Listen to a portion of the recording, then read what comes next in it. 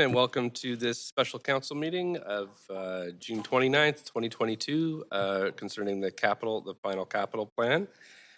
This special meeting has been called in accordance with sections 2.5A and 14.5 of the procedure bylaw. The purpose of this meeting is to consider the 2023 to 2026 capital plan final plan.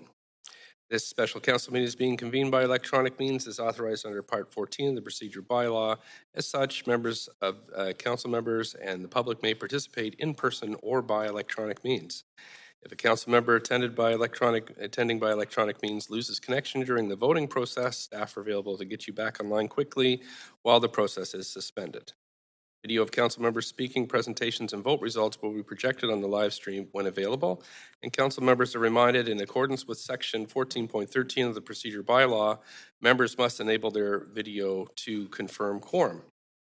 We acknowledge we're on the unceded traditional territories of the Musqueam, Squamish, and Tsleil-Waututh people, and thank them for their generosity to all of us as we move forward together to build a true city of reconciliation. As we saw at the Staff Service Awards last night, we have awesome staff here in the city and just want to thank them so much for all that they do. Clerk, can we have the roll call, please? Mayor Stewart in the chair. Councillor Carr. Councillor DiGenova. Present. Councillor Fry. Here. Councillor Swanson. Here. Councillor Hardwick. Councillor Wiebe. Present. Councillor Boyle. Present. Councillor Dominato. Councillor Bly. Present. Councillor Kirby-Yung. Present. You have quorum, Mayor Stewart. Thanks very much, Council. Our plan for the day is to work through the capital plan, and that is the one item on our agenda as per the conditions of a special council meeting. Any comments on the agenda items can be sent to Council using the web form on the website, and the link is on Twitter. We also have a long-standing commitment to equity, diversity, and inclusion, including utmost respect for all genders. Remind Council that when addressing speakers and staff, we avoid using gendered honorifics and instead refer to the person by first name, last name, role, or title. For example, clerks. Today we have one report, the proposed final capital plan. Plan for today is to go until noon. Then we break from noon till 1. We come back at 1 p.m. And if we have not, either at 5 p.m., we either adjourn the meeting or recess and reconvene to June 30th at 9:30 a.m. as we have a public hearing tonight at 6 p.m. So we have Patrice Impey, but it looks like we have Paul Mokry here, our city manager, to kick things off and walk us through 87 slides. So settle back for this one, and please go ahead, City Manager. Thanks, Mayor Stewart. Good morning, Council. Yeah, buckle up, 87 slides. We're going to go through that as expeditiously as we can. I'll just provide some opening comments and then turn it over to Patrice to walk you through the detail.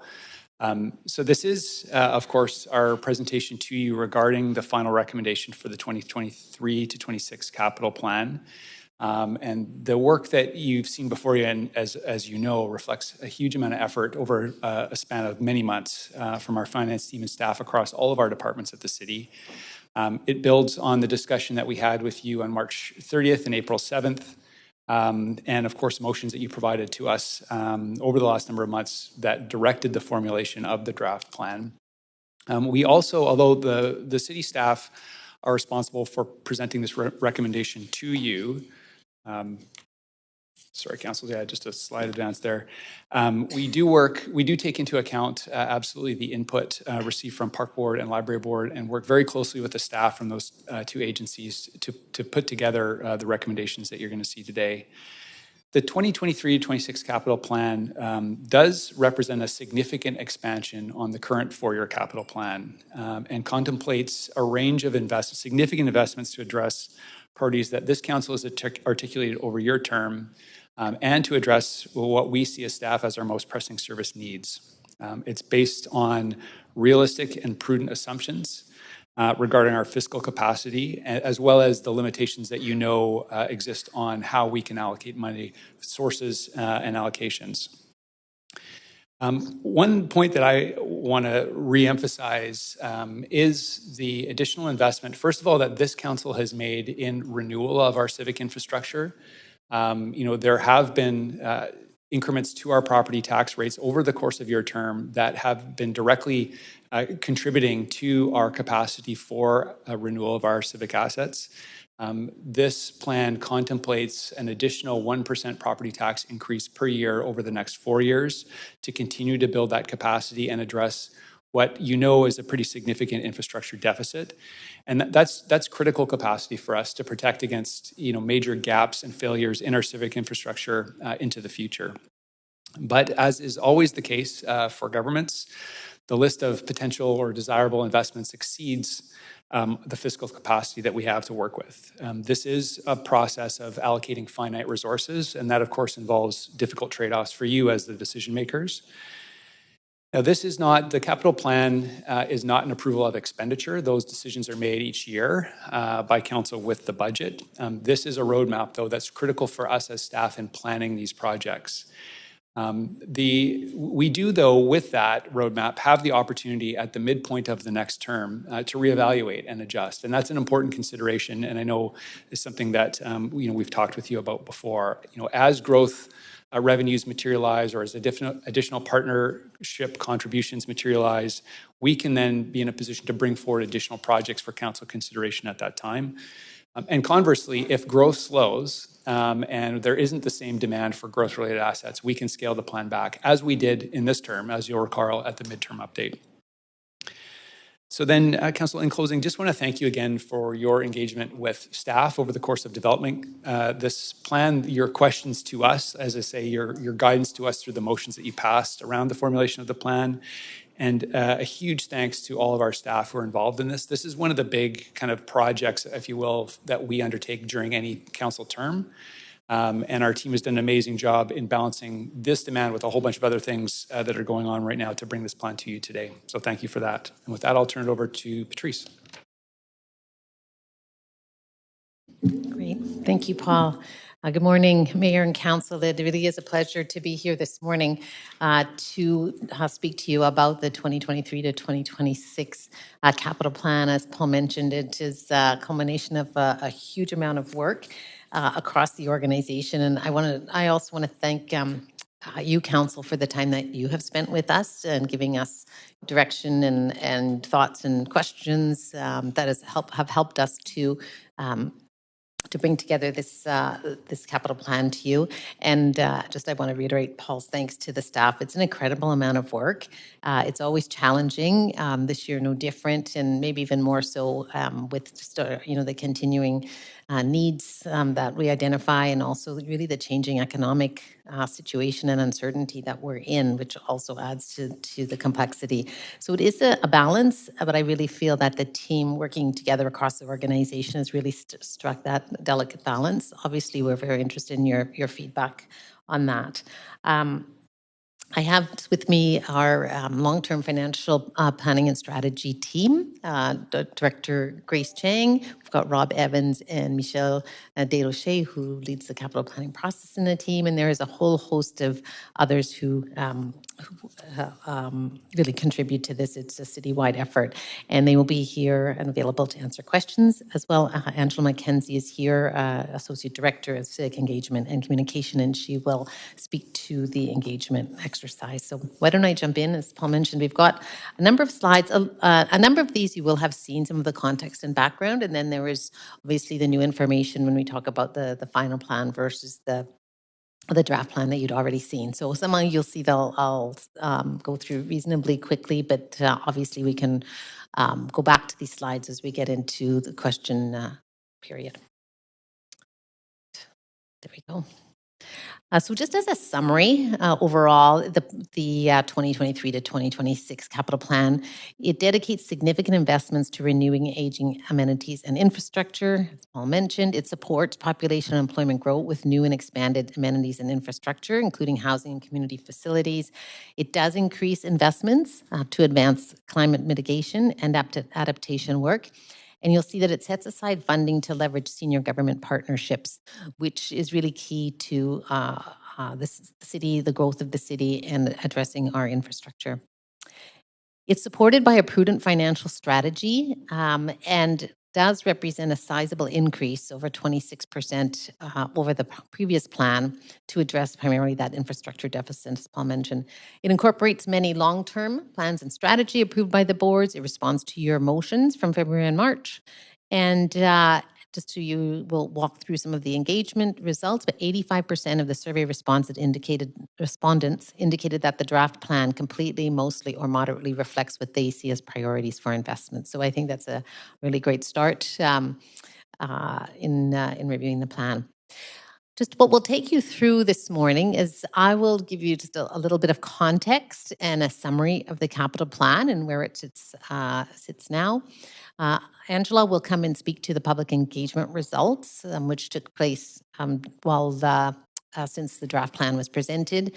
I'll go into some detail then on the capital plan by those categories, because I know that's of interest to council as to specifically where those dollars are being proposed to be allocated. And then we do have a section to respond to the council resolutions that came through the draft plan. So we'll just spend a little bit of time on that. So we'll try and take you through that fairly quickly. So just as far as context, the draft plan, we had our workshops with council, presented the plan. Since then, there's been the public engagement activity, which you'll hear about, the park board and library boards being engaged, and we are here today in the council meeting for the approval of the plan. There is one more step once council approves the plan, and legal will be bringing for, you'll see a bylaw on the next meeting to approve the plebiscite questions, and then those go on to the ballot on October 15th.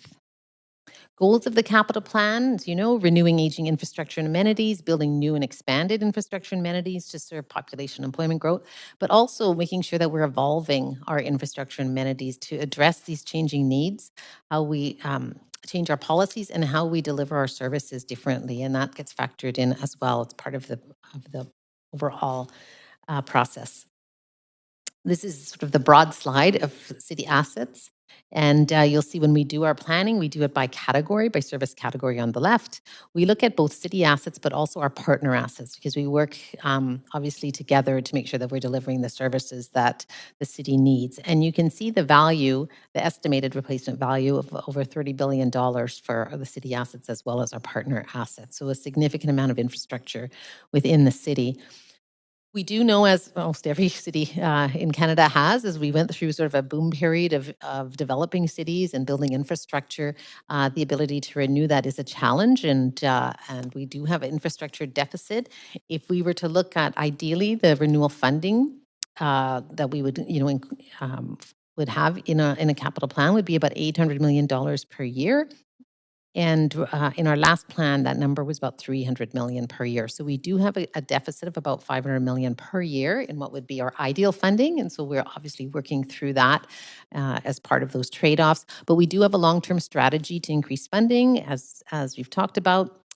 We are advocating for federal and provincial funding on infrastructure. We are looking at how our city's asset portfolio grows and how we can limit that growth to limit future deficits, and how we can deliver our infrastructure amenities more efficiently, so at a higher benefit at a lower cost to achieve the same outcome. We do have, this is sort of the input process into the capital plan. We have our long-term strategies, both our financial sustainability strategies, but also the citywide strategies across areas like climate, sustainability, service areas, the strategies across all of those, and the community strategies, because we also plan by geography as well. So balancing all of those pieces.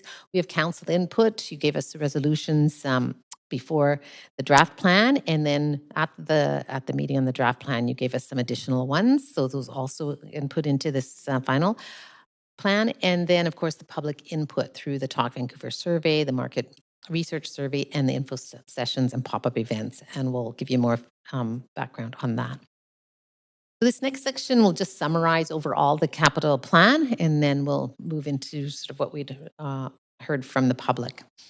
This is the overall summary table, kind of has everything that you need to know about the capital plan. As mentioned, we plan by service category. So those are our list of service categories, and that's how we allocate our funding across those. Within the plan, we look at city assets, both renewing existing assets and funding new assets, as well as funding assets that are not non-city assets. So then you can see sort of the total by category and the total overall $3.5 billion for the capital plan. And then a key part of the capital planning process, of course, is how these are funded. And we have a complex funding structure, which also makes it challenging as far as allocations and priorities.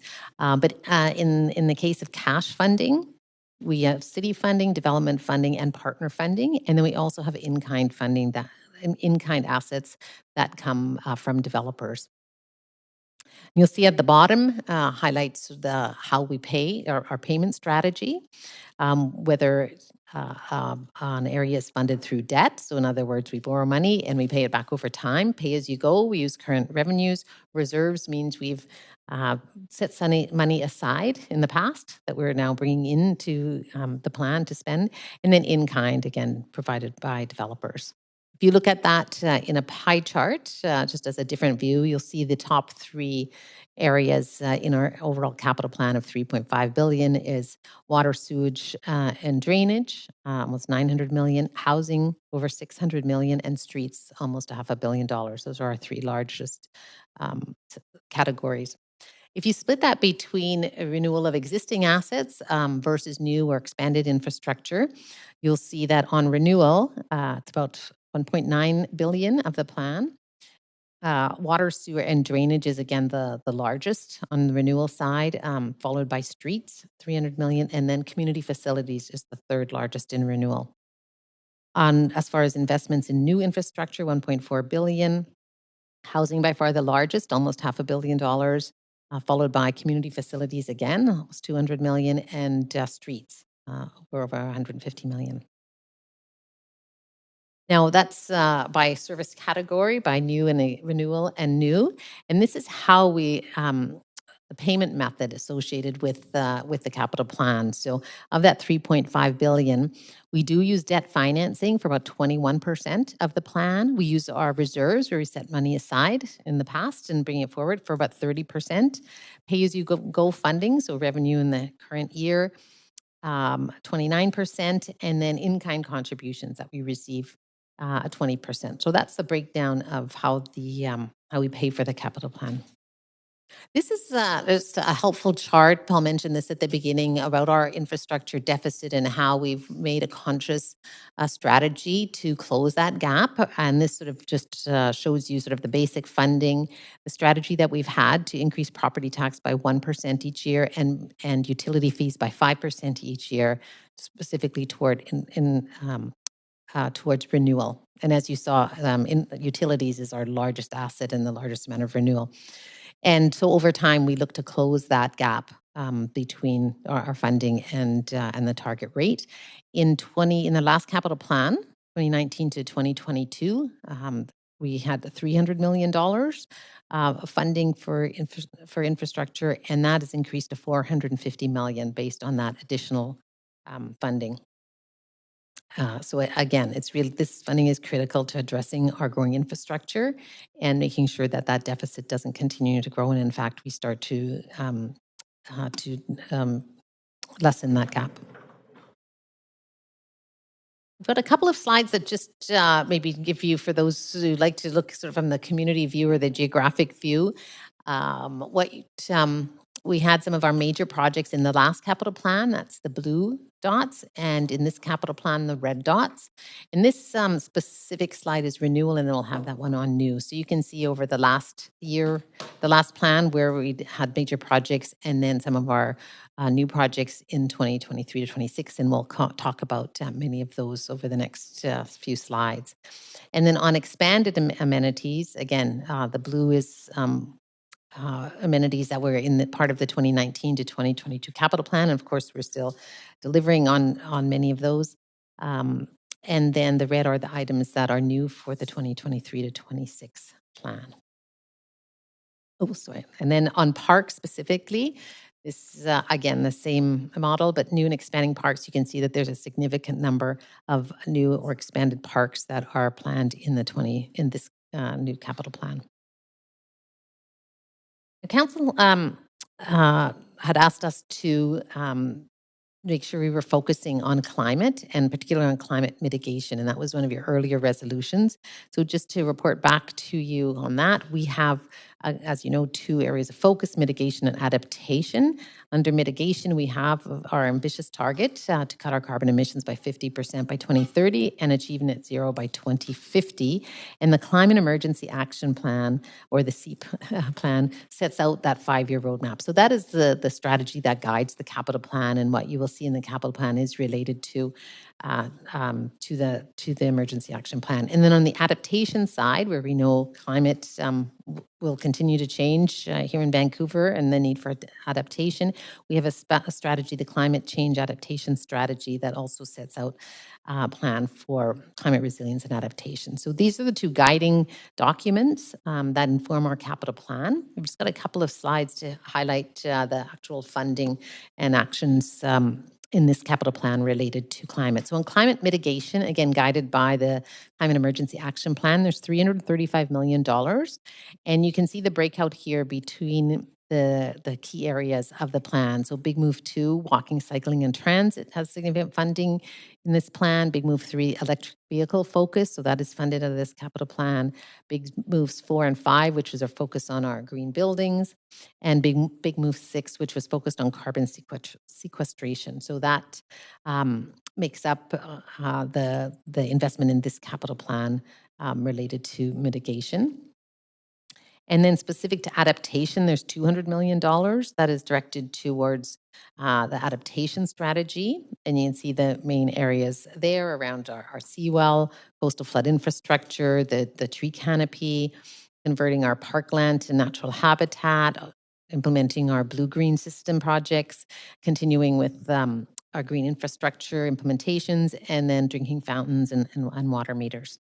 And there's just a little asterisk there. I'll highlight that there are 77 million of this is actually sort of bridges both. So there's a little bit of a double count there, but just so that you can see that reconciliation. But and a lot of, so a significant investment in climate mitigation as well as adaptation in this plan. Council also asked us to look at placing an emphasis on renewing aging community facilities and core infrastructure. On the community facility side, there are a number of major projects. The Vancouver Aquatic Centre, obviously one of the largest ones that we are taking on.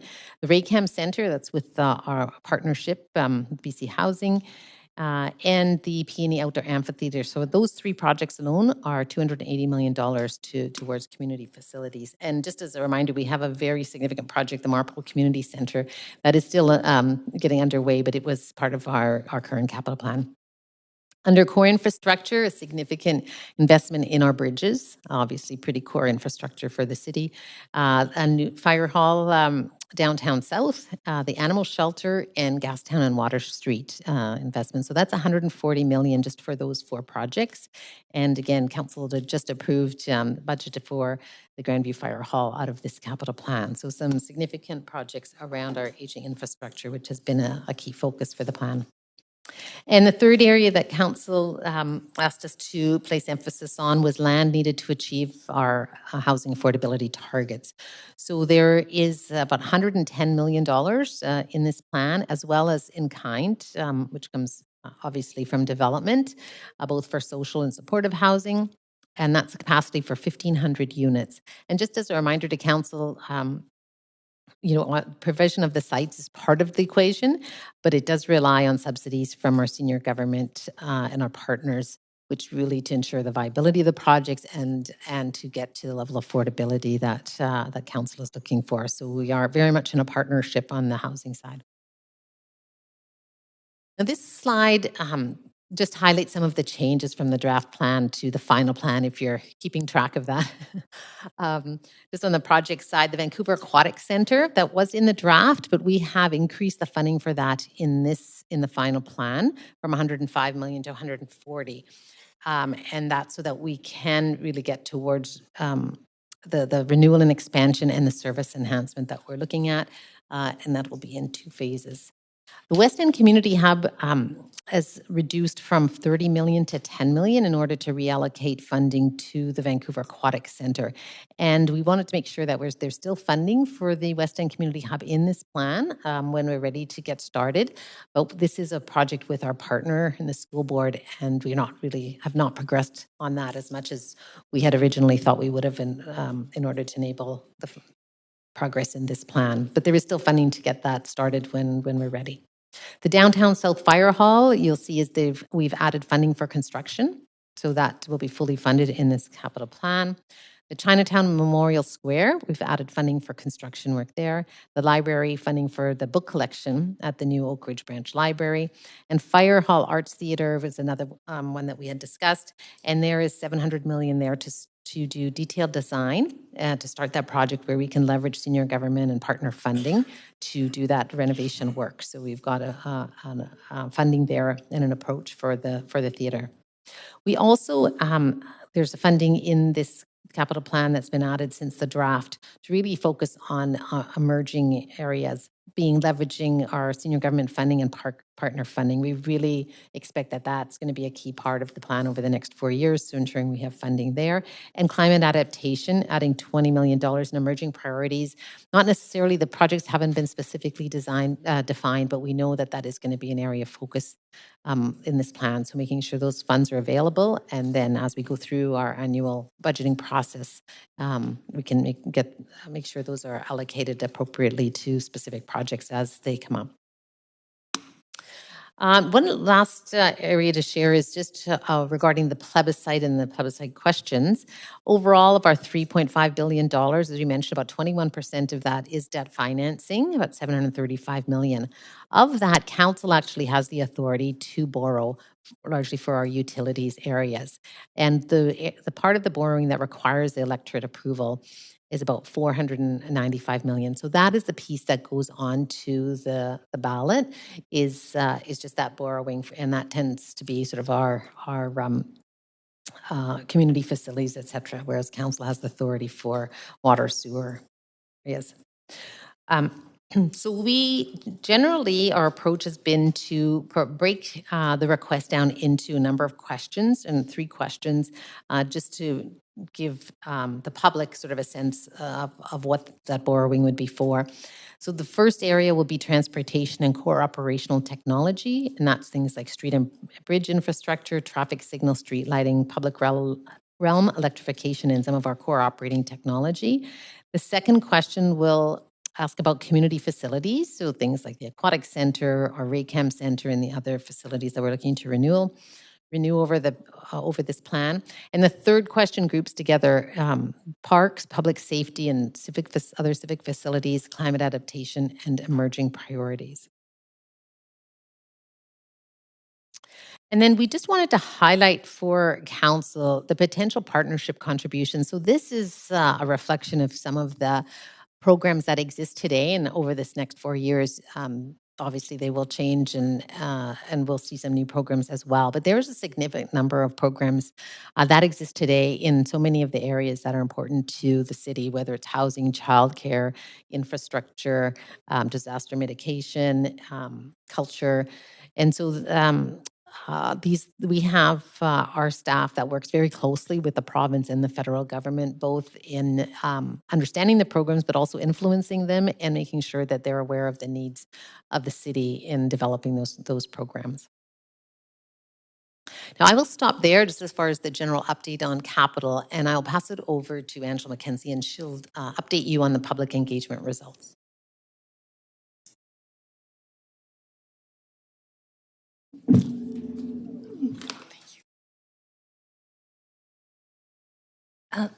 Good morning, Mayor and Councillors. Thank you for having me today. So, second. Next slide. Or am I doing that? Okay.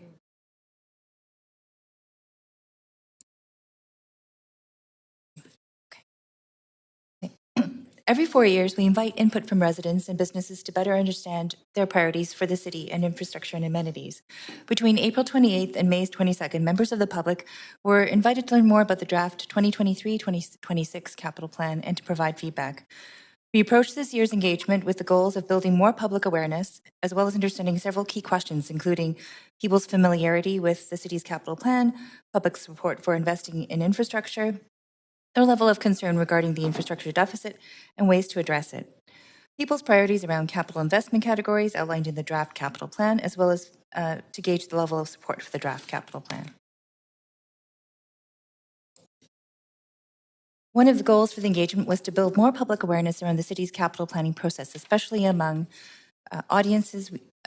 especially among diverse audiences. So we used both social media and strategic in-person outreach. Prior to the engagement, the city ran a public education campaign across social media channels, which provided information and resources to the public on the capital planning process. Overall, we had approximately 40,000 impressions across the city's social media channels. The approach was interactive, multi-channel, and invitations to participate in conversations around capital planning and how it all works. During the engagement period, we promoted opportunities for people to share their thoughts on the draft capital plan, resulting in nearly 500,000 impressions. A multimodal engagement approach was utilized and an important component of our outreach work. Recognizing that many people we struggle to reach are not online or deeply connected to the city's online work, staff prioritized in-person outreach to meet people in the community. We heard the call to go deep as well as broad in our engagement. As you see on the map on the screen, this included working with the community-serving organizations to promote engagement through their own social media channels and in-person modalities and pop-ups. We visited neighborhood houses, library branches, and other venues to meet people in where they are. Recognizing that capital planning is a complex topic, where possible, materials were provided in plain language and multiple formats for styles of interaction and learning. Within our commitment to language access, in addition to the top 5 translated survey, translated materials used in community included posters, postcards, and project summaries. Our community amplifiers and partners also supported language access in ways specific to local population needs. To hear from a more of a diverse range of people, we used a variety of in-person and digital methods to share key information and seek input. The primary source of input was through the Talk Vancouver survey, which was also translated into Vancouver's top 5 most used languages, in addition to English, which are Simplified Chinese, Traditional Chinese, Tagalog, Punjabi, and Vietnamese. Paper copies of the survey were also made available by contacting staff or through a community partner. This year, we received approximately 2,800 responses, which represents about a 50% increase from the 2018 engagement process. We also facilitated 3 information sessions, one of which included various city advisory committees, where staff explained the capital planning process and the draft capital plan and responded to questions. Staff also hosted 10 pop-ups with community partners in various areas of Vancouver, and were able to reach out to a variety of residents, including caregivers with young children, newcomers, immigrants, older adults, and many others who have limited access to information and access to the internet. To supplement the Talk Vancouver survey, we contracted additional market research through Leger, using the same questions as the Talk Vancouver survey and a sample size of about 800. This provided a baseline from which to compare findings from our public engagement methods. This slide shows an overview of who we heard from based on age, area of the city, and gender, with and without weighting. You can see we've placed this against census data for ease of reference in the rightmost column. Talk Vancouver survey data was weighted by age and geographic zone using 2016 Statistics Canada census data to increase overall representativeness of findings. No weighting of gender, as responses were already comparable to census data for Vancouver. The remainder of my presentation provides an overview of what we heard. Following a short explanation, the survey asked about respondents' concerns regarding the infrastructure deficit. Over 70% of respondents across both Talk Vancouver and market research expressed concerns. And this is important for understanding that what we see on the slide. There is very strong support for renewing aging infrastructure. There's also strong support for adaptations to address things such as climate change resiliency and seismic risk, and moderately less support for new and expanding infrastructure. As you consider how we fund the infrastructure deficit and plan for capital projects, a majority of respondents strongly agreed with advocating for and pursuing funding from senior levels of government, as well as implementing capital plan projects more efficiently. A smaller majority of respondents also agreed with limiting how many new amenities and infrastructure is added in the future. Opinions were split on increasing funding capacity through property taxes and utility fees, which is consistent with annual budget engagement findings.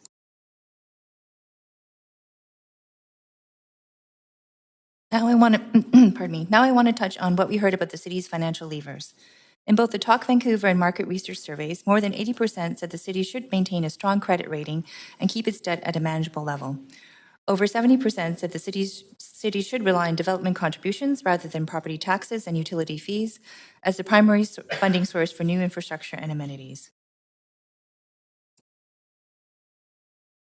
So we've looked at the results of what respondents provided in terms of strategies. Now I'd like to review the key service categories. You may notice that a few of the categories here don't exactly match the capital plan, and this was done to help the average person understand it a bit easier. Overall, there's a high level of support across service categories, showing that respondents care about many of these service categories. And of the 12 types of infrastructure described in the survey, water, sewer, and drainage had the highest overall importance. 95% in Talk Vancouver and 92% in Leger. Garbage, organics, and zero waste facilities, as well as transportation and street use, were also ranked among the top.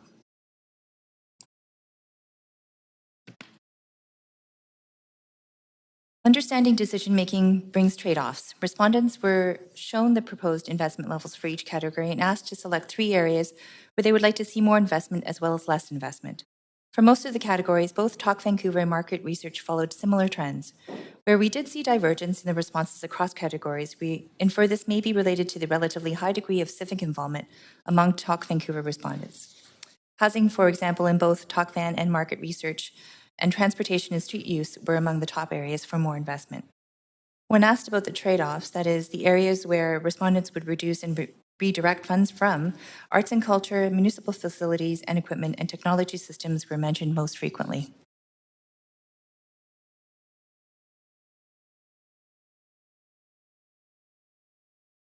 Before I hand things back to Michelle to take you through staff responses to council resolutions, I wanted to share some qualitative input from both the Talk Vancouver survey and our in-person engagements. Over 80% of respondents to the draft plan provided open-ended comments, which are captured as part of the engagement summary report. Some themes that emerged were calls for a reduction in spending in areas unrelated to infrastructure and amenities, calls to prioritize arts, culture, and community facilities, such as maintenance of community centers, new amenities, and cultural facilities, and calls for the city to leave responsibility for certain issues such as housing, childcare, the overdose crisis, climate action, for example, to other levels of government. This concludes the engagement overview. Thank you, and I appreciate your time today.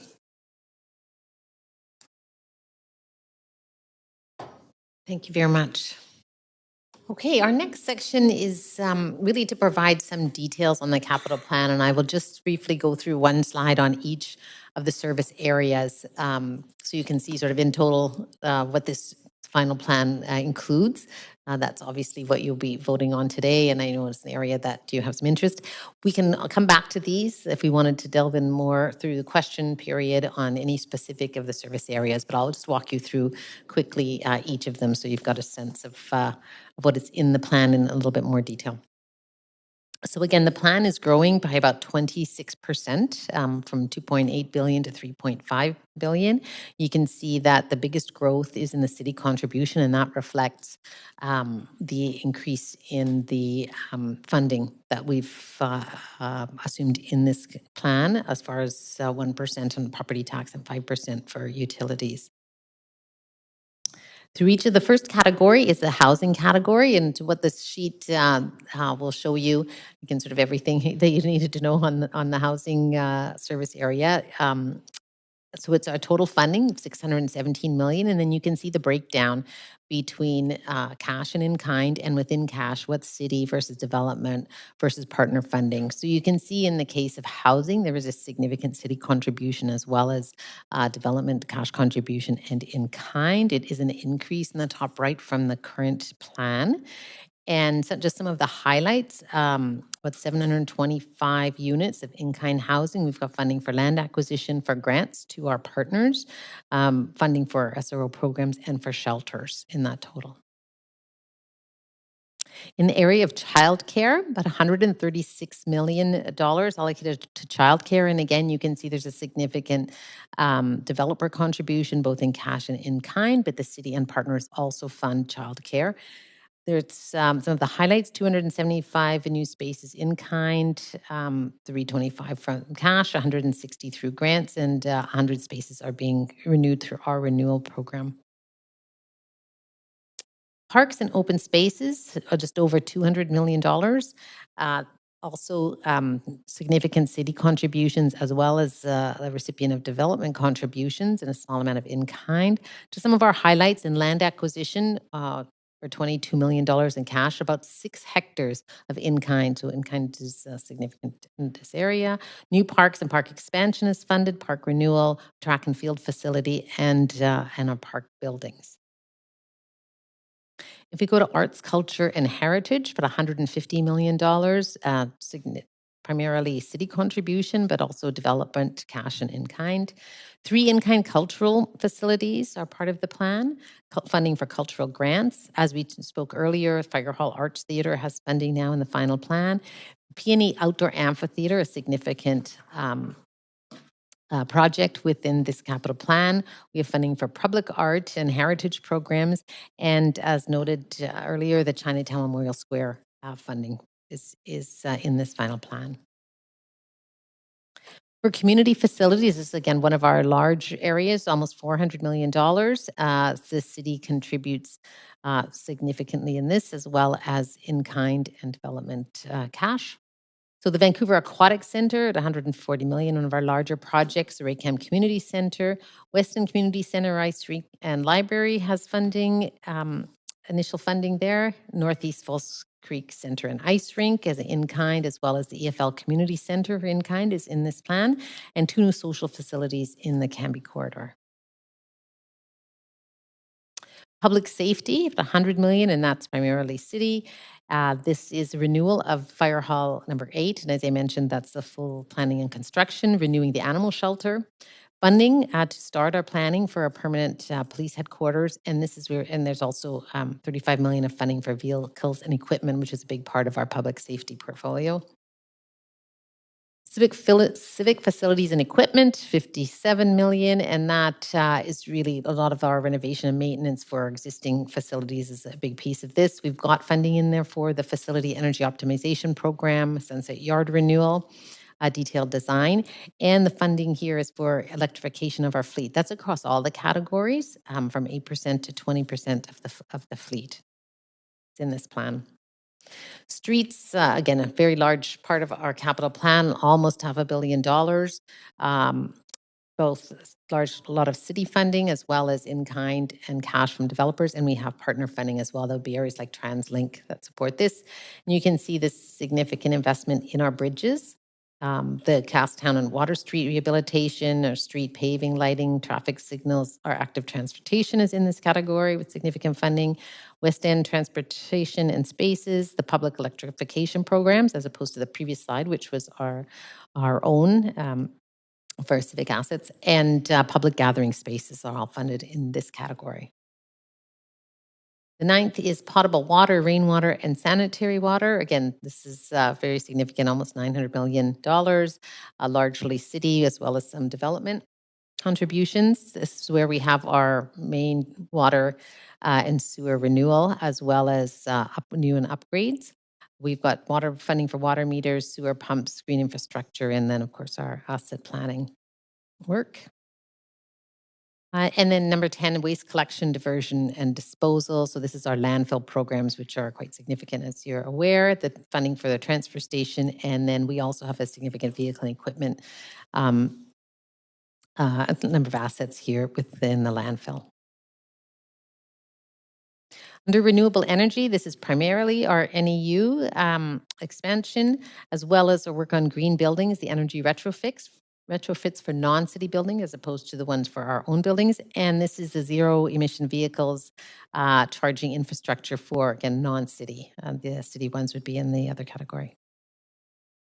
Technology, obviously pretty critical for a city like ours to continue to work and deliver services.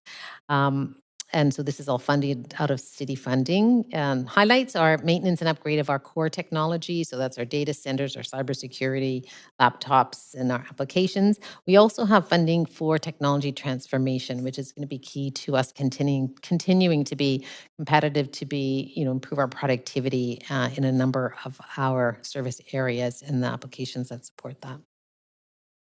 And lastly, emerging priorities, contingency, and project delivery funding. About 161 million, again, primarily from the city funding. And this includes funding set aside for senior government partnerships and other emerging priorities over the 4 years. Client adaptation, again, as those plans develop, those will be allocated to specific projects. We do have some contingency and some funding related to all of the resources to actually deliver on the projects. So that concludes our quick run through of what is in the plan. And the last little piece that I was just going to cover were responses to the council resolutions that council had given staff as part of the draft plan. So we'll just take a few minutes to close off on those and report back, and then we can conclude the presentation. So one of the resolutions was to report back to council on recommendations for funding and delivery on the replacement of the outdoor pool in Mount Pleasant. So just as a little bit of background, Mount Pleasant Outdoor Pool operated between 1967 and 2010. Both Mount Pleasant and Sunset pools were closed after Hillcrest Aquatic Center was opened, which included the outdoor pool. Between 2010 and 2021, the Park Board had resolutions to build a new outdoor pool, though no resolutions were made by City Council. The pool also is not referenced in the Mount Pleasant plan or in the recently approved Broadway Plan public benefit strategies. Just again, as some background, the conceptual plan in 2012, when Mount Pleasant Park was renewed, it was renewed with a lawn area that could accommodate an outdoor pool, should that be pursued in the future. In 2021, there was some conceptual plans around that pool, and you can see this is how what that design would look like, where it would take over that lawn area. There has been some public engagement, and the public opinion is quite split between preserving the lawn area or building the outdoor pool at this time. And the other factor that we wanted to report back on is just the cost factor. The cost estimate is 15 to 20 million with cost escalation. And really the funding challenges is the new amenity would really rely on development contributions. There's only about $2 million available in the Mount Pleasant area. As well, a new pool would put significant operating cost pressures on the Park Board budget. So given those, we're not recommending in this plan to fund an allocation for the pool.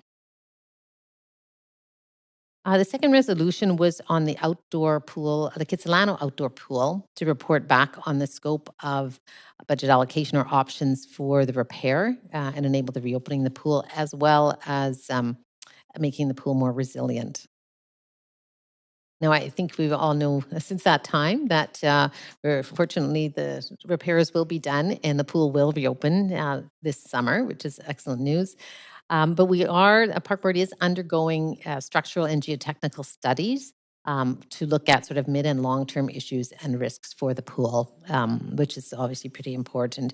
And once that's complete, we will look at options for funding that. At this point, we really do not know what that could entail, so it's a bit too early to be making those decisions, but we will make sure that we bring that back in the midterm update in 2024 when we have more information.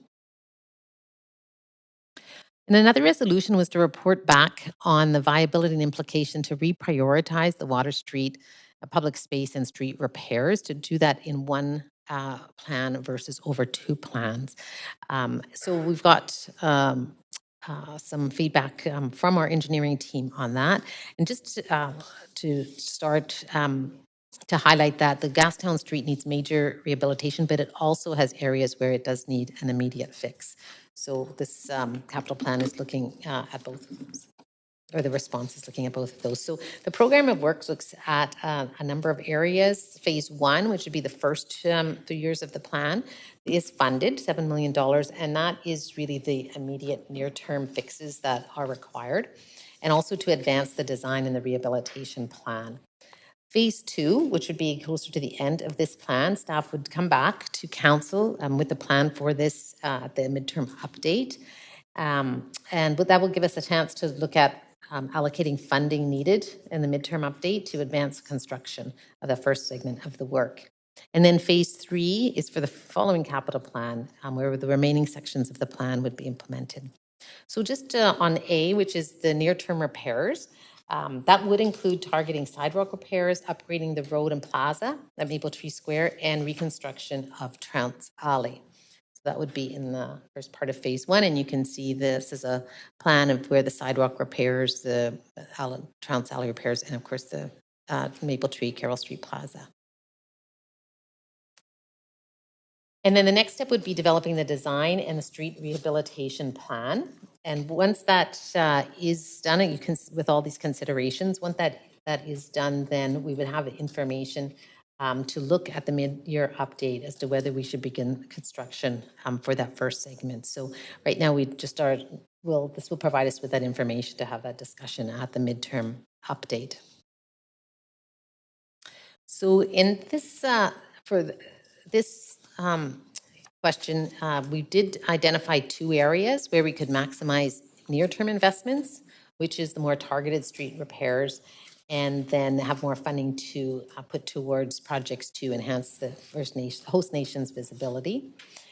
We could allocate that from citywide sidewalk rehab, arterial rehab, and active transportation corridor programs. So you'll note that in the capital plan report, that staff did put this forward for council consideration. And, sorry. And then the last one was the transportation safety programs. Asked us to report back on viability implications to increase allocations for new traffic signals and flashing beacons for pedestrian cycle crossings, neighborhood traffic management, and spot improvements. So staff have reviewed this, and they do believe that there is capacity in the project delivery side to expand the program.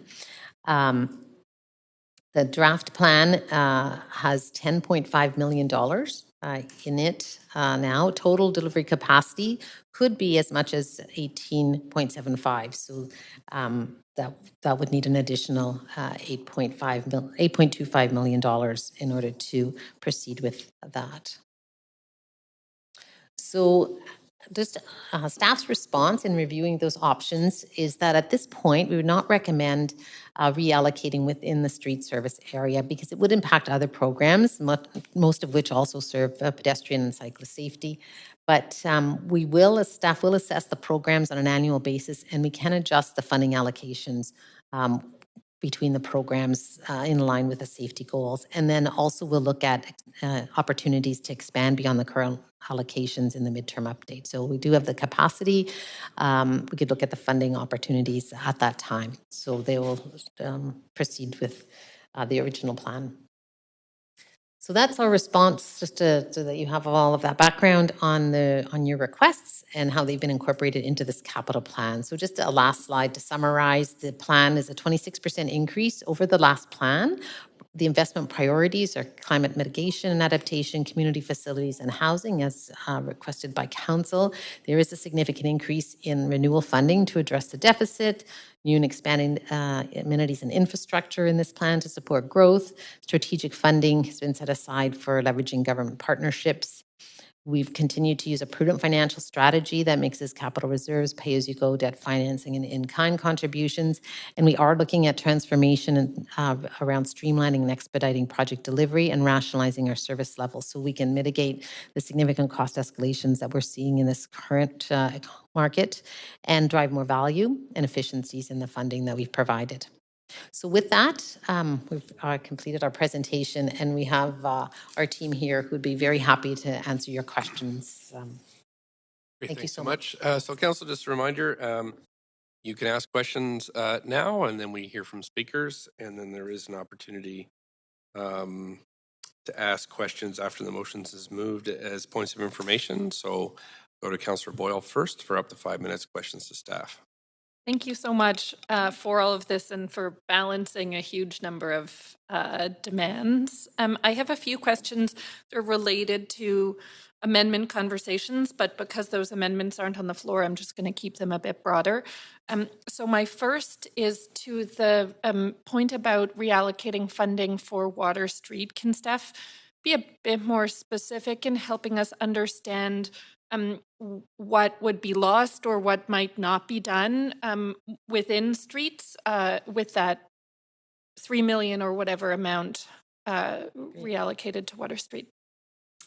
Hi, thanks for the question. Margaret Witkins from Engineering. The 3 million proposed to be reallocated to increase investment in Gastown comes from the sidewalk rehab, the arterial rehab, and our active transportation programs. And so if you kind of unpack it, the sidewalk rehab and arterial rehab, Gastown the elements of that work qualify for those program areas. It would just be taking more of that funding and focusing it on the Gastown rehabilitation project, which would reduce our capacity to advance citywide work within those programs. And so in terms of an order of magnitude, it's about a 20% impact on the sidewalk rehab program and a 5% impact on the arterial rehab and 3% on active transportation corridors. Okay, and the sidewalk rehab in particular, can you, where else in the city are we hearing that work needs to happen? Where else are we planning to be doing that work that would get delayed or not happen? I mean, I can defer to Eric Mattel, our streets director, but in a general sense, the sidewalk rehabilitation program is an area where we've been historically underfunded. And so without this reallocation, we would be anticipating that the condition of the asset, the sidewalk asset, would deteriorate over the course of the capital plan just because of that sort of background level of funding. So there is a significant need for sidewalk rehabilitation, but Gastown is amongst some of the most critical need. Eric, is there anything further you would want to add to that point? Well, I think that pretty much covers it. I mean, in terms of sidewalk rehabilitation citywide, it is a case of very limited funding to address a lot of need. Primarily, the sidewalk rehabilitation program focuses on accessibility, focuses on making sidewalks sort of smooth and level to travel for all users. And a lot of that is focused in areas where we see a lot of pedestrian demand, so the downtown and BIA areas as examples. Okay, so fixing cracks, improving curb cuts, improving pedestrian safety and accessibility. Exactly, yes. Okay. That's right. Okay. That's very helpful. Thank you. Thanks. I also have a question about the Marpole Community Center pool. And just wondering if you can kind of update us. I see there's a proposal around construction of the outdoor pool. Is that already part of the plan? Is that not funded as part of the plan? Grace Chang, Director of Long-Term Financial Strategy. For the Marpole Oak Ridge Community Center renewal and upgrade, the entire design funding is actually all funded for within the current capital plan as well as the construction. So basically the design part of it is very close to completion. What we are challenged with is finding the entire funding to also complete the outdoor pool. So that is the part that has to be phased in if and when additional development contribution is available in the coming couple of years. So that basically is the strategy. Okay, great. Appreciate that. And then my last question is about climate and action and climate mitigation in particular. Do we see opportunities if there were additional funds for climate to be able to leverage additional senior government funds to make our capital dollars go further in addressing those changes needed? Yep, Grace again. Yes, definitely, because we are pursuing all the various senior government funding available. One of the most sizable program is actually the Disaster Mitigation and Adaptation Fund, the DMAF. So basically, we are pursuing all those. So that's the reason why, in particular, when you see this final capital plan, we intentionally increase the funding set aside in the emerging priorities is to leverage senior government funding. It's exactly for that purpose. And the more we can set aside, the more we Exactly. can access and make use of outside of our own budget. Okay, I am at time. Thank you for all of that. Councillor Kirby-Young? Yeah, thanks, Mayor. I will start off also on Gastown. I've got a number of questions to fire through, so I'll try to be brief. I think that all of council has recognized the importance of this work in the rehabilitation and also really supports the investment in streets. So it's challenging to not be able to deliver on both of those to the level that we want. Council also has the ability to add funding to the plan to increase the amount for Gastown streets, or potentially look at other options such as taking from contingency. Is that correct? As opposed to a reallocation within the streets and engineering budget.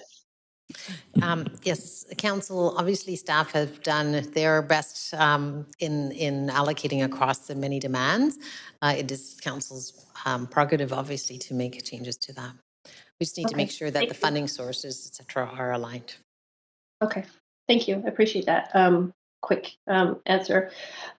Moving on, I just wanted to touch on sewer and sewer renewal. I know this is something that comes up every time, and I really appreciate the focus in this plan and noting that that was something that was noted as the most important, interesting in the public feedback. I wonder if staff can just recap for the sake of the public in terms of the current sewer investment of about, I think it was about 485 million, as to what that represents now in terms of how much more we are investing, or what is this, how does the amount compare to the current capital plan, and what does this mean in terms of our sewer separation and renewal rate?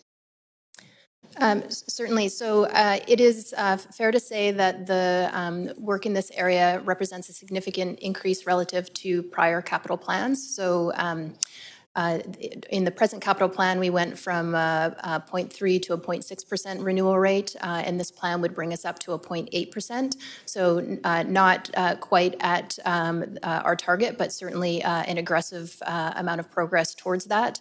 In parallel, we're advancing progress on the Rain City strategy with significant increase in investment in green infrastructure to pair with the investment in gray infrastructure as well. So overall, this is a very strong step forward towards increased investment within this area.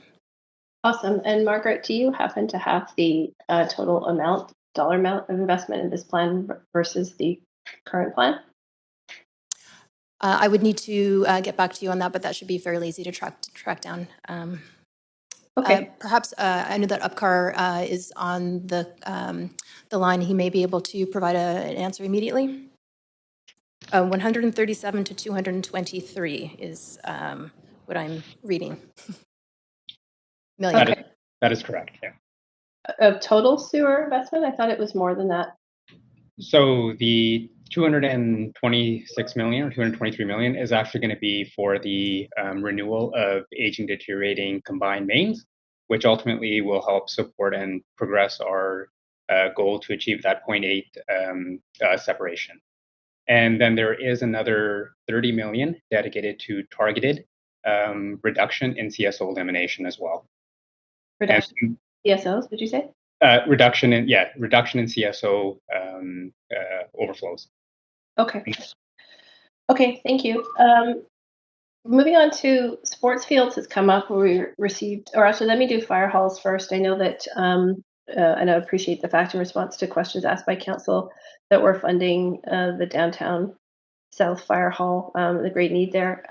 What can staff confirm that the Cambie corridor is the next priority for new fire hall capacity? And is there any direction that council can give at this point, or does that something that needs to wait until the next capital plan? For the Cambie Fire Hall, the next big step is basically to obviously set aside enough funding to do site acquisition because of the densification along Cambie corridor. For the renewal, basically, it's the Yaletown Fire Hall, which is included in the current capital plan, is fully funded as of the final capital plan. Yes, no, I understand that. Just to follow up on that question, can staff confirm that the Cambie corridor is the next priority on the list with respects to fire hall investment? Like, is it next in line, for example, after the downtown South one you have identified, which is funded? Hi, thank you very much, Councillor Chief Fry. So the Cambie corridor is definitely on ours for a new fire hall. replacement. We also have Fire Hall 6 that needs renovation or needs a rebuild as well. But there are several in the plan, but Canby is the one for a new fire hall. Okay, but what is Chief Thanks. Fry? We're at the 5 minutes, so I'm going to move to Councillor Wiebe. Councillor Wiebe, up to 5, thanks. Yeah, my first one's on park acquisition. I see that it's 22.5 million. Can you speak to how the new DCL changes to increase that to meet our 10-year park acquisition goal is being met? Because it looks like from the DCL update we just approved that number should be significantly higher. Thank you. It's Grace again. Yeah, yes, correct. As a result of council approving the DCL update and also the rate increases as well as the increased allocation to park, that will definitely enhance park's ability to increase their land acquisition program. However, that being said, because there is that in-stream protection and also the phased approach to the DCL rates increase, so the city probably wouldn't be seeing, the actual increase coming to the city until I would say probably 2 or 3 years from now. But definitely as part of the midterm update and also on a continuous basis, when we see more DCL and development contributions coming in, we will be updating the capital plan on an ongoing basis.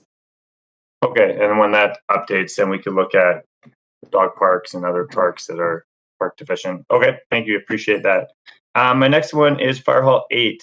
I'm wondering, recognizing the density in the downtown core there, why it's not a co-located facility and why we didn't put childcare or city office spaces or affordable housing, recognizing that we need to maximize city-owned land.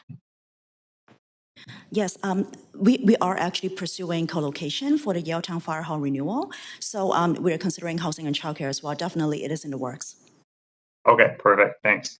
My next one is the slide on Big Move 6 said that we're going to slow down new trees planted on streets. It looks like we're going from 67,000 in the current plan to 8,000 trees. Can you speak, recognizing our climate emergency, our heat dome effect, our flash flooding, why we're deciding to go from such an 88% drop in planting new street trees and only focusing on planting trees in parks?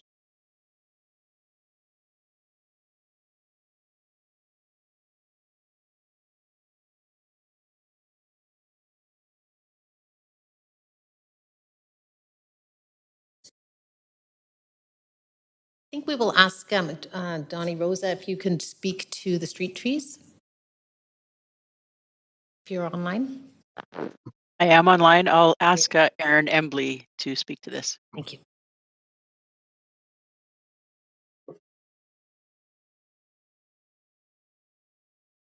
Thank you, Councillor, for the question.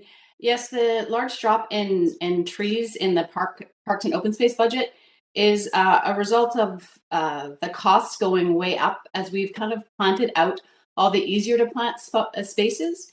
And so now the spaces that are left, and when we focus on street trees, they cost closer to $15,000 per site to actually get the tree in the ground because of infrastructure and surfacing. And we also, within Park Board, can only spend our DCLs within parks. So we're not able to stretch those DCL dollars into the streets. So that's where we're kind of in a bit of a limited situation right now. So we're focusing on replacing the street trees that are in the ground and adding trees where we can in parks where we can spend those DCLs. Okay, so I guess my question to city staff, are we not putting any money that's not DCL funded to improve our urban forest canopy?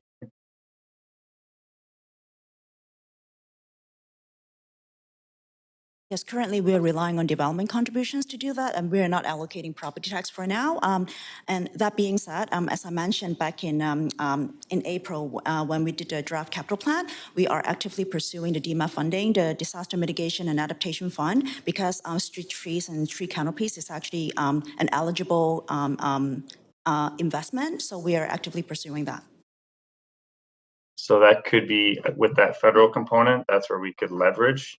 I'm just nervous that we're not putting any funding into new street trees. I understand they've got more expensive, but we saw the equity zones in heat areas need to be funded. Okay. I will leave my questions there for now. Thank you. Councillor Dominato. Thanks, Mayor, and thanks for the update. I know a lot of work went into this. I have a couple of questions. One is with respect to the Park Board's decision on, I believe, was on Monday, around seeking support from council around renewal of turf and playing fields. And I asked staff to print off our council correspondence that we just got over the last couple of days. And there's about, say, 600, 700 pieces of correspondence specifically around the fields and wanting to see that. I don't believe it's reflected in the current capital plan, but I just want to confirm that I'm reading that correctly. That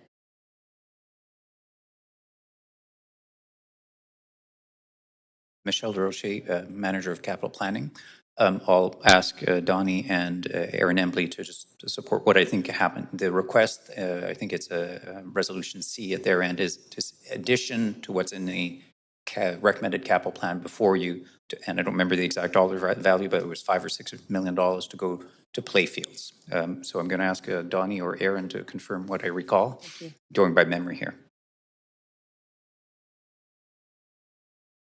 Thank you, Michelle. This is Aaron Embley here. So on Monday night, our park board did amend the staff recommendation and ask that City Council consider a $7.7 million addition to address the playing field renewal deficit, specifically adding lights, renewing existing synthetic turf, and augmenting existing grass turf fields that is currently not funded within the capital budget before you today. Okay, so so intuitively, we would need to make an amendment on the floor today to consider that request. Is that correct? That's right. And the playfield program is mainly funded through property tax, but also because there's enhancements, there's also a development contribution component. So it's got two funding sources. So we'd have to work that out. Okay, maybe I'll get some guidance from staff on that after. Thank you, I appreciate that. My other questions are just around, there was the emerging priorities, leveraging government federal partner funding as well as climate adaptation. Would it be fair to say that those are unallocated funds? I'm assuming that being emerging priorities, that they are not allocated for anything specifically other than those broad areas. And I'm curious what would fall under leveraging senior government partner and funding, like what projects would fall under that as an emerging priority? Right. I can give you some examples. In particular, when we are pursuing federal funding programs and also provincial funding program, DMAF, as I mentioned before, is one of those. We need to put in our portion. So those will be the type of projects that we want to pursue. That's why we need to set aside our portion of the funding in order for us to leverage. Another example is that as we have been highlighting, we are really struggled with addressing infrastructure deficit on community facilities and that kind of thing, on even bridges. So we are also setting aside tax dollars so that we can also leverage senior government funding even when that is available. So those are, it's really to address infrastructure deficit and asset renewal by leveraging external funding. So it is intentional that we don't want to allocate to a specific project. We really want to kind of maximize and optimize our portion to get more money, external money. And in your experience, Grace, has in the 4-year capital plans, has that those buckets, if you will, for emerging priorities, have they been exhausted over the course of the whole? Because essentially you're pre-taxing to some degree to allocate those funds for emerging priorities. But is that those fully exhausted and tapped into by the end of the 4 years? Absolutely. This current capital plan is actually more than earmarked, more than allocated. We need to even add money to it. Okay. No, that's super helpful. Thank you. And then just noting with the slides earlier around, you went through where there's been increases and decreases in parks and public open spaces. There's a decrease, arts, culture, heritage. Do you have a sense of what's eating up more in terms of the other buckets? You've talked about, community facilities is up, public safety, civic, or is it just across the board? In terms of our decision making, we've Yep, thank you. For park, in particular, park and open space, the main reason for the fluctuation between the current capital plan and the next one is because of the sizable DCL reserve that park had for the current plan. And the plan at that time was that, we really need to kind of get on with utilizing the reserve in preparation for the DCL update. So that's the reason why when you look at the outsized increase the current capital plan versus the next capital plan, that's the reduction. But it's not a permanent reduction. It's because there was a spike in the current capital plan. So that is for park and open space. And then the other one is arts and culture, because for the current capital plan, we actually, two key factors. One is we secured a number of mega-sized in-kind turnkey amenities for arts and culture in the current plan. But for the next plan, we don't have that because it's kind of like, I would say it comes and goes, that kind of thing. The other one is that in the current capital plan, originally we put in quite a big sum of money to advance on the heritage program. However, as part of the midterm update, because development contribution really didn't come in, we actually scaled it down. So right now, I would say the next capital plan, it's not an intentional reduction, it's just kind of almost level out what we typically have. Okay, thank you. I'm at my time. Thanks. Councillor Fry, up to 5. Yeah, thank you. I guess this is probably a question for Margaret, but maybe Patrice too. Are we seeing an increased rate of degradation of our sidewalks and paved infrastructure, like either related to age or climate change or otherwise? Thank you for the question. The current renewal rate for our sidewalks and our roads does generally result in a degradation over time. This plan does increase the level of funding in those areas, so that will slow that deterioration. But it is just kind of a fact of the funding levels that there will be a decline. And then, of course, climate is an exacerbating factor. So when we look at this renewal, is there a liability or sort of risk management lens we apply to it when it comes to prioritizing things like sidewalks and bikeways and roads and safety? Certainly, a risk lens is the kind of primary lens that we would use in prioritization from an accessibility and just broader public safety. I'll see if Eric Mattel, our Director of Streets, wanted to add more on this point. I think, Margaret, I think that's fair to say that we do regular data collection and assess the condition of all of our sidewalks and all of our streets. And with that information, we look through both, I guess, the financial lens in terms of where's the best investment for the network as a whole, but also certainly, where's the greatest sort of risk to the users of the roadways. I guess I'm also kind of trying to get a sense of any kind of legal liability if we, are paying out disproportionately or proportional to degradation of these surfaces, and if we're finding more injuries. Certainly, our framework looks at how we manage that overall risk from a network perspective to ensure that we're going through the steps from kind of an audit point of view to attend to the areas of greatest need to manage that risk. Okay. So I guess now this question sort of shifts over to Patrice a bit more then. And I'm curious then, given that sort of framing and potential for risk and liability, if we were to increase borrowing to catch up on and more rapidly deploy some of that core kind of paved infrastructure replacement in that capacity, and understanding that our AAA credit rating, is that my understanding that AAA might be affected if we were to increase our borrowing capacity? What is the wiggle room there? Because I see that Toronto is like a AA plus, Toronto's an AA, and Ottawa's an AA, and Calgary's an AA plus, and so it seems we're the only ones that are AAA. What kind of wiggle room do we have as a city to maybe? Yeah, we're not the only. We'd be the only city that is a AAA. We have the regional groups in Ontario as well, so we're not alone there. It's awesome that we're AAA. Right. Don't get me wrong. But what the challenge will be is those cities are going to have to increase their rates again, but to address their infrastructure deficit as well, right? So it does get reflected in our credit rating, like the credit rating reflects that as well. The Grace is going to up. Add to that. I was Grace again, and I would just kind of add to that is that in addition to the credit rating, which is important because it impacts our borrowing costs as well. The other thing that we need to bear in mind is that we need to provide the debt financing or debt servicing charges as part of the annual budget. So the more you borrow, in particular this kind of increasing interest rate kind of period, it will add tremendous pressure to the city's operating budget going forward. I had just one more on the risk management side.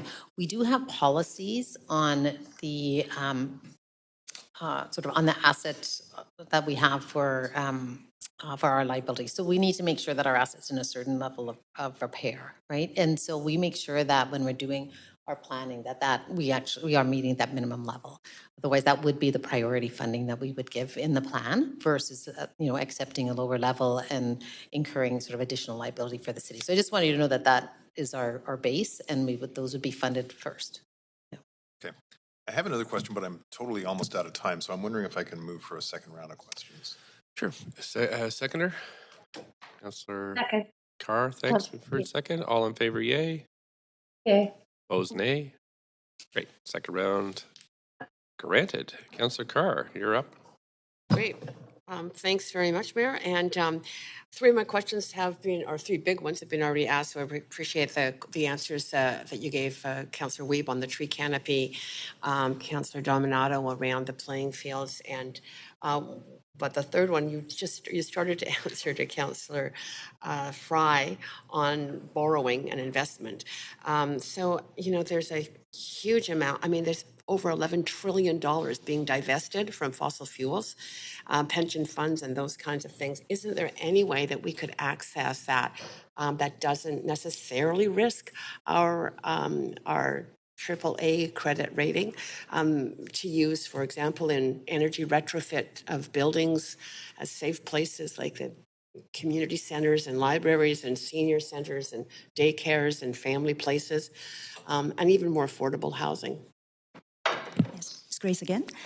Yes, we, in particular, I think because of understanding that there will always be savings achieved by investing in energy retrofit. However, the funding envelope and the financing envelope, we're really kind of limited. That's why lately, and as you are aware, the Canada Infrastructure Bank, they have been very actively pursuing all local government to see if there's any opportunity for them to kind of help finance these kind of programs. So we have been in active conversation with CIB to see if we can bundle something up like for energy retrofit projects, bundle it for a minimum of $50 million and see whether the payback and the savings can be enough to make the business case so that they can actually get the private sector to involve. I am going to track that one. That sounds like a good route to pursue. I appreciate that. I just have maybe a quick answer to a question. You did note in the presentation, it was Patrice that noted, but you may have the answer, Grace, that funding the Aquatic Center renewal required reallocating $20 million from the West End Community Hub, and there was a point made about partners not being ready. I assume that's the school board, and is that related to the inability to garner secure funding from the provincial government for school renewal? I can provide a high level, and maybe our city manager, Paul, can also add to it. My understanding is that it's really about configuration of the site. Funding is one of the issue, but configuration of the site, how do we kind of put, I think earlier on there was a question about co-location. We are trying to kind of put, say, the fire hall together on it, and childcare, and expanding the recreation center, and also add, I would say quite a bit of amenities on it. So working it out, with a school board is quite an exercise, but actually funding is also an issue as well. Paul, do you have anything to add? Thanks, Grace, and thanks, Council, for the question. So yes, that site is owned, two-thirds of that site is owned by the school board. And there's some very complicated planning that needs to happen to ensure that that school can be reconstructed while operating, and that the community center can also be reconstructed while operating. And at this point, we don't have a workable plan to do that. We're still working through that. But it's a very challenging planning exercise to, as Grace indicated, locate all the amenities we're looking to locate, plus have the school there, and then acknowledging that we only have 1/3 of that site to work with. Yeah. Okay. Challenging site, but incredibly well needed. Okay, my final question is around the motion that I put forward in February that was directing staff to investigate capital investments in mitigating the climate crisis to a greater degree than we may otherwise have planned to reduce GHGs. So I specifically asked about asked you to explore energy retrofits of city-owned and other key public serving buildings like community centers, libraries. I've kind of listed those things as to become safe centers. And there's a number of other things I listed, adding solar, electrical plugs for community events. how much are we investing? Like, did we increase the investments in this capital plan in terms of mitigation efforts? And how close is that getting us to where we need to, how much we need to invest to get those GHGs down in this accelerating climate crisis era? Thank you, Councillor. And a lot of work has been done on evaluating that. And I think Doug Smith is on the line. Doug, would you be able to respond to Councillor Carr's question? And I'll go back on the list. He probably won't have time, but he can start, and I will go back on the list for a completion of that answer. Sure, absolutely. Doug Smith, Director of Sustainability. Regarding the investment, we historically invest about $50 million a year through the capital plan related to climate emergency work. This capital plan has over $60 million per year. So we have increased our investment significantly, which is great. We're still short in the neighborhood 15 to 20 million a year in order to hit our climate emergency action plan targets for 2030. Thanks so much. That's the 5 minutes. Councillor Swanson, up to 5. Yeah, this is such a frustrating exercise. There's so much need for housing, community facilities, sewers. We so need a progressive property tax. Anyway, I have two questions. One is, just this year, we've lost a bunch of SRO hotels, the Vogue, the Lucky Lodge, Winters, to low-income folks. We're in the process of losing the Ivanhoe, and it looks like we may lose the Cobalt. And there's 3 more hotels that are for sale, which is never good news. It's never good news for the folks who live in them.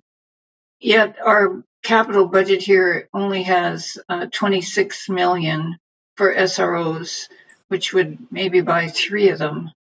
So, and that's over 4 years, and we've lost at least 3 hotels in several months already this year. So what can we do to bump up this SRO acquisition and or replacement of the SROs with good social housing?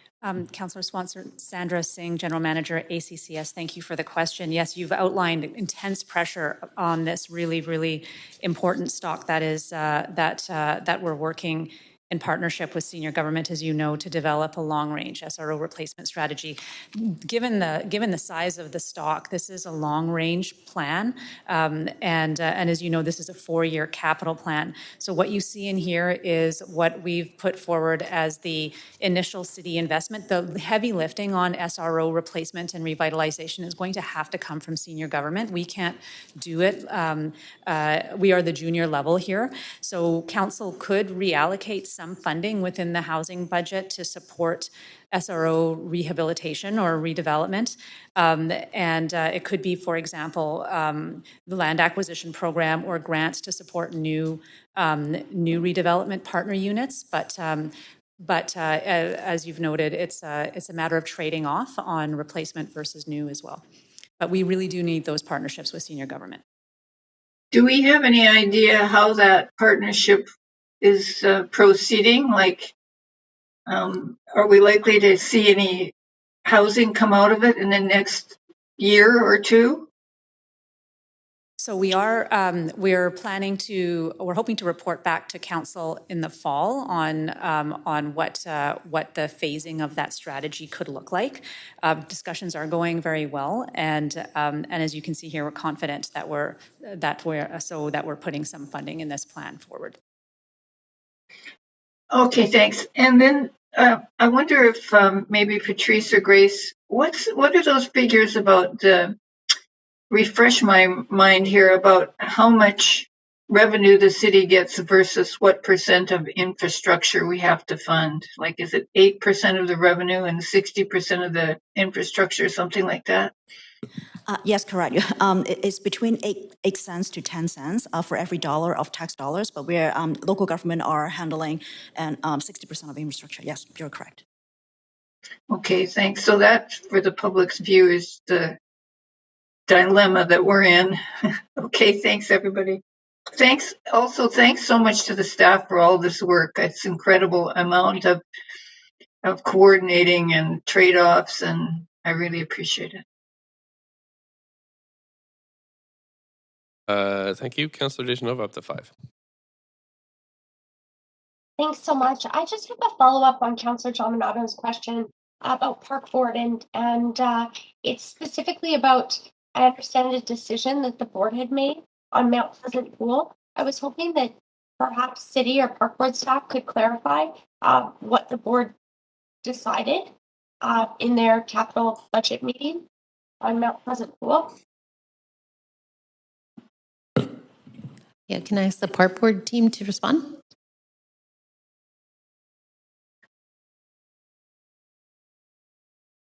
Thank you. Erin Embley will respond to this. Thanks. Hi, thank you, Councillor, for the question. I'm just calling up so I have the exact wording to share with you today. They did send, I believe, a memo came out of the board decision from Monday night outlining the request. Sorry. Moment.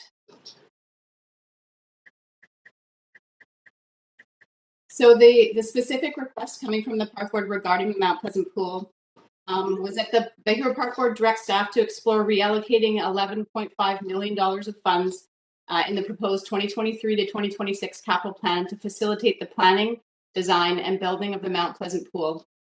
They suggest $5.5 million from converting parkland to healthy habitat, $6 million from other sources of funding to be determined by staff. So that was the request on Monday night for us to look into. We shared this with staff, and that has arrived to you by memo today. So we've had little time to sort of dig in deeper, but the conversations have started. That's where we're at today. Thank you very much. Appreciate that. All of my other questions have been asked to this point, so I'll take myself off the list. Thank you. I think everybody currently on the list has gone once, so I will go to the second round now with Councillor Fry with five. Thanks, Mayor. So, Patrice, I'm wondering, do we have looking at a historical overview of how much we've shifted capital funding into housing relative to previous capital plans?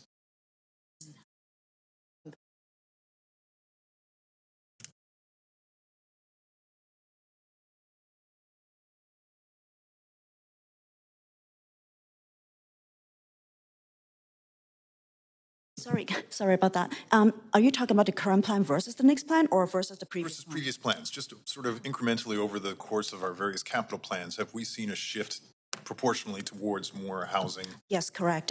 Sorry, I don't have the actual percentage up in my head. We will calculate that, but in general, the main source of increase basically is adding. I would say empty homes tax was new, so we add to that, as well as a sizable increase in the DCL allocation in the last round of the DCL review update. So that bumped up, the capital plan quite a bit. But we can actually report back on the actual percentage increase for you. And I guess it would be the same to say that we've seen a similar sort of proportional increase towards childcare. Yes, but childcare in terms of the magnitude is not as sizable as housing. Sure, yeah, I'm just, as we have new sort of emergent priorities drawing upon our capital plan resources, and do we have a sense, and this, I get this is apples and oranges, but do we see a proportional sort of increase in senior government funding that's keeping pace with our new investments? I would say, is it dollar for dollar? Probably not. But that being said, understanding that, acknowledging that the province, they have introduced a number of new housing-related taxes, and we have been seeing them really investing, in particular during COVID, investing a lot of housing initiative within Vancouver.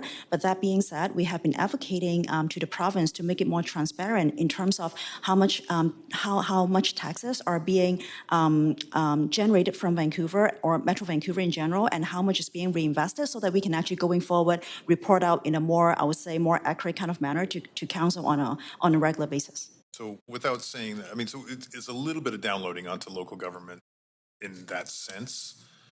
I would use the word in the UBCM paper. What is how it was characterized is that we're all in it together. No one single level of government can actually handle it, be it federal government, be it provincial government, be it local government. So one of the key recommendations in the UBCM Municipal Finance Reform, I forgot the name of the paper, but it really kind of highlights that all levels of government should really work together on this one. So. No, I appreciate that, and so my segue follow-up question is actually for our consultant Mike McDonald over with the Leger Marketing Pool, and I'm curious. because when the public were sort of suggesting that prioritizing housing investment at the expense of things like arts and culture and civic facilities and I think it was parks or tech or something, are the public aware of that narrative? I understand they do, but I will. Do you want to talk about it? Yeah, thank you.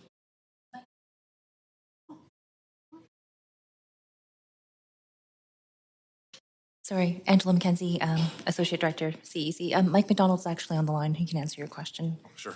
Hi, Mike. Mike? Councillor Fry. The question is, well, I'll answer it this way. The public in both the market research and the Talk Vancouver survey did regard all forms of infrastructure as important, just to varying degrees. And there was a different level of intensity in terms of how they viewed the infrastructure. So housing did have a higher level of those who said it was very important. I'm not sure I've completely answered your question, though, Yeah, Councillor. I guess were the public cognizant of the sort of shift in our sort of stepping up to fund this new kind of ask of our capital budget, relatively speaking? There was not information presented in the survey that compared the level in this plan to the previous plan. However, it did show the level of investment contemplated in each of the 12 categories in advance of providing feedback, asking for feedback on the trade-offs of whether they want it more or less invested in each category. Okay, thanks, Mike. I appreciate that. Thank you. Councillor Carr, your second round, up to 5. Yeah, thank you very much. And I just want to follow up on the last question that I had asked, and that is regarding how much money we need to be spending actually to get to where we need to go. So the increase that I think Doug Smith offered was $10 million over like 50 million instead of 40 million. Is that per year? Or is that an increase per year, or is it over the whole capital plan? The $10 million increase. Doug, do you want to respond to that? Yes, I can respond to that. Doug Smith, Director of Sustainability. The 10 million increase is per year, and it's slightly more. I think it's more like 13 or 14 million per year. So it's yes, per year. Okay, super. And so we would need an additional 15 to 20 per year in order to hit our targets based on our modeling. Okay, okay, that's great. No, it's not great, but thank you for that answer. And how much are we allocating to the energy retrofits of city-owned buildings, especially, like with the community centers or public-facing buildings where the people could use them as safe centers in the case of extreme weather events like the heat dome we had, especially if they are cooled, like with heat pumps? That's $8 million. 8 million per year? In total. In total? For the 4 years, yeah. We do have a couple of other highlights, Councillor Carr. Maybe I'll ask Grace on some of the other funding that we have. The reason why, again, there's financial constraint, basically, all through, right? That being said, having $8 million for 4 years, we are also actively pursuing a number of projects. Just want to give you an example. We are applying to the Low Carbon Economy Challenge, and that one, we're trying to kind of get like $4 million because we need, the $4 million will cover 40% of the cost. And then there are a number of other programs that we're also applying, green and inclusive community buildings and heritage type grant. Basically, all those are helping with Library Square and Carousdale kind of community center, to get grant funding to do energy retrofit. So this is how we want to leverage our very limited city funding in order to get the work done by just maybe providing 50 or 60% of the project cost. Okay. Sorry. I was just going to add a little bit, just as a reminder, sort of this capital plan is what we have, sort of what we know of today. And just to remind you that the environment is changing, particularly around climate and the senior government funding. So we will be, the plan will get adjusted, definitely at the midterm update, a more holistic one. But as these new programs come up, we do make those changes. So I think climate is going to be one of the areas that will change. We understand the priorities, and we've got the strategies, the C plan, and the adaptation strategy to guide us. And so we are on the lookout for all of those areas. I'm looking for some prioritization in our advocacy work with the senior governments, and I hope you're right that there will be more money forthcoming from different levels of government. This is a more technical question, but I'm wondering if we are considering in the retrofits we do adding solar hot water, solar voltaic. It works. It's known. I mean, Germany's doing it, and it is a mitigation response, knowing that BC Hydro is projecting that we don't have enough electrical energy past 2030, even with Site C Dam. Yeah, I'm going to ask Doug Smith to respond to that one as well. Thanks. Thank you.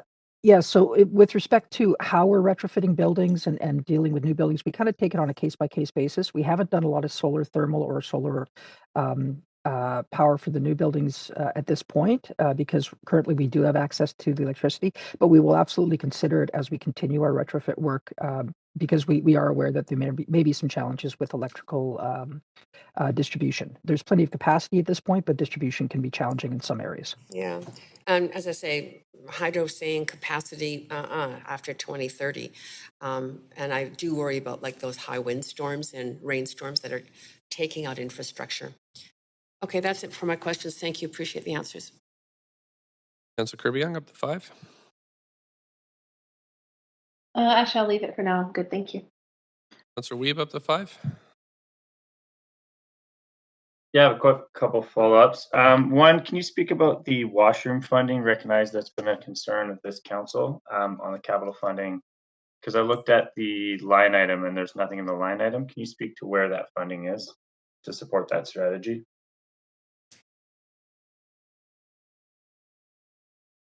Sandra Singh, ACCS, thank you for the question, Councillor. I will ask Diana Herford, our Senior Planner in Social Infrastructure, to provide that update.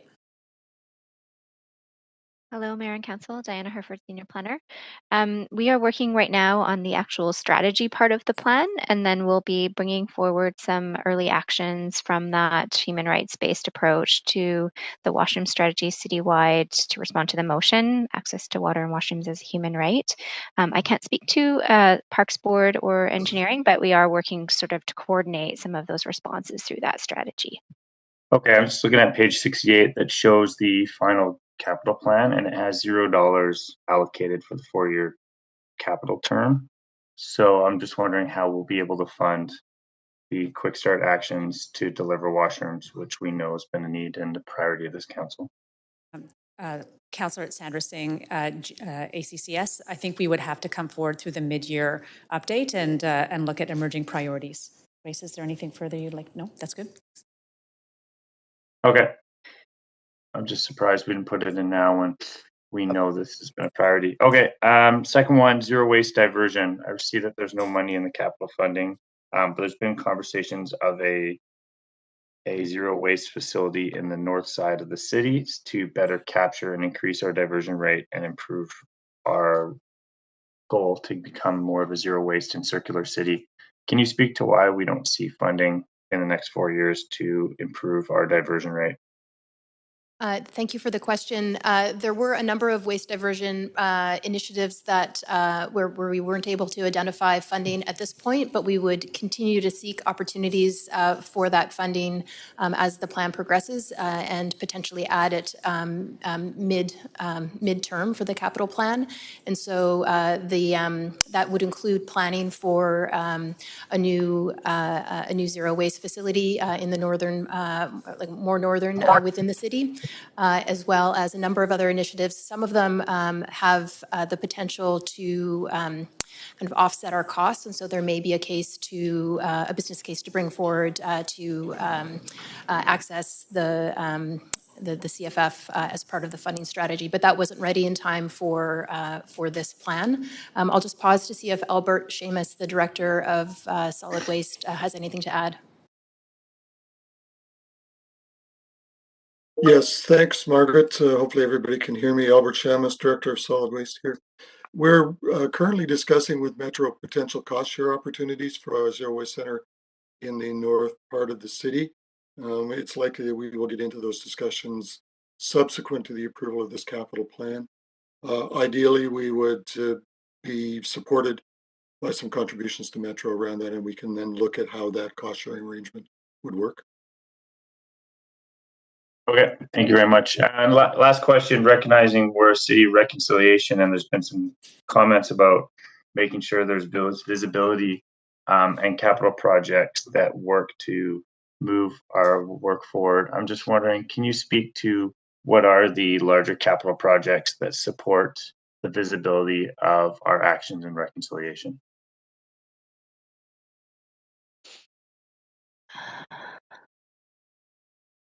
Councillor, we don't have a, oh, Diana, did you want to respond to that? Go ahead.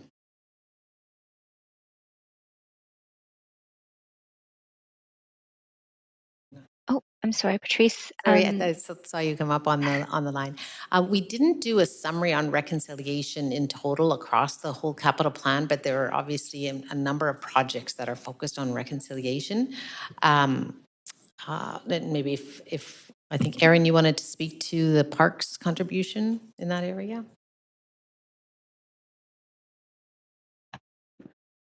Thank you very much. I would just note that the Park Board does have $1 million in the capital plan to support decolonization, arts and culture work. And so specifically, that is allocated to fund a co-management framework, cultural visibility on the land, and a decolonization strategy. Okay, that's amazing. And we also have a number sort of in our facilities area, so we just don't have a sort of a summary for you right now. We can look at what we can maybe send you a note with some of the key projects that are in that relate to reconciliation. Thanks so much. That's the 5 minutes. Councillor Kirby-Yung. Yeah, I just wanted to ask a question with respect to the Fire Hall Art Centre that Council received a fair amount of email and communication on a desire to move that project forward. And I know at the beginning of the draft planning process, there was no allocation, and I understand now 700,000 in for planning purposes. I wonder if you can just clarify what level of planning that would enable, and if that would set the stage potentially for a fire hall to be funded in the next capital plan. Would that get to the state of work that would that just be scoping in terms of the magnitude of the work, or would that be able to get down to the point that we could do more detailed planning and have a substantive allocation in the subsequent capital plan? Thank you for the question, Councillor Sandra Singh, ACCS. I'll ask Alex Sales, our Senior Planner, Cultural Infrastructure, to respond to that. Hello, Alex Sales speaking. Thanks for the question. The funding that's been allocated in this plan gets us to detailed design of phase one of the project, which is the most critical phase. So that allows us to, in the midterm update, seek funding to support about $4 million of that, and also look towards the federal government for some matching funding, which would allow us to proceed with the most critical aspect of the project. And one of the speakers today will probably speak to that. Donna Spencer is here. Okay, that's helpful context. Thank you. I'll leave it there.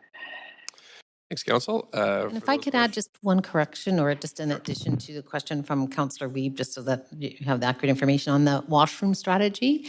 There's no funding. The page that was referenced relates to engineering, when they sometimes provide washrooms in public areas. But Parks does have 8.3 million allocated to washrooms in the plan. So it's on page 61. I just wanted to make sure that was clear, that it's not zero. Yeah. Thanks so much for that. We are going to move to hearing from speakers now. Council, we have, just with additions this morning, we have over 20 speakers, just so you know. So we'll be probably well into the afternoon before we get to debate and decision on this item. We're going to start with just letting speakers know that they have up to 5 minutes to make their comments. Council members have up to 3 minutes to ask questions to speakers, but speakers are under no obligation to respond. And the first speaker is Melissa Sang. Melissa Sang.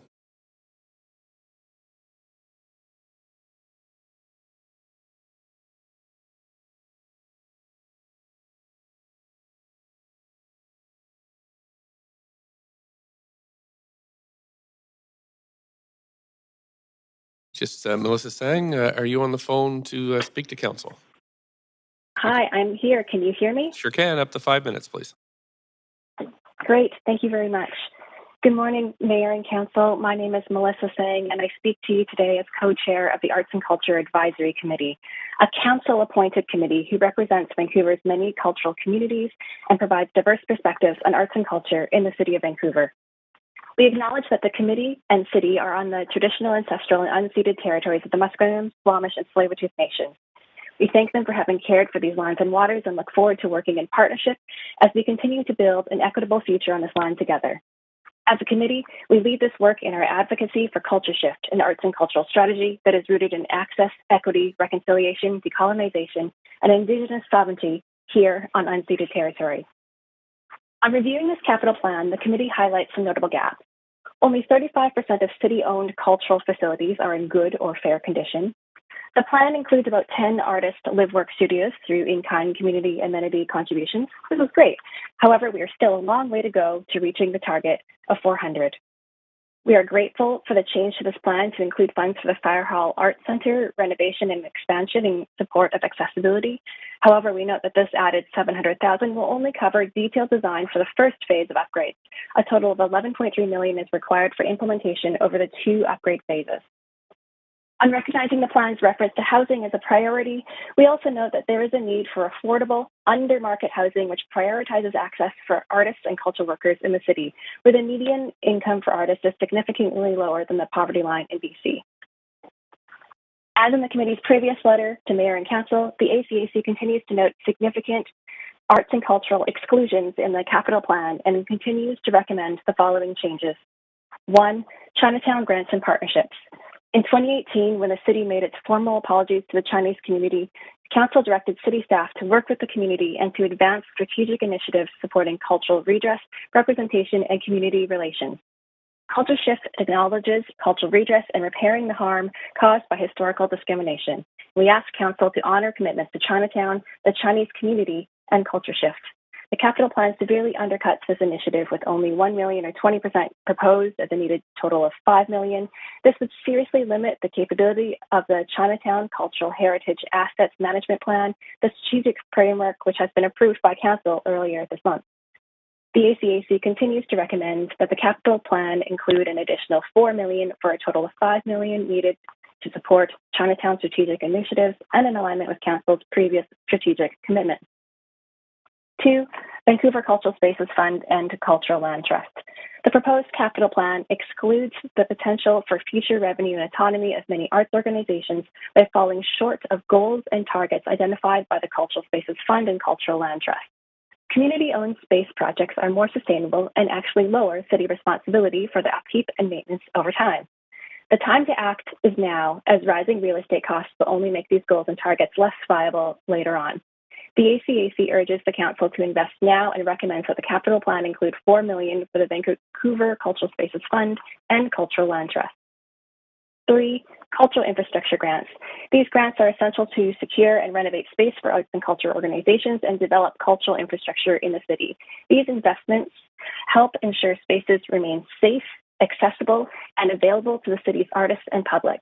The capital plan's $1 million shortfall will result in fewer grants for infrastructure improvements, including of city-owned cultural spaces. The ACAC recommends that the capital plan include an additional $1 million for the necessary total of $6 million for culture infrastructure grants. As representatives of the Arts and Culture Advisory Committee, we recommend that Council recommit to the goals and priorities originally decided upon in 2019 in Culture Shift by directing our recommended changes to the proposed 2023-2026 capital plan. Thank you. Thank you. I don't see any questions for you, so I'm going to move on to the next speaker, but thank you for participating today and your work on the advisory committee. Next, we have Kevin Lowe, Chair of the VPL.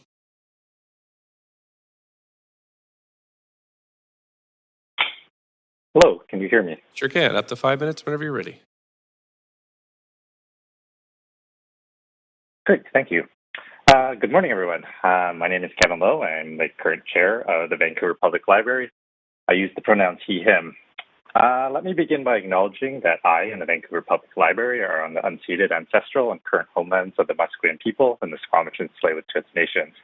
I give thanks to be able to live and work on these lands. The VPL has been meeting the needs of residents for over 100 years. Our vision is for an informed, engaged, and connected city. Our mission is a free place for everyone to discover, create, and share ideas and information. We should all be proud that the VPL is the most visited urban library per capita in Canada. In 2019, VPL had more than 6.3 million visits, and just last year, patrons borrowed more than 8.9 million physical and digital items. We offer free computer access to bridge the digital divide, with almost 290,000 hours of computer use in 2021 alone. We are well on our way back to pre-COVID visitor levels, with children's programming at full capacity and events and programs returning now for adults. On behalf of the VPL board, I'd like to thank Council for its support in prior capital plans, including support in the last plan for work towards the redevelopment of the Joe Fortes branch and for planning for the Marpole branch. For the 2023-2026 capital plan, the VPL board appreciates the modest but important funding allocated to maintain and undertake small refurbishments to our older branches. But I would bring to your attention that more investments are needed to maintain our aging facilities. On average, our branches are 35 to 40 years old, and many branches are in need of our attention. Maintaining our branch system so we can provide services across the city is a high priority for the board. In the 2018 survey about VPL locations, patrons were generally satisfied with the locations and accessibility of VPL branches. However, many patrons believe that some of the spaces are insufficient to accommodate the number of users. This included patrons of our Marpole branch and our Joe Fortes branch, which are each under 5,000 square feet and experience some of the highest intensity of use. We all know that libraries are now more than institutions to borrow books. Our 21 locations provide access to free public spaces to our diverse residents, which in turn break down barriers and isolation. In addition, in 2021, we saw the critical role of libraries during climate events. The heat events of last summer brought hundreds of people into our spaces as cooling centers, and we extended opening hours into evenings and holidays to meet the need. 20 of the 21 VPL locations have air conditioning, and many act as cleaner air centers when air quality is low. We're also proud that our 4 newest branches are equipped with heat pumps. During the heat dome, we know that people came to libraries because they needed a place to be for the day and things to do. An empty room in your residence is vastly different than a library that's full of ways to pass time. But our ability to meet the need is limited by the often outdated size of our branches. For example, our Renfrew branch, which is our biggest branch with 183 seats, ran out of space and had people sitting on the floor.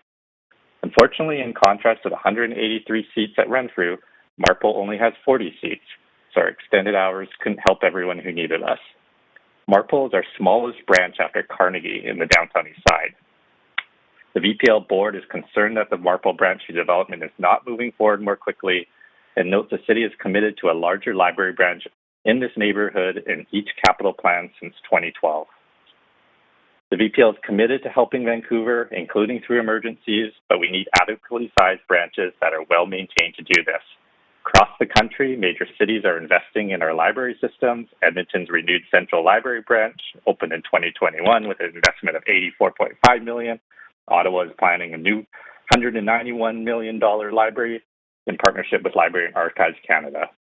In 25 years, the Vancouver population is projected to grow, to be older, and have more newcomers, which will just increase the pressure on the VPL to meet their daily needs. Councillors, I know most of you expressed your support for libraries, and we're grateful for that. However, words can only get us so far. Continuing to invest in funding for the VPL, including in its infrastructure, is your demonstrable action to support this critical institution now and in the future. In closing, on behalf of the VPL board, I'd like to express our support for the 2023-2026 capital plan, but reiterate the continued need for funding to support the VPL, including the Marpole branch expansion, which must be included in future plans, and the need for further investment and maintenance of our existing facilities. Thank you for your time. Thank you for your time and staying exactly on the 5 minutes. Really appreciate it, and your service to the city. Next, speaker number 3 is Stuart McKinnon, Chair of the Vancouver Park Board. Good morning. Can you hear me? Sure can. Up to 5 minutes, please. Thank you so much. Good morning, Mayor and Council. My name is Stuart McKinnon, and it's my honor and privilege to be the chair of the Vancouver Board of Parks and Recreation. I am pleased to have this opportunity to speak to you today regarding the proposed 2023-2026 capital plan and to share the board's concern that this plan does not meet parks and recreation needs or priorities. While there is so much important and exciting work in this capital plan, we must acknowledge that we are in challenging times when it comes to our parks and recreation infrastructure. This infrastructure is critical to residents' well-being and enjoyment and brings in billions of dollars to our economy through tourism. We want to do better, but we face a number of barriers with funding and other challenges that we're trying to address. Right now, we have an infrastructure deficit that we're trying to address. However, with the current funding mix, we are unable to address in one cycle of the capital plan. Much of our infrastructure is more than 50 years old, and it needs renewal to meet the expectations and demands of a modern world-class city. However, the dollars available to do this come from taxes. While we have asked the province to change the rules, we are currently unable to use development contributions for renewals. As a city, we are facing so many challenges, and there is only so much money to go around for these competing priorities. Across our city, we have citizens asking for fixes in their own communities, whether it's water features that are now not in compliance with the city's water bylaws, with fixes that are in the millions of dollars to ensure we are not sending millions of liters of potable water down the drain, or new dog parks or other amenities. We are working to balance our investments with an eye on equity and community need. In addition to our aging infrastructure and community demands, our parks and park infrastructure is bearing the brunt of a changing climate.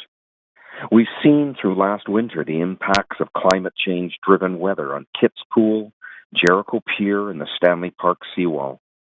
When these things happen, we have to respond with resource-intensive fixes, forcing us to redirect dollars from other renewals. While we are unable to address everything in this capital plan, we are making some big strides forward. Notably, Phase 1 of the new Vancouver Aquatic Centre will be moving ahead, and this will be a major asset for the city. At Monday night's meeting, we asked you to provide more funding for our parks and recreation amenities. We are trying to make those tough calls around priorities, commitments, and increasing urgent needs. At the Park Board special meeting, the board supported the proposed 2023-2026 capital plan, specifically the $539 million identified for parks and recreation service delivery areas, and directed our staff to work with city staff to develop a focused funding and delivery strategy to address the deficit for critical park infrastructure.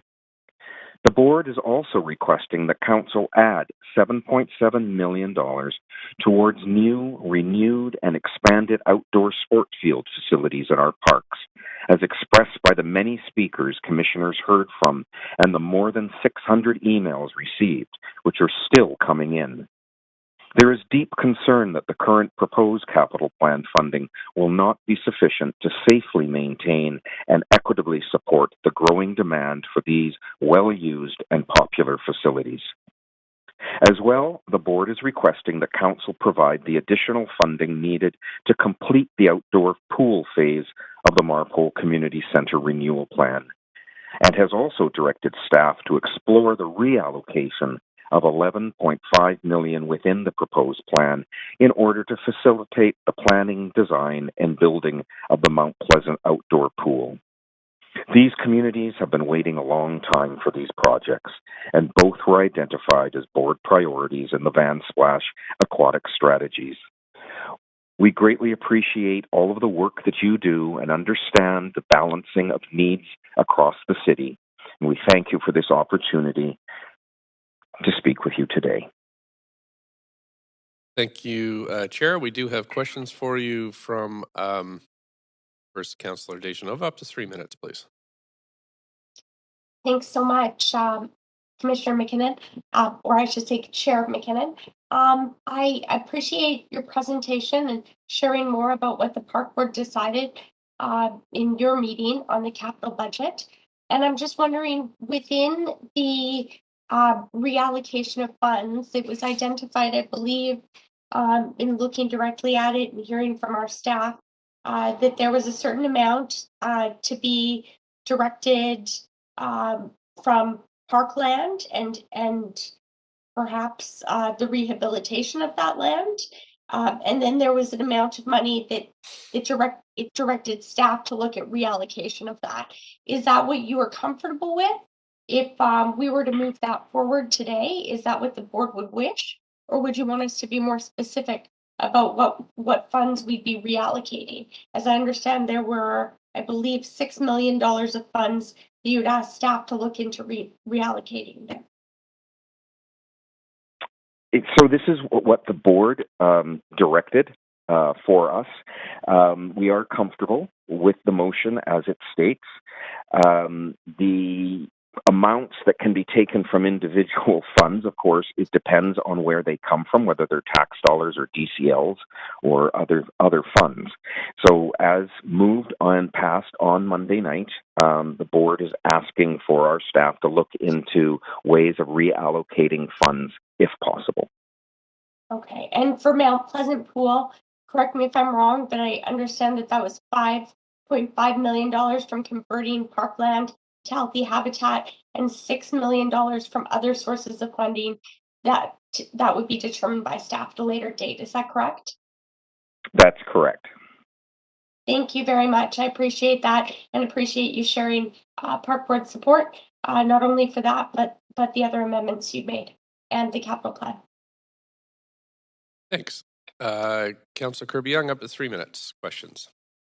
Yeah, thank you. Hi, Stuart. So I've just put my fingers on the letter that came in reflecting the board's decision, and I wonder if you can just total up the total incremental funding ask that you're asking for. If I add up these respective items, I just want to be clear that we're arriving at the same total with respects to renewed fields, the Mount Pleasant pool, and then the request for the outdoor pool phase of the Marpole Center Community Renewal Plan.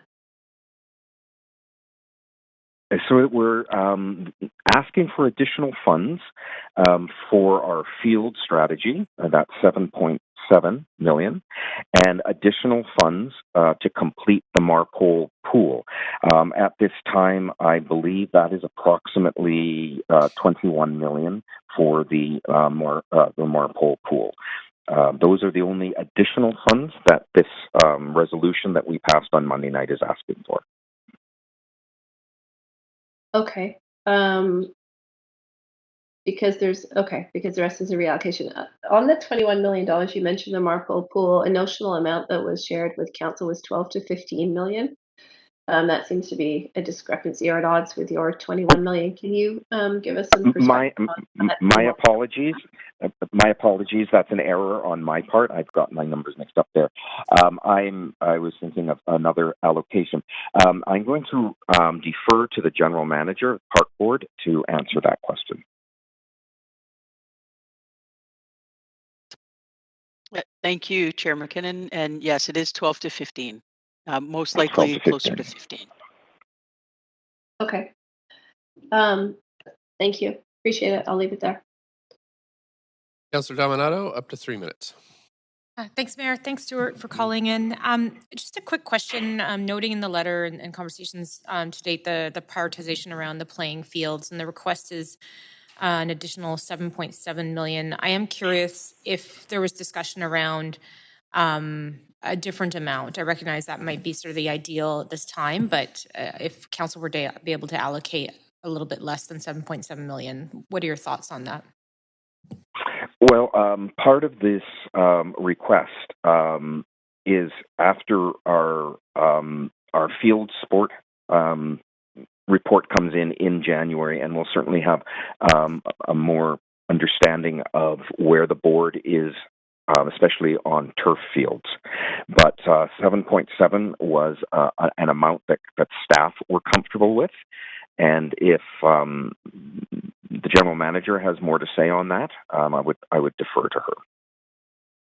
Okay, thanks, Stuart. I appreciate that, and I do appreciate that the board's working with staff in identifying the necessary funds. Thanks for calling in today. Thank you. Councillor Weeb, up to 3 minutes for questions. Yeah, thanks for coming to speak to us, Chair. First question is, can you speak to a little bit about which of the recirculating water systems are not currently meeting city bylaws, and why do you think we're not advancing that work? I'm going to defer to the general manager to do on the specific features, and then I will comment afterwards. General manager. Thank you, Chair McKinnon. I don't have the exhaustive list right here. What I can tell you is that we are working with city engineering and with our planning folks and our parks operations folks to compile that list and to determine exactly which ones are not compliant and exactly which ones need that or can be reinstated now.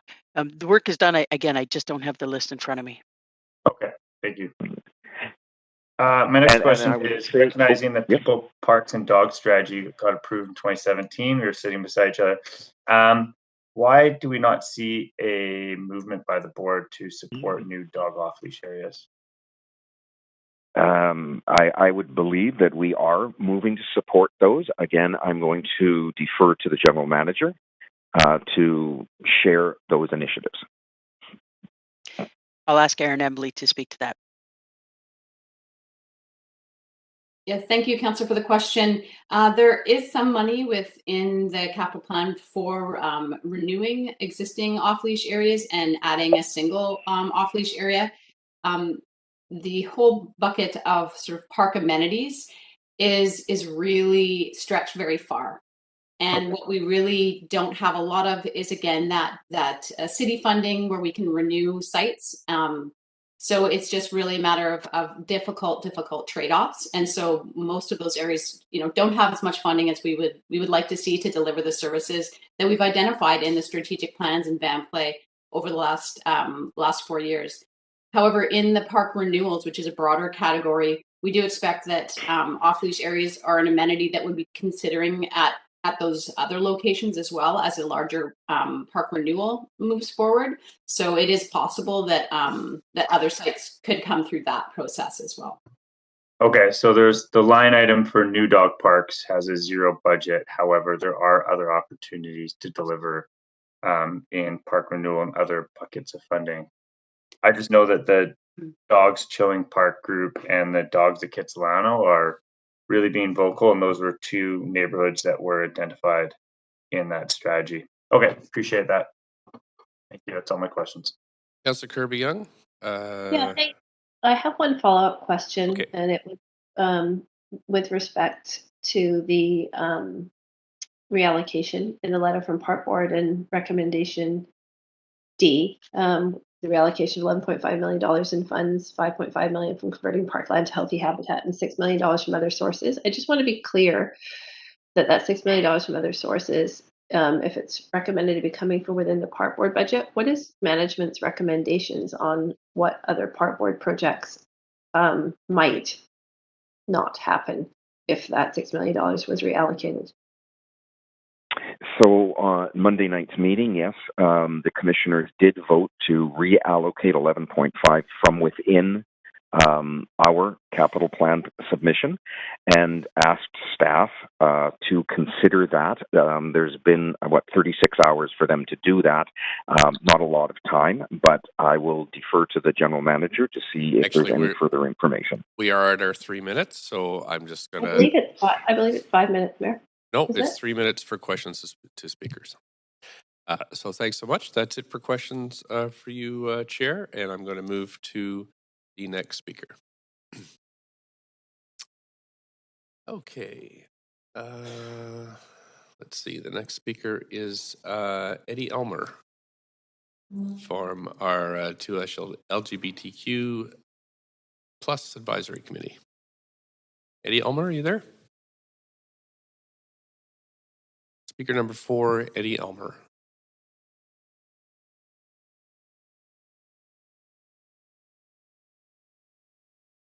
Okay. Speaker number 4, Eddie Elmer, are you there?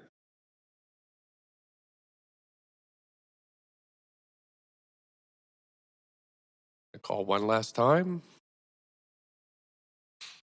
Speaker number 4, Eddie Elmer.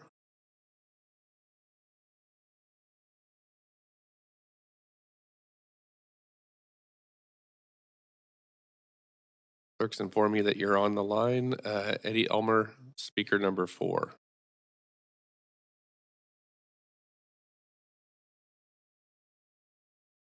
Okay, we're going to move to speaker number 5, Albert Lee. In person? Yeah, Albert Lee, please come up. President of the Renfrew Park Community Association. Whenever you're ready, of up to 5 minutes, so just take your time and get situated. Okay. The clerks will turn on your mic there.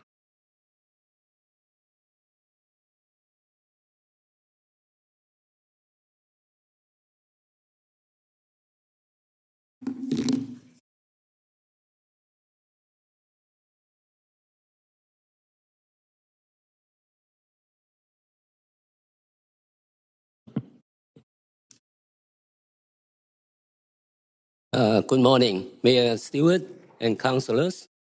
My name is Albert Lee, President of Renfrew Park Community Association. I'm here today because I'm kind of disappointed that there's no funding allocated to renew the aging community centers in the city. I acknowledge that the current funding strategy should not be ignored, as it is important to keep the city's financial health in check. However, as a volunteer who has worked for many years in Renfrew, I have witnessed the accelerating high-density development in our neighborhood, a result of the city's strategy to provide affordable housing. And at the same time, I have noticed the increase in maintenance and the lack of capacity for programming at our aging facility. How long can we ignore taking care of these aging facilities? In order to allow the many essential community services offered by the community centers to continue in the long term, I urge you to allocate funding in this capital plan to provide for planning that would address how community center renewal can be funded and materialized. A critical issue I believe all councillors are well aware of, that is climate change. The logics behind dealing with climate change and community center renewal are much the same. That is, we must act now. As time goes on, the aging facility would get worse, not better. As we sit and wait because of funding constraints, it might happen one day we realize that we had missed the best time window to solve this problem. So, allocating funds now to ensure that we know how to tackle the funding issue and lay out a plan to address the renewal is the least we must do now. We simply cannot sit and wait. As a senior, I believe I know better the implication of sit and wait. If I sit and wait, I will find myself still far from the target years later.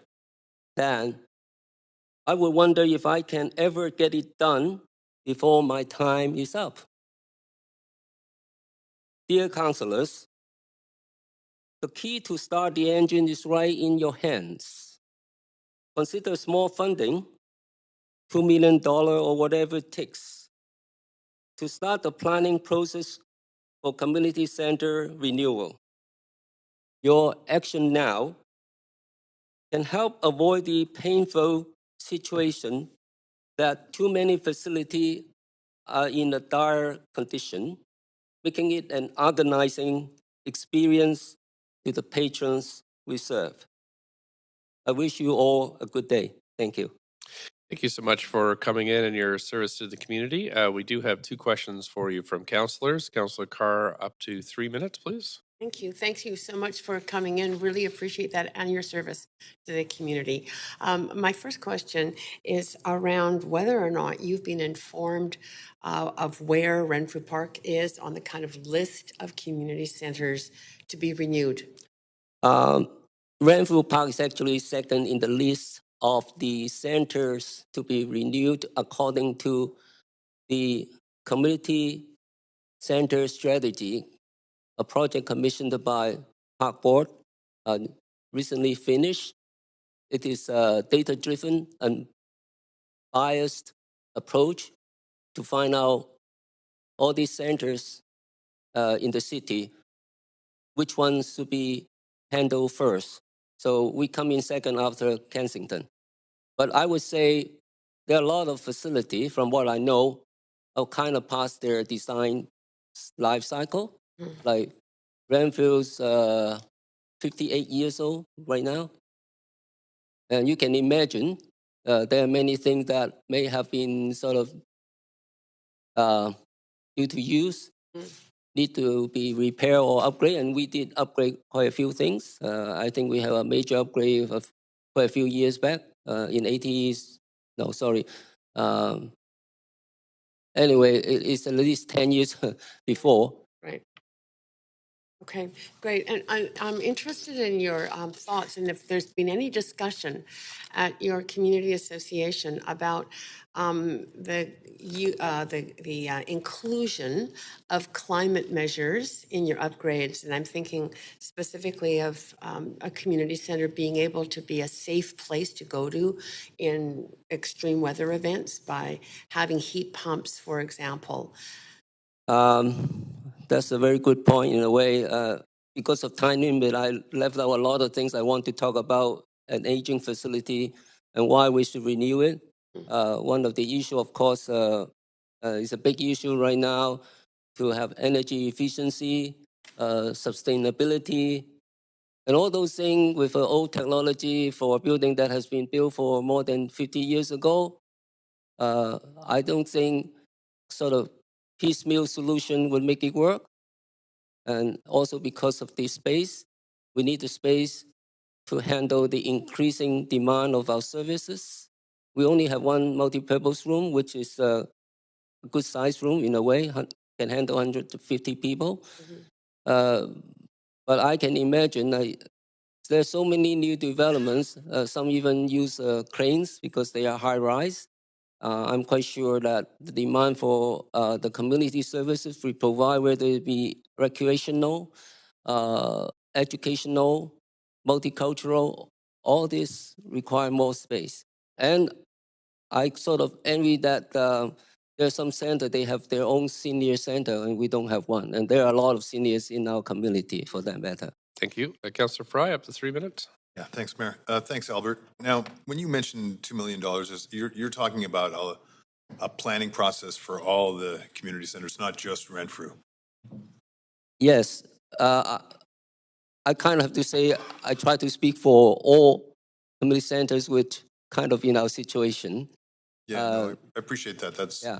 And the reason I use the word planning is because I can see that there's no room for adding, say, $50 million, which I understand is sort of the ballpark figure for getting a community center renewed. So how do we start? Should we wait for another 4 years to see if something would happen? That I don't think is the best interest for us. Sure. And if we provide some money so that we can start looking into in what way we can address this problem, funding is certainly always an issue, but without taking action, you will never find a solution, I would say. Yeah, no, and one thing I should also mention, our center is not earthquake reinforced. And for that matter, I always try to tell my patrons, hey, you know, here we are, but we don't know when the big one hits where we can avoid any injury in the center. I have a similar community center in my neighborhood, and they're not climate resilient either. But I guess, you know, typically we would expect requests for like asset renewal and stuff of community centers to come from the park board, and they haven't delivered an ask for 2 million or whatever for a larger planning. Have you had this conversation with the park board? Yeah, Park Board had a meeting just this week as well. I kind of think if I come to the council, I can let more people know about it because we work very closely with Park Board.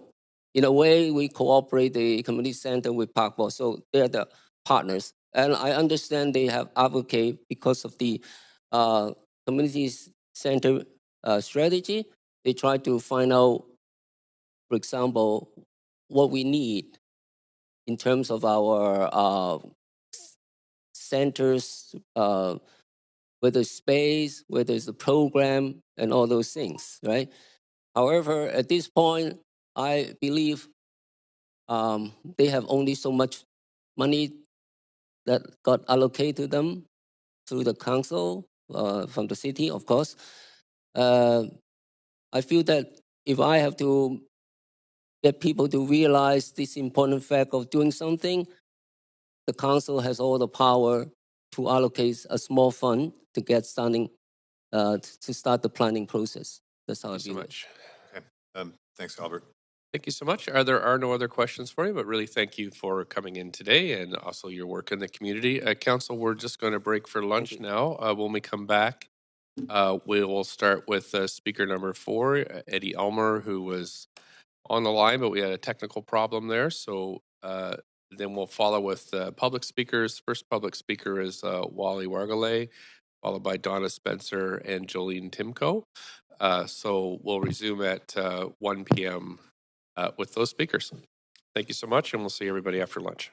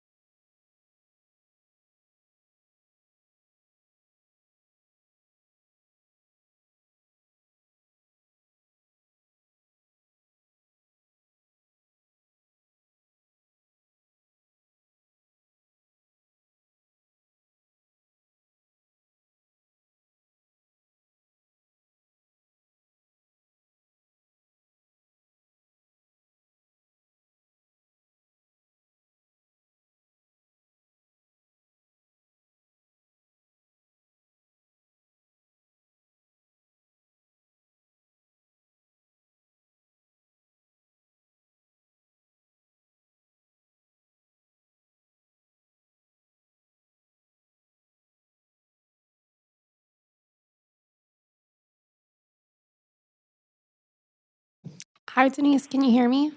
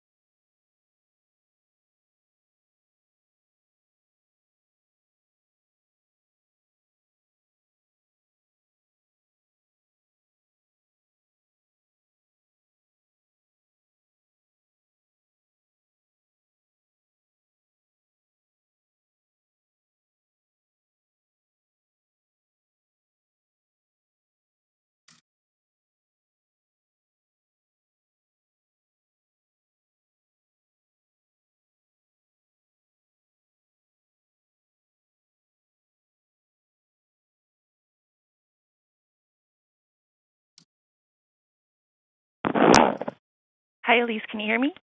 I can hear you. Thank you. Thank you.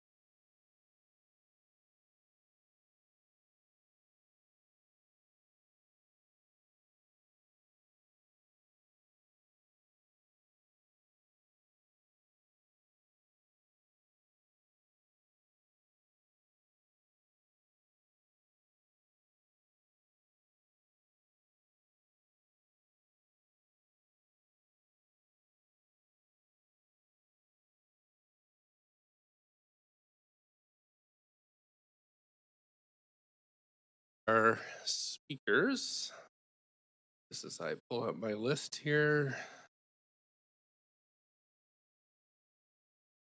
A little technical problem, so I'm just going to ask if Eddie Elmer, speaker number 4, is on the line. I am. Can you hear me? Sure can. Up to 5 minutes whenever you're ready, please. Super. Thank you. I had forgotten to press the number last time I called in. Okay, a couple of weeks, so I'm co-chair of the city's 2S LGBTQ plus advisory committee, and a couple of weeks ago we passed a motion regarding the budget for street lighting, in particular new street lighting. I believe the motion was passed around to council. I don't know if everybody had an opportunity to read it yet, so I'm just going to go over it really quickly because it's brief and then make a few comments. So basically at its meeting September 17, 2020, the 2S LGBTQ Advisory Committee passed a motion, which was subsequently ratified by Council in 2021, calling for the installation of new lighting in poorly lit areas, especially sidewalk level lighting and alleyway lighting in areas identified by residents as being at higher risk for public safety concerns. The motion made reference to a similar motion from way back in 2013, passed by the Seniors Advisory Committee, which was ratified by other advisory committees and also passed by Council. In 2021, during the Business Roundtable on Property Crime, which was requested by Council, several stakeholders recommended improved street lighting to improve safety. During a 2022 special council meeting, we heard from city staff, community organizations, businesses, and members of the public who underscored the importance of street lighting in promoting public safety. In response to the 2021 motion passed by council, staff responded with a memo indicating that there's an annual capital budget of $200,000 to address requests for new infill lighting across the city and to address poorly lit areas. The memo also indicated that this budget is insufficient to address all of these requests, as new lighting installations typically require costly underground electrical infrastructure or other changes to the street infrastructure to accommodate this. And looking at the current capital plan, it appears it has allotted $1 million toward installing 100 new streetlights, which is 25 per year, with an additional 1,450 to be installed through in-kind contributions through development, totaling, I believe, $16 million. So our resolution was simple. We just recommended that council ensure that there are adequate funds in the capital plan for a sufficient amount of new street and sidewalk level lighting in poorly lit areas that pose significant safety risks. And I just wanted to mention just a few quick questions that we were talking about amongst ourselves. The budget calls for about 1,540 new lights, which is about a 3% increase over 4 years. If we consider that the city currently has 55,000 existing lights on public property. This is like less than 1% increase per year. And the question is this enough? Is there a guarantee that we will get this lighting through in-kind contributions? Will the lighting go where it actually needs to go? So it's good for areas with new development, but what about areas like the heart of the West End where there's a little less development and where it gets quite dark? If the lighting will be on private property, will it actually reach the streets and sidewalks? If it's on private property, who will be paying for the maintenance of these lights? The property developers, the city, both? And will there be more lighting around bus shelters, and who pays for that?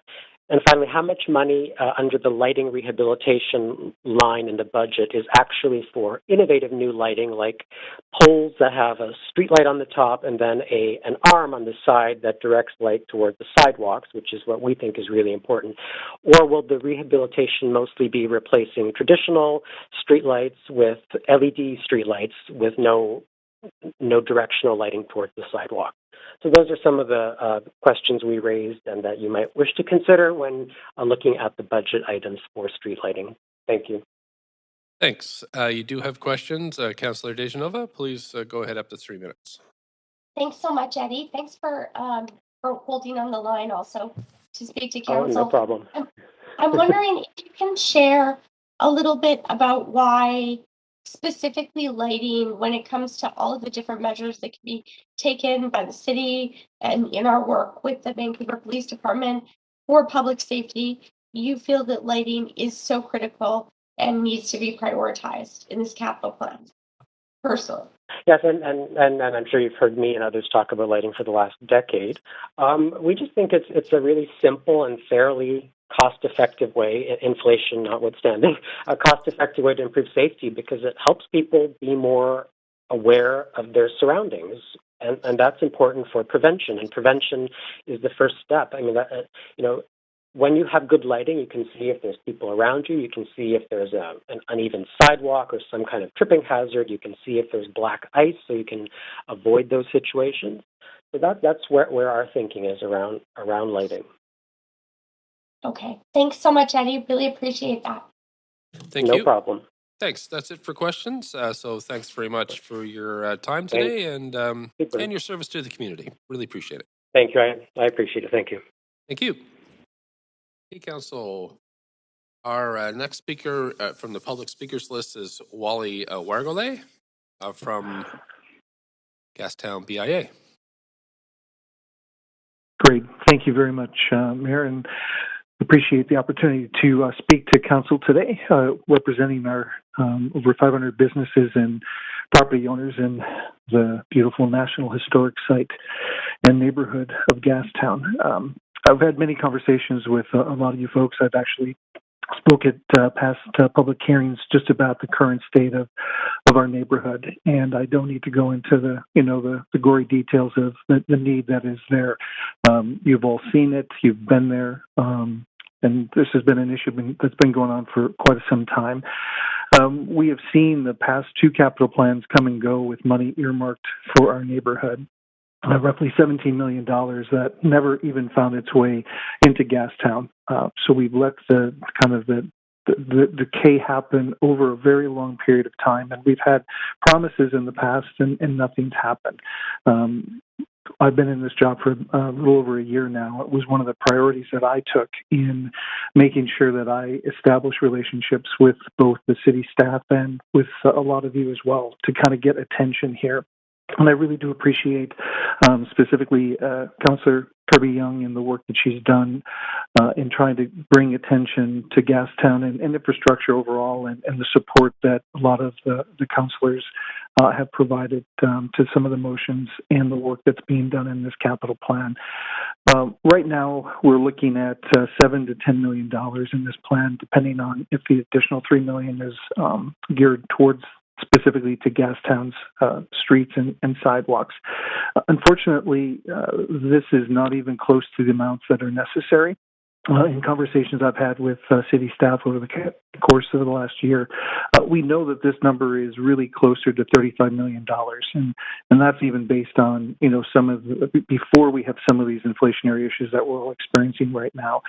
So I really do encourage you all to step back and identify that this is a neighborhood worth investing in. I won't go further into this other than to leave you with a story of three businesses that were destroyed not too many months ago, and the work that we have done to bring three of those back into our neighborhood, all of them making investments in Gastown to thrive and survive in our neighborhood. They're making an economic contribution in our neighborhood. And I'm asking that you all take that seriously and see the work that's done there, and that you also then support the work that needs to get done in Gastown, and we find the funding for it. And then finally, I can guarantee you that our members and even some of the residents that I've talked to are going to be fast and strong if this work does not happen. I know this council may or may not be in those chairs come when this work happens in the next 4 years, but we will fight to make sure that that money that you're earmarking now and is set aside does actually get invested in our neighborhood. It's important, and we must do that. So I'll leave it at that. Thank you so much. Councillor Kirby-Young has questions for you. Yeah, thanks, Mayor, and thanks, Wally, for coming to speak. I only have 3 minutes, so I have two questions for you. And the first one is, what is the real impact? I mean, you referred to gory details of the continued degradation of Chinatown. If you feel that we can't increase the allocation, and I know that that's the discussion today, is to increase that allocation from 7 to 10, which my understanding is would start the initial kind of restoration work around Blood Alley, Maple Tree Square, some immediate sidewalk work, but not the broader Water Street project. But what's the impact of letting this continue to degrade and deteriorate? I think it's wide and broad. I think it's just the impact that it has on tourism. I've heard many folks that I've been on the streets over the course of the last few weeks, and the good news is people are coming back and visiting our city and our neighborhood, but they're all kind of shocked that they see this, what's called a National Historic Site, not being treated very well. And there's a possible of losing tourism. People may not want to visit a neighborhood that's not being taken care of. There are also folks who are making investments in the neighborhood and want to see that the city cares about that. There's also safety concerns, right? We talk about accessibility as something that the city cares about, but yet you see the sidewalks in our neighborhood not being taken care of, holes in them, bricks not being replaced, Water Street not being able to be, passable without potentially running your vehicles or your bikes falling off a bike. I've seen that happen. So I think that, it seems like a simple thing, but the impacts really are from public safety to economic development to just enjoyment. I think that's really where we need to focus, and just making this investment here will solve some of those things. Okay, so car damage, people falling off bikes, any pedestrian issues that you're aware of with respects to safety? 100%. We just talked to a member just last week about someone who tripped in a spot where there was no bricks and fell, scraped, and they gave them Band-Aids to help them. So it's happening constantly. Okay, and in terms of your membership, because you represent all the businesses in Gastown, and I know that you go through pretty ongoing communication with your membership, where does this rank for the businesses in terms of the issues in Gastown? I mean, it's a top 3 issue, and it may even be the top 1, just because, like I said, we've been promised changes and investments for such a long time that have not happened, and folks are just, I think they're frustrated and they're losing their patience, and so it is a top priority for our neighborhood, no question about that. Okay, thanks, Wally. That's my time. Appreciate you speaking. Thank you. Thanks so much. There are no other questions for you, so just want to thank you for calling in today, participating, and your service to the community. Thanks so much. Thank you. Thanks. Next in-person speaker is Donna Spencer. Thanks so much for being patient. I know we just missed you before the break, but I appreciate you staying. You have up to thank you very much. I didn't mind being patient. I actually learned a lot about how the city runs and a lot more about budgeting, for sure. Anyway, my name is Donna Spencer. I'm the artistic producer for the Fire Hall Theatre Society, and I'm here to speak on behalf of the Society's board, our staff, all of the artists, and the countless numbers of audiences that come to the Fire Hall, and all of those people that we employ. I'm speaking in support of the inclusion of the Fire Hall in the city's draft capital plan to address the needed retrofit, the upgrade, and physical accessibility needs of the center. These have been included in the draft plan, and I'm happy to see that. These are very long overdue, and the heritage building itself is aging very quickly. The building has served the city very well, first as a fire station, and then since 1981 as a hub of artistic activity. And at 116 years old, the building, as I understand it, is the oldest active public city-owned space in the city, and it's needing a lot more than just a little tender loving care. Located on the unceded and traditional territories of the Musqueam, Tsleil-Waututh, and Squamish nations, it has been a gathering place for Indigenous people for thousands of years. Tumcumaway was a place where Indigenous people gathered under the maple trees and to sing and dance and share stories and eat and fish and have a good time. So it seems now that it's very fitting that the Fire Hall is a place where we gather to tell Indigenous stories and stories of all the culturally diverse people in the city. We dance, we sing, and we carry on, and it's open to Vancouver's culturally, economically, and gender diverse communities. The Heart of the City Festival, Powell Street Festival, Talking Stick Festival, Dancing on the Edge Festival, Music in the Courtyard, and a full season of culturally inclusive theater dance brings and brought, prior to COVID, I should say, about 250 events into the facility and 30,000 people annually. But the problems of the physical accessibility and the non-industry standard dressing rooms and washrooms, the health and safety issues, the seepage, water seepage, windows that don't close are now increasing, and it's becoming a degradation into the whole space. At a recent sold-out performance of White Noise, which was co-produced with Savage Society, and a piece that was about truth and reconciliation, many of the elders had to enter the building through the side door because they could not climb up the stairs and down the stairs to get back into the theater. Many of them that came in wheelchairs, some of the chairs did not fit, so we had to transfer them into chairs to move them into the center. And then when they wanted to go to the washroom, they had to cross the stage, go down a narrow corridor, around a corner, and into a washroom that is hardly accessible. Anyway, what we want to do is change this. We want to make change so that we can reflect what this city is saying it wants to be. Artists have been denied access to the physical, but because of the physical inadequacies of the center. One of the dancers from one of the spaces that creates dance for those in wheelchairs got stuck in the wheelchair in the dressing room doorway because she could not get through. So therefore, she could not perform that night when she was supposed to. Recently, one of the playwrights who is in a wheelchair, he had to stay on the stage there because he could not get into the mezzanine where we were having a reception. So of course we moved the reception down into the theater. He could not rehearse in the space upstairs because we don't have an elevator. So those are things that we need to address. And I really do believe that it's time. As a Vancouver taxpayer, which I don't mind paying, I'm very proud of what our city's trying to do. I'm proud of how we're working towards truth and reconciliation. I'm proud of how we're trying to work towards decolonization and inclusion. And I'm very proud of what the Fire Hall's role has been in making that happen from an artistic perspective. We are recognized nationally for our work, and we will continue to work on all of those things that the city, I believe, believes in. However, I am not very proud of what has to happen when I bring people into the center and they can't access it. It doesn't reflect what your goals are as a city. It doesn't reflect what my goals are, and frankly, I find it quite embarrassing. So for those of you who have been to the Fire Hall, it's obvious that this work needs to be done now. I understand budgets. I really do. You don't survive in the arts unless you understand budgets, and you certainly don't sustain yourself in an arts center in the downtown east side at these times. The times are challenging, and we are rising to meet them. And I know you as city council and staff are trying to make the best of the money you have. I know it's not limited, but I remain confused by why this much needed work continues to be pushed back. We started this discussion in 2009.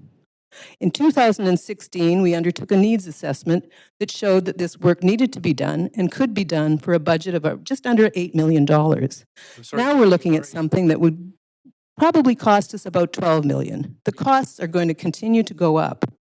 The building is going to continue to depreciate, and eventually it will not be able to be a performing arts center. Thanks so much. You have hit your 5 minutes, but you do have Councillor Boyle with questions for up to 3 minutes. Thank you. Thank you so much for coming to speak and for all of this work. Donna, I'm wondering if you can give us a bit more of a sense of what these planning funds will allow you to do in terms of continuing important operations and preparing all the needed changes that you outlined. I think the planning funds will help us do the detailed work that we need to do. The biggest challenge is that until we have a buy-in from the city towards this work, we can't fundraise through other levels of government. There's no way to access additional funds, but the $700,000 that is allotted will get us to the stage that we can actually start working on the work. If there is an additional $4 million from the city, which we would be very grateful for, we will go forward immediately to the Department of Canadian Heritage, to the province of BC. We'll start looking at foundation work. We're ready to go, and the center really does need attention. Yeah, absolutely. Okay, well, I'll ask staff also about how else we can sort of reflect that commitment going forward in a way that's useful for that other funding. But you answered all of the other questions that I had, so I'll leave it there. Thank you. Thanks so much. That's it for questions. I do appreciate your service to the community and coming in today. Thanks very much, and thanks for working so hard on behalf of us. Thank you. Okay, Council, we're on to the next speaker, who is Jolene Timko, speaker number 3. I'm here. Can you hear me? You can, up to 5 minutes, please. Thank you. Good afternoon. So my name is Jolene Timko, and I am a Vancouver resident. I support City Council in not recommending funding for the Mount Pleasant Park pool. I am therefore opposed to the Park Board amendment directing staff to explore the reallocation of $11.5 million to plan, design, and build the pool, a move which Commissioner Dumont called reckless governance. I've been a resident and homeowner in Mount Pleasant for 14 years. I've lived within 4 blocks of Mount Pleasant Park for all of these. I have 2 children and estimate that I am in or around the park 268 days of the year, in part due to our lack of a backyard. There seems to be an impression that residents of Mount Pleasant are aware of and generally supportive of the proposed pool. This is wrong. Awareness is very low and there is much opposition. So in the spirit of raising awareness, a petition was launched just over a month ago and now has almost 1,300 signatures of people opposed to the pool. Indeed, Chair McKinnon acknowledged on Monday evening that during engagement around the capital plan, their board received more correspondence from people opposed to the pool than those in favor. They then ignored these engagement findings in outlining their amendment. Our community has grown and changed and will continue to do so. A dogmatic reliance on old engagement results is for a community that no longer exists and does not represent the Mount Pleasant of today. As a professional social scientist who has worked in community engagement for 15 years, I assure you that trying to use engagement data collected years, if not a decade ago, to represent current sentiments does not stand up to the scrutiny and best practices of engagement. So many people spend time in Mount Pleasant Park, and the reasons they do so are not going away. More people will continue to live in apartments. Many people will continue to value the health and well-being they experience from being in nature. In their own words, people signed the petition because, quote, the park is the perfect backyard for the entire community. The park is a necessary green space to those living in small apartments. The pool at Hillcrest is accessible, and there are plenty of bigger parks close by where a pool would make sense. On this last point, size matters for parks with outdoor pools. New Brighton is about 10 times larger, Hillcrest nearly 7 times, and Maple Grove about 4 times larger than Mount Pleasant Park. So much has changed in our neighborhood in the past decade also that makes Mount Pleasant Park the wrong location for an outdoor pool now. The pool directly conflicts with Van Play's goal number 2 regarding preserving existing green spaces, recognizing Mount Pleasant as a low green space neighborhood. We have more new traffic calming measures, including the expanded Ontario Greenway restricting traffic at the park. All parking spaces in the park's tiny, small lot are reserved for VSB and Our House Child Care Center only. The densification of the Canby Corridor, Olympic Village, of course the Broadway plan. There's now a skate park, larger playground, community garden, and basketball court, which did not exist when the former pool was in place. And climate change. Given changes that have arrived in our neighborhood, the densification that is still to come, these green spaces with tree cover that are offered by parks like Mount Pleasant will be in even higher demand than they are now. A poorly situated, standalone $20 million pool is an unwise investment when there are much-needed upgrades to aging community facilities, including existing outdoor pools, amidst a huge funding shortfall. Compared to the other speakers I've heard today, I'm a bit embarrassed, frankly, that this pool is even being considered when there are so many more important issues.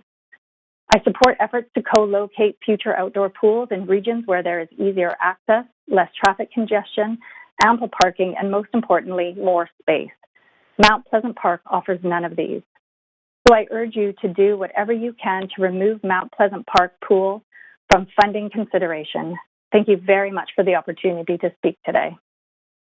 Thank you for your time today. You do have questions. Councillor Kirby-Yung, up to 3 minutes. Yeah, thank you for speaking, Council. A couple of follow-up questions. You mentioned in terms of looking at the current context and the densification.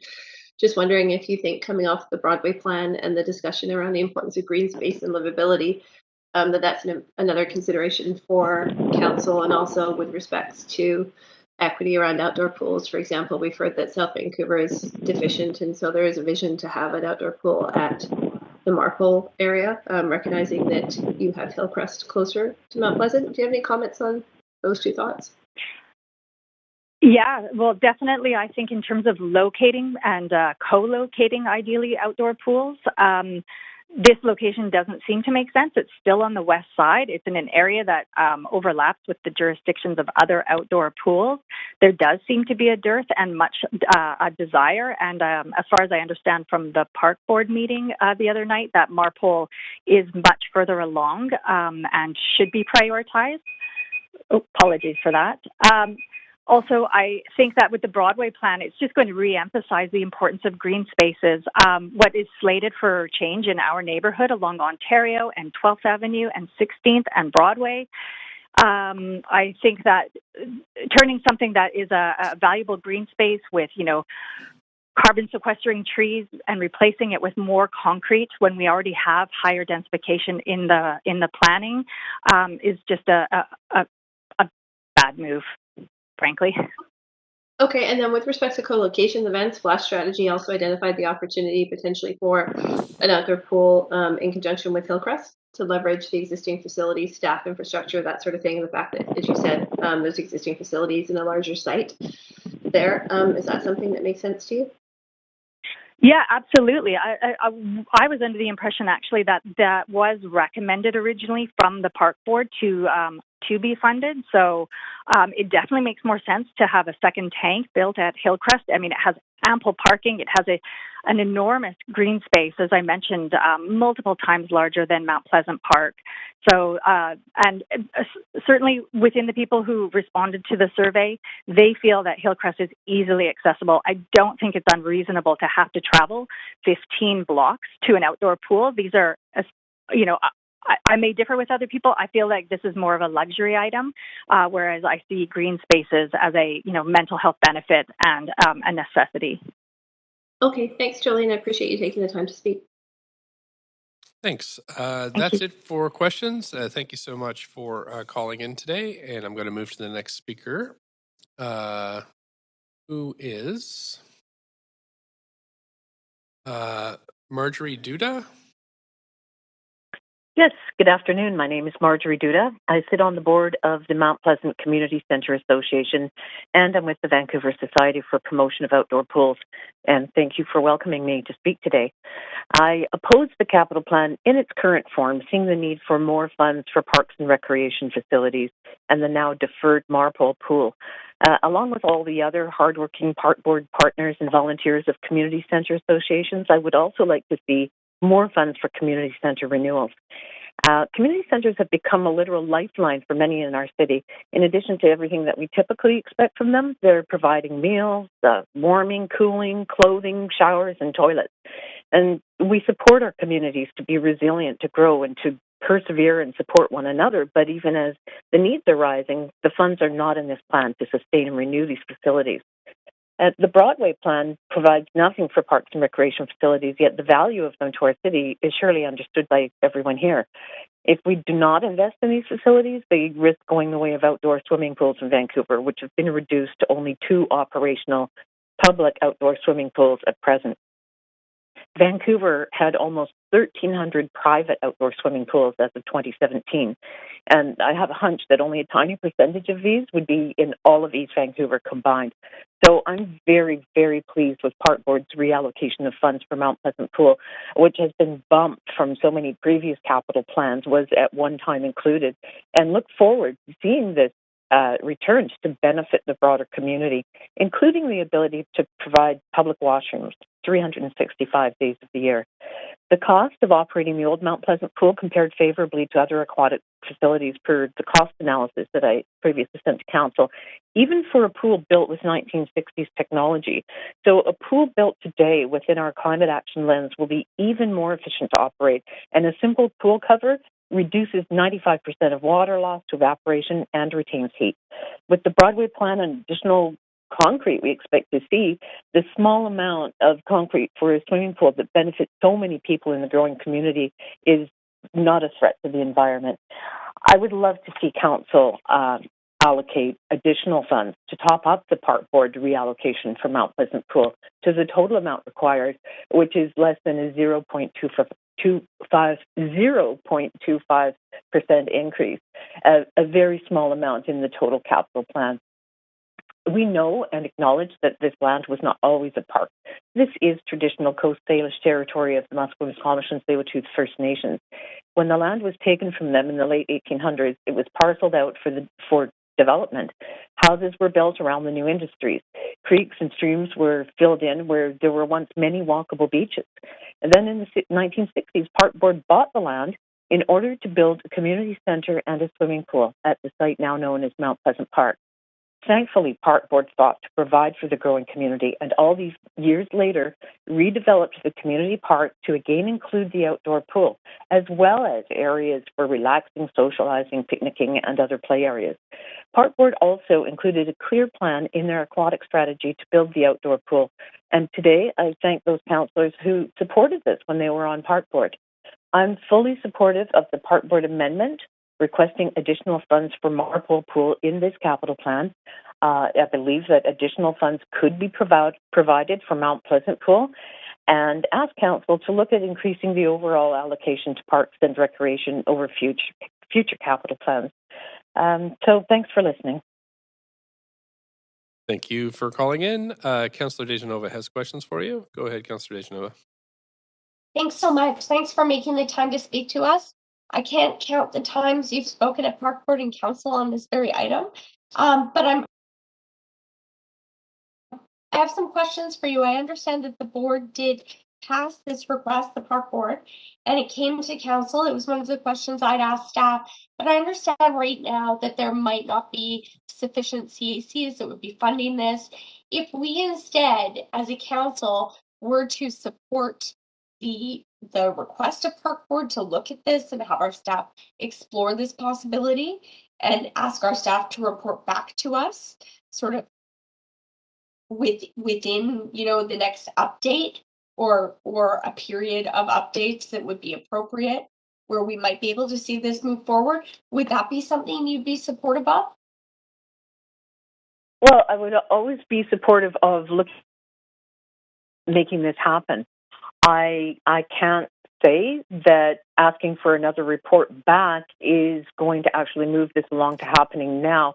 I think that the Park Board reallocation of funds essentially it directs staff to find the money and make this happen in this capital plan, and any additional monies that could come forward from council, from what you're suggesting, of course, would be more than welcome. I think starting to look at other opportunities and other pools and digging up and building bigger here or there, we'll be looking at so many years ahead. And, right now we're kind of at a critical point with our shortage of outdoor swimming pools. I understand.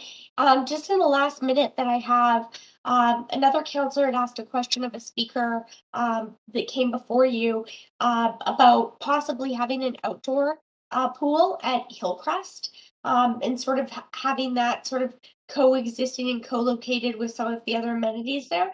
Is that sufficient for you and your supporters and the people in Mount Pleasant neighborhood?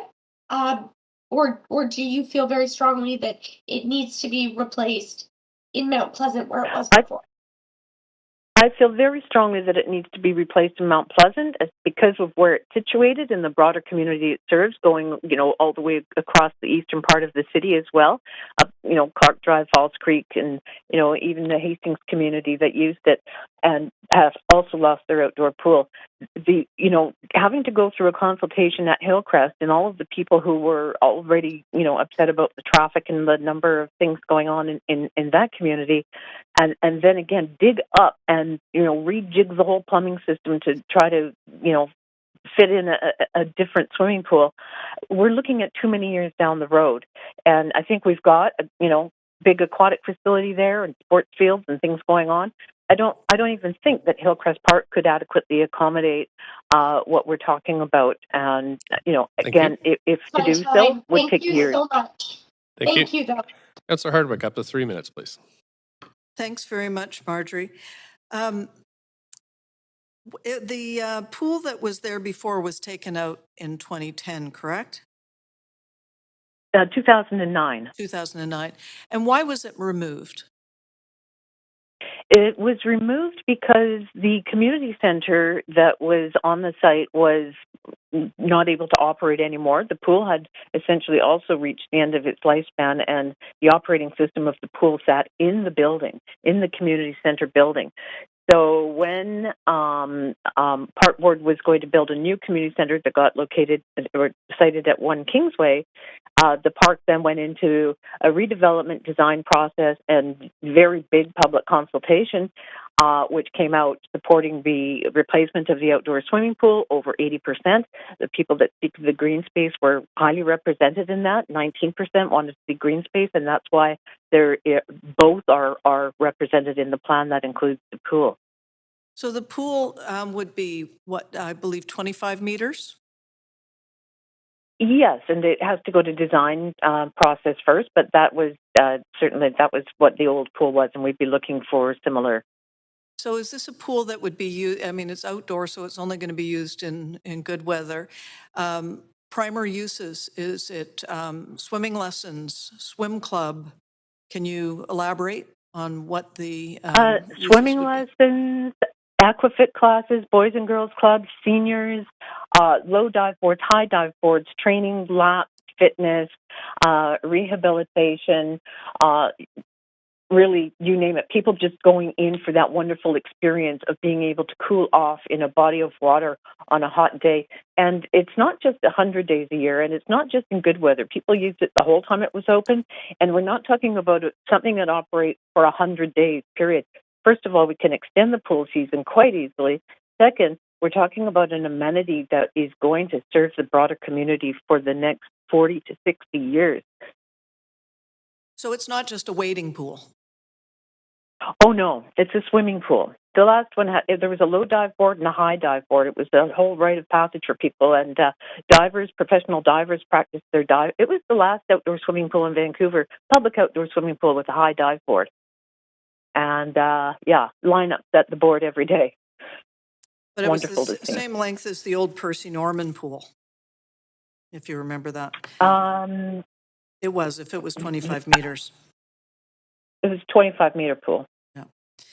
Okay, and so it was removed because a combination of things of closing of the old Mount Pleasant Community Center and end of life. Correct. Great, thank you very much. Appreciate it. Thank you. Thank you. That's it for questions for you. Thanks so much for calling in and sharing your thoughts with us on the capital plan. I'm going to Thank you. Thanks. I'm going to move to the next speaker, who is Jason McGarry, speaker number 5. Hello, do you have me? Can you hear me? Yep, sure can. Up to 5 minutes. Please go ahead. Okay. My name is Jason McGarry. I live in Vancouver. I am past president, current vice president, and treasurer of Hastings Community Association. I sit on the community association group at the PNE as well. I'm a PAC member at my local children's school, and I'm an APG member, all presidents group member for the community centers. Aside from that, I'm just an ordinary, average citizen that cares about Vancouver, and I'm deeply passionate and concerned about my immediate community of Hastings Sunrise. I'm not a politician or a professional speaker by any stretch. I do wear a lens and bias towards making my community safe, accessible, engaging, barrier-free, and to help promote good physical and mental health. I ask Council to remove their lens and political party bias and vote unanimously to amend and approve this capital plan to add funding to renew 3 community centers. It truly is an altruistic act. Within the draft capital plan discussion guide sent out to citizens of Vancouver, proposed investments within the 2023-2026 capital plans are guided by the following priorities. So when you hear these put into there, how a community center, new community center renewal would fit. Renew and upgrade aging community public safety and civic facilities to strengthen community resilience and business continuity. 1, preserve and create affordable housing and childcare to attract and retain our workforce and grow our economy. If you add housing to low-income housing to a community center, that would fit that bill too. Plus, we could expand childcare and add a senior center.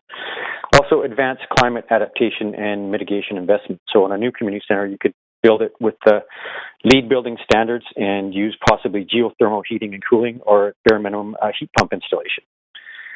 And as far as funding, you could use the city contributions, development contributions, and partner contributions, which is, to me, a trifecta of contributions.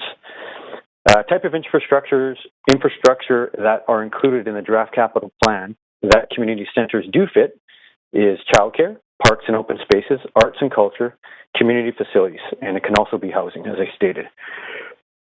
If you look at page 16 of the capital plan proposed investment by funding source, I looked at all those numbers and it only added up to 96%. So I see 4% left over for community center renewals, potentially. Between April 28th and May 29th, the city engaged residents and business owners in Vancouver to hear their views on this draft. Of that, there was 3,650 responses. There was strong support for renewing aging infrastructure at 85%. Building new and expanding infrastructure and amenities, over 75%. Adapting and evolving existing infrastructure, that was over 80%. Advocate and pursue federal and provincial funding, 85%. Key objectives in here was to maintain the city's critical infrastructure and amenities in an appropriate state of repair. Optimize the city's network of infrastructure and amenities to address equity, support, growth, and economic development. Hastings Community Centre offers equity, diversity, and inclusion. It serves everyone, including the marginalized and patrons that face economic and social barriers that are underserved. And many of our patrons, English is their second language, so they have barriers there as well.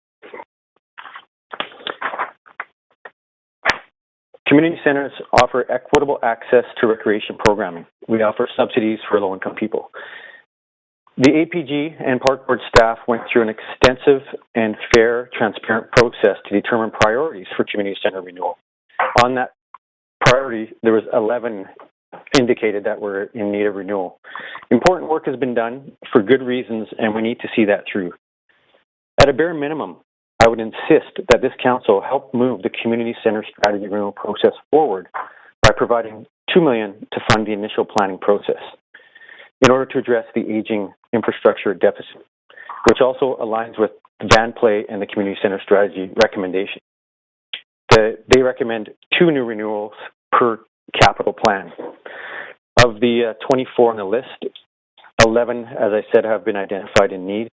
If only 2 make it on each capital plan every 4 years, it'll be 2050 before the top 11 are renewed. So I share my sentiments with the Renfrew president, Albert Lee, who spoke passionately before, and hope and implore that some funding is found for this. Thank you so much. That's the 5 minutes. Do want to thank you for calling in today and your service to the community. I am going to move on to the next speaker, number 6, Sabrina Tor. Hi, thank you. Thank you, Mayor and Council and city staff members for your time and dedication to the city. My name is Sabrina Tor. I am a lifelong Vancouver resident, and I would like to state my opposition to the amendments made by the Parks Board on Monday to have staff look to reallocate funds from the capital budget to fund an outdoor pool in Mount Pleasant Park. The board openly acknowledged the great opposition to an outdoor pool in the park and even noted that the opposition may have surpassed the support at this point, but they failed to listen to what the community is saying. Taking funds from areas that the city staff have deemed important is, in fact, as Commissioner Dumont noted, reckless governance. The board needs to be held accountable and needs to address more pressing matters, such as putting more money towards upgrading facilities that are approaching the point of no repair, washroom facilities in parks across the city, and upgrading fields to allow for optimal utilization. With a laundry list of items we need funding for, an outdoor pool in Mount Pleasant Park should be the last on the minds of the Parks Board. I urge the Council to direct the Parks Board to listen to the people of the neighborhood and the city and to stop pushing their own personal agendas. I will end by saying that plans are things that change, and change shows growth. So it's okay for us to say that plans we made 15 years ago just don't make sense today. Thank you for your time. Thank you. There's no questions for you, so I'm going to move to the next speaker, who's Stephen Roberts. Thank you for waiting so patiently. 5 minutes. Thanks very much. No problem at all. Mayor, councillors, ladies and gentlemen, members of the city staff. As you all know, capital plan is an important foundation for setting out our municipal priorities for the years to come. It lays out our expectations and our finance needs that will allow for the city to meet the needs of its residents in the years ahead. It is an essential and efficient to the operations of the city over the longer term. And I would commend staff here today for the detailed plan they've presented to council. Of course, capital plans are subject to change as circumstances change. They have to be flexible to allow for things such as the unexpected largesse of one or more levels of senior government, and flexible enough to allow a response to things such as changing economic circumstances that create hardship for the city's residents. They also set the tone and the direction for civic spending over the 4 years covered and perhaps beyond. My comments today are on the composition of this plan that we see before us. I would like to note first on the expenditure side that despite a 26% overall increase from the last capital plan, and despite an increase in the renewal funding to address Vancouver's infrastructure deficit, we still have a significant deficit that has to be addressed. Yet this new 2023-2026 plan anticipates new amenities and infrastructure, additional housing and childcare, and significant climate action spending. Whereas most of us believe these to be laudable initiatives, they are not our core city services and are better dealt with by senior levels of government. We saw from your very own survey this morning in the staff's notes that over 90% of people would like to see the provincial and federal governments step up to their responsibilities on housing. We also saw that 90% of the people were not necessarily in favor of adding more amenities that would, of course, cause more expenses over time for the city's residents. Does it make sense to continue down this path when our own house is not in order, continue to expand the scope and the spending template for civic government? On the revenue composition side of the capital plan, I would begin my comments by looking at the city of Hong Kong. And I'd like to refer you to an essay from the Carnegie Endowment from June 2011, titled Hong Kong's Land Policy by Alice Poon, who worked in property development in Hong Kong and also authored a book called Land and the Ruling Class in Hong Kong. While Hong Kong and Vancouver are not the same place, they do share quite a number of similarities. Both, unfortunately, are renowned for their high property prices. Hong Kong's are stratospheric and not something we should be aspiring to here in Vancouver. In Hong Kong, the government controls the supply of land and sells it to bidding developers. It charges a land premium on the site, depending on what the developer will be building. There are clear parallels here with our own Vancouver rezoning policies and DCLs and CACs. The two cities are also similar in their approach to civic budgeting, using this land base to raise money through sales, leases of government land, land premiums, and developer contributions, which, according to the essayist Ms. Poon, and I quote, when coupled with an addiction to earmarking proceeds from land sales and lease modifications specifically for infrastructure investments, seems to have created a Gordian knot situation for the government, end quote. Between 1970 and 1996, land revenue in Hong Kong, a jurisdiction that also has the tools of corporate and personal taxes at its disposal, accounted for 33% of annual government budget revenue. Adding in taxes on property developers and mortgage portfolio profits, this number jumps to 45%. Interestingly, in the capital plan before us today, the very narrow development contributions in cash and in kind that we see in the plan account for about 45% of the overall number.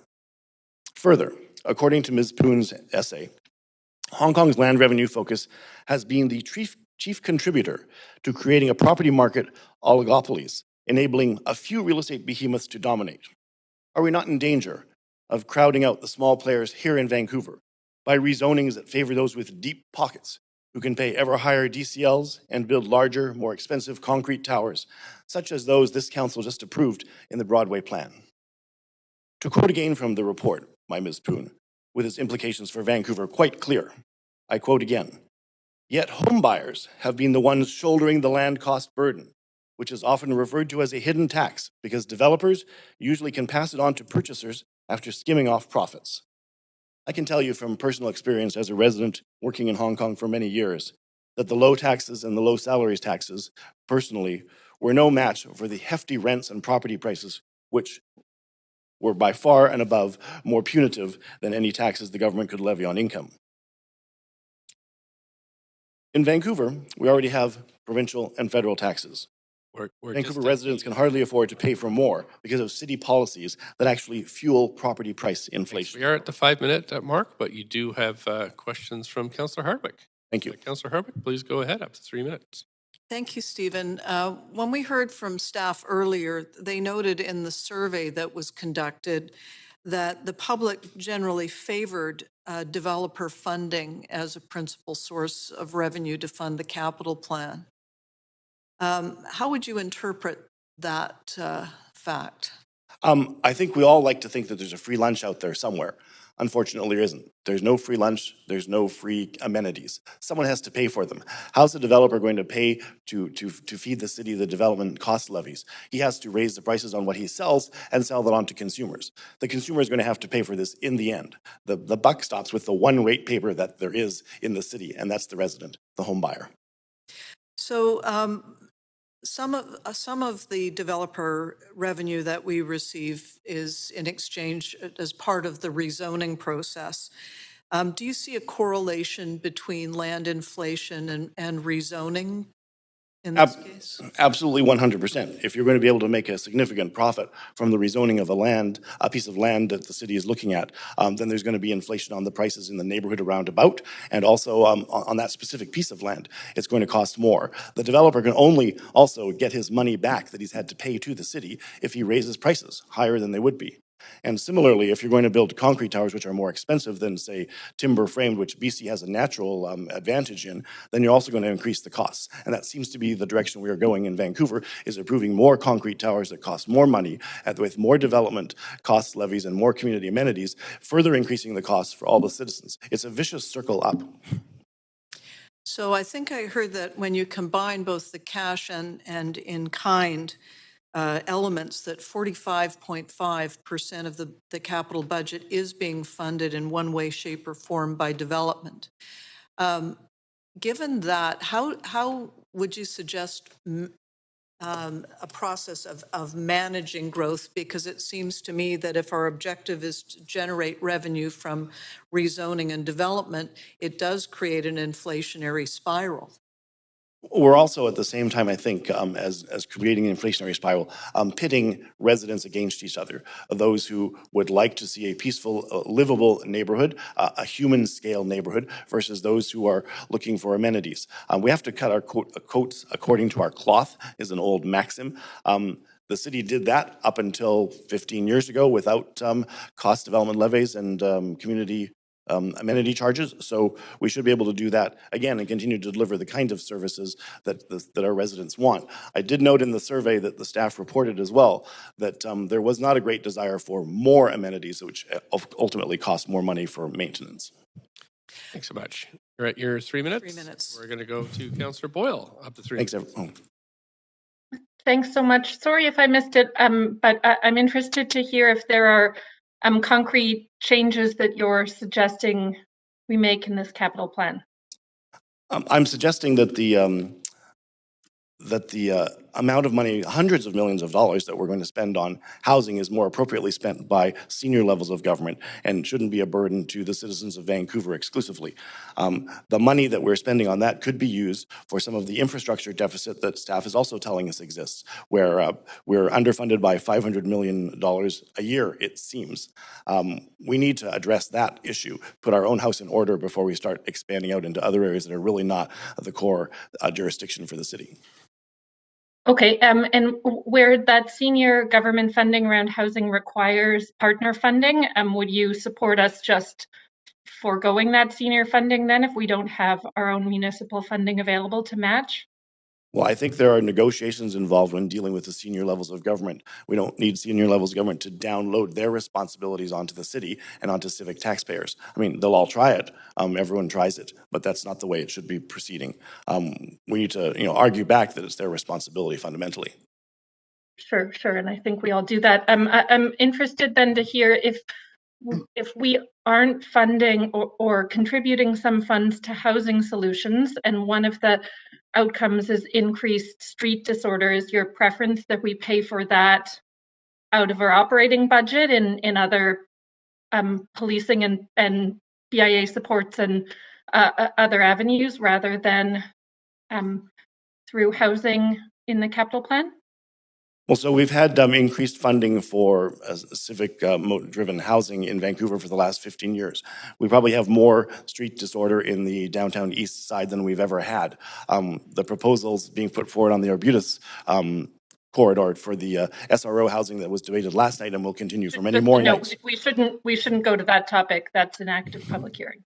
It's an active topic, but it's also relevant. People are unhappy with that approach. Okay, I will leave it there. Thank you. Thanks very much, Councillor Boyle. Councillor Kirby-Young has questions for you. Councillor Kirby-Young. Yeah, thank you. Stephen, you seem to suggest that of the $617 million that's allocated in the plan that we could potentially take half, $500 million or $500 million and reallocate it to other priorities. But the majority of that money for housing is from in-kind. I think 2/3 of it, at least. Majority is from in-kind housing delivery of turnkey units or contribution. So it's not that it's cash in the bank per se. It's actually only 1/6 of that $617 million is city funding, and usually coming through the provision of city land. So I'm wondering why you didn't make note of that in your presentation. Well, in-kind contributions are still a cost to the citizens of Vancouver. It's not free money just raining down on us.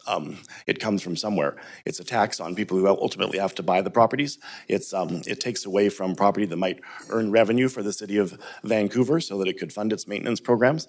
It's not just free money. So you would rather, just to be clear then, just clarify that point, you would rather that we didn't take the in-kind affordable housing and that we just took cash. We didn't take affordable housing, even though that we're hearing that housing is the number one priority from people, and the city should use its levers and tools to do that without directly spending property taxes per se.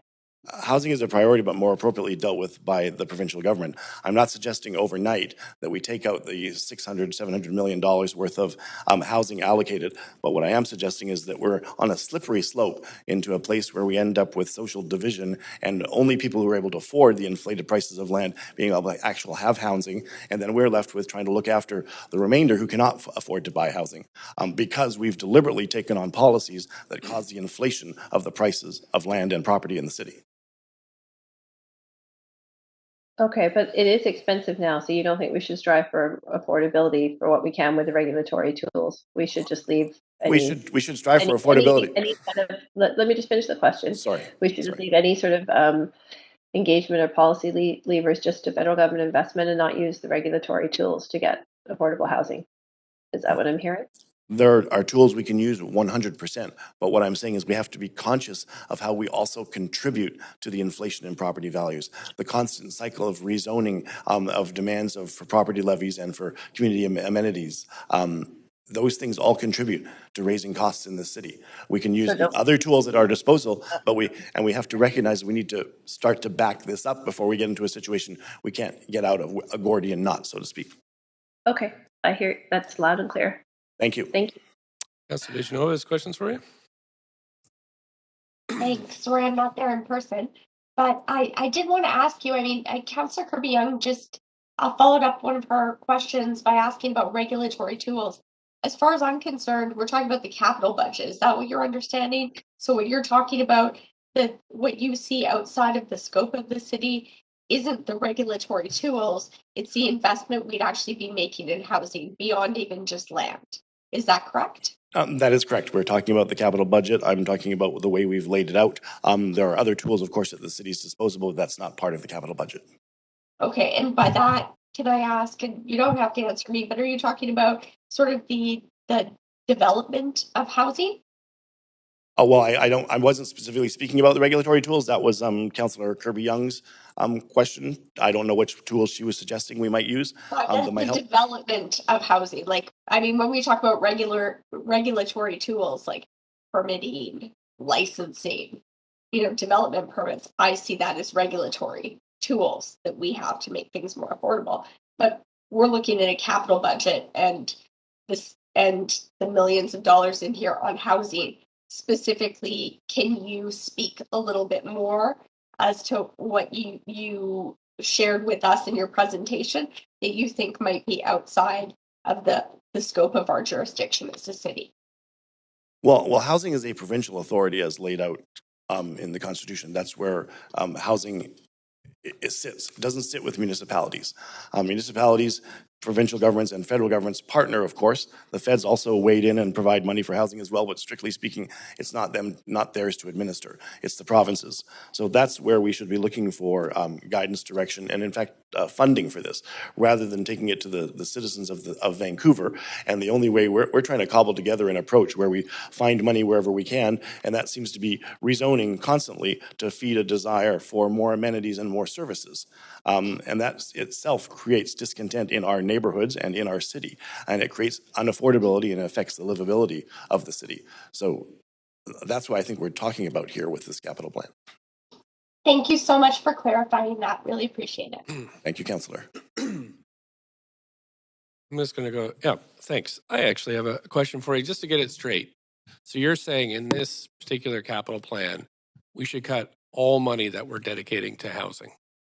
I did not say that we should cut all of it, but the last part of my comments were that we have to pass a capital plan. We need to be able to go to the electorate and look for plebiscite funding to fund the 20% that is going to be debt. So I didn't say that we should cut all of that out and completely redo this plan today. How much should we cut of it? You might want to start with 20% or something like that. See how that works for you. We should reduce our spending on housing by 20%. That's what you're suggesting we should do. I'm suggesting we should look at that. You should look at those options, and then you wouldn't have the same need for development amenities, development costs surveys. I mean, we're on a slippery slope here. We're going to a place where we're going to be constantly having to ask developers for money, and it's not developers who are ultimately going to pay for that. It's the citizens, the residents of Vancouver who wish to buy a home. So just adding housing to your budget actually makes it less affordable for the average resident of Vancouver. And so your solution is not to do that?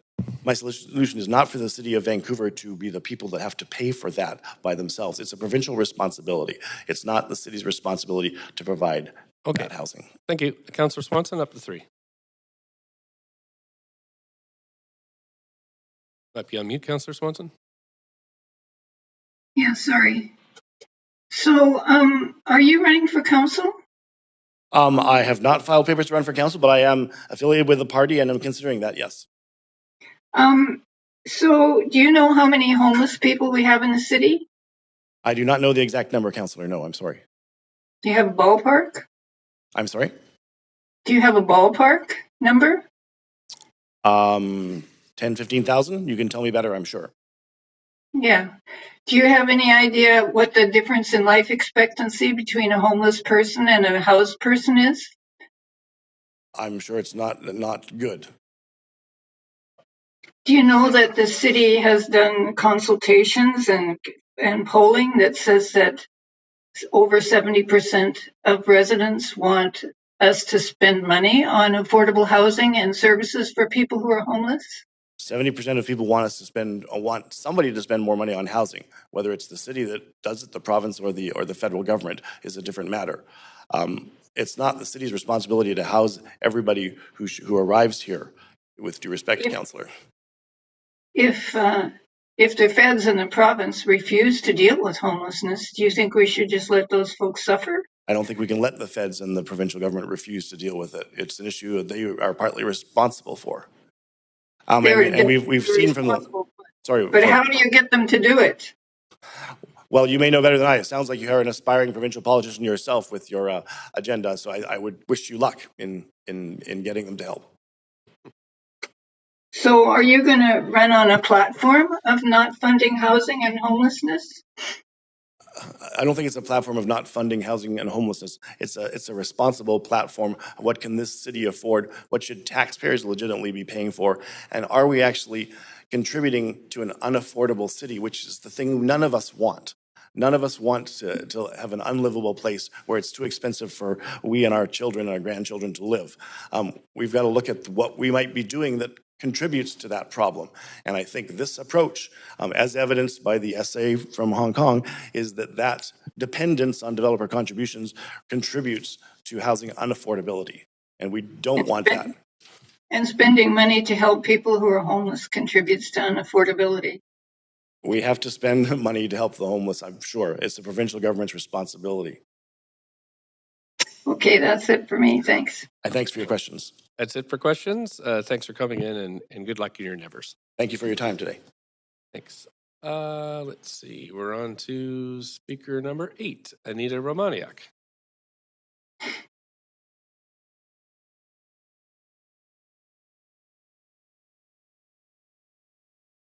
Speaker number Now, 8. can you hear me? Oh, sure can. Yep. Please go ahead. Up to 5 minutes. Okay. Take a speakerphone off. Okay. Hopefully you can hear me now. I am past president of Mount Pleasant Community Center Association, and as such, I participated in the CCA renewal, the Community Center renewal program as one of the CCA reps. And we came up together with Park Board with a list of 11 community centers that desperately need renewal with a timeline of 30 years. And none of them are on this capital plan. I mean, I think you as councillors have heard about this, and I'm sure you probably agree with us that this is not going to get us to where we need to be to cope with both growth and deteriorating infrastructure. One deteriorated infrastructure, not a community center, but a pool, just almost collapsed a few months ago. So we know what neglecting infrastructure renewal can get you. I know you're pursuing alternate sources of funding. Please pursue everything you can. It doesn't make sense to me that if you build a new community center to replace one that's inadequate, you are building it for growth. So why doesn't it qualify for DCL funding just because it's replacing an old center or, at least renewing it? So there's that. There's bringing in a progressive property tax, and as a taxpayer, I support that. And also just generally seeking funds from the federal governments. CCAs as nonprofits, that's community center associations, if you haven't heard that one before, as nonprofits can support you in your efforts to get federal and provincial money. So let us know if you want us to help lobby along with you, because we are so desperate to renew our community centers. We will support you. I would like to address the 2 motions passed by Park Board on Monday night. I support, as a member of Vancouver Society for Promotion of Outdoor Pools, Marpol's pool getting funding within this capital plan and not the next one. There was some suggestion that they might qualify for DCLs in the near future rather than after 4 years, and any other funds you might be able to find for their pool. South Vancouver is short of pools, and in climate change causing this weird weather, especially the heat domes, they really need one in that part of the city. I support building Mount Pleasant Pool as soon as possible, so I also support that motion. Swimming, I am a senior, and swimming is something I can do even though I have arthritis in my knee and upper hips, and it's also good for mental health. I mean, at a different part of my life when I was a student, I went swimming in the morning before my MBA classes, and one of my professors noted that when I went swimming before classes, as opposed to days when I didn't, that I was much more alert and participating in discussions and whatnot. And I'm sure that as a senior, it will help keep my mental health as well. And that is by far the closest pool to where I live. And I know from fellow board members on the Mount Pleasant Community Center Association that it's the people on the east side of Mount Pleasant that really appreciated that pool, because to get to Hillcrest from the northeast part of Mount Pleasant is a long way. The closest other pool to them is probably Britannia, but that doesn't have an outdoor pool. Maybe when Britannia is renewed, they will have, but as I'm sure you all know, Britannia is still in the planning stages. Mount Pleasant Pool can be built now, and I am all in favor of, it said 30% of the green space Thank you. might have to go, but I think with design it can be less than 30% because you can shift things around. Thanks so much. And, you're at your 5 minutes, but Councillor Swanson. Okay, thank you. I couldn't hear you the first time. Oh, sorry, that's you no sound problem. very faint. Well, Thank you. I was just trying to give you a little nudge there, but Councillor Swanson has questions for you. Hi, Anita. Thanks for coming in or phoning in. Yeah. It's a really hard job because there's so many things that are really excellent to fund, like arts and culture things, community facilities, sewers, housing. There's so many things that we desperately need. And I was really pleased to hear you say that we need a progressive property tax. But given that we don't have that at this point, would you be into paying higher regressive property taxes to fund some of this stuff? Well, I personally would, yes. I obviously can't speak for everybody else, but this year I hit the over $3 million value of my property, so I actually am proud to say that I am now paying more property tax because I have now qualified for it, and I benefited greatly from taxpayers funding my higher education, without which myself and my late husband would not have had as much wealth as we do. I wasn't rich. We're not rich, but we are well off. And I would like to give back to the community now that I actually have the money, which I did not when I was growing up. That's nice to hear. And now that you've hit the $3 million mark on your house, you're giving the money to the province, not to us. I thought there was it is going to the province, and I would certainly be in favor of a tax that also went to the city. That, however, I think requires a change from the provincial government, does it not? It requires a change in the charter, at least. Yeah. Thank you for phoning. Thanks. Yeah. Thank you for calling in. That's it for questions for you. Okay. We're going to move on to the next speaker. Councillor, speaker number 10, Avia Lachterman. Speaker number 10. Yes, hello, do you hear me? Sure can. Up to 5 minutes, please. Oh, yes, hello. My name is Aviva Lachterman, and I fully support the Park Board motion of Monday night to reallocate funds for Mount Pleasant Pool and to fully fund Marpole Pool in this capital plan. I also want to see Council allocate funds needed to fully fund the Mount Pleasant Pool.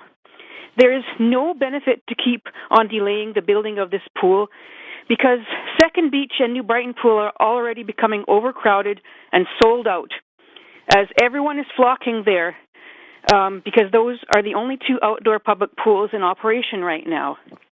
I live in the West End with my young daughter, where the Second Beach pool is our go-to pool. But lately, it has been impossible to access because it has been sold out. We tried going there with a group of her friends from Lord Roberts Elementary School on Monday, waited half an hour in the drop-in line, and were denied access because there was just no room. I am really shocked and heartbroken also that so many of the people opposed to the Mount Pleasant Pool are parents like myself with kids. I would be delighted to even have a small pool in a park close to my residence. To worry about losing green space in a city that is practically a botanical garden is one of the most ridiculous things I've ever heard. It is not an extension of their backyard for the few people that live in the Mount Pleasant Park area oppose it. It's not their backyard. It belongs to everyone in Vancouver. They are already privileged enough to live in such a beautiful area compared to people living in the South Fraser district or Marpole, which doesn't have as much green space. And also, it is not a luxury at all to have outdoor pools, as Ms. Timko and Ms. Tour have implied.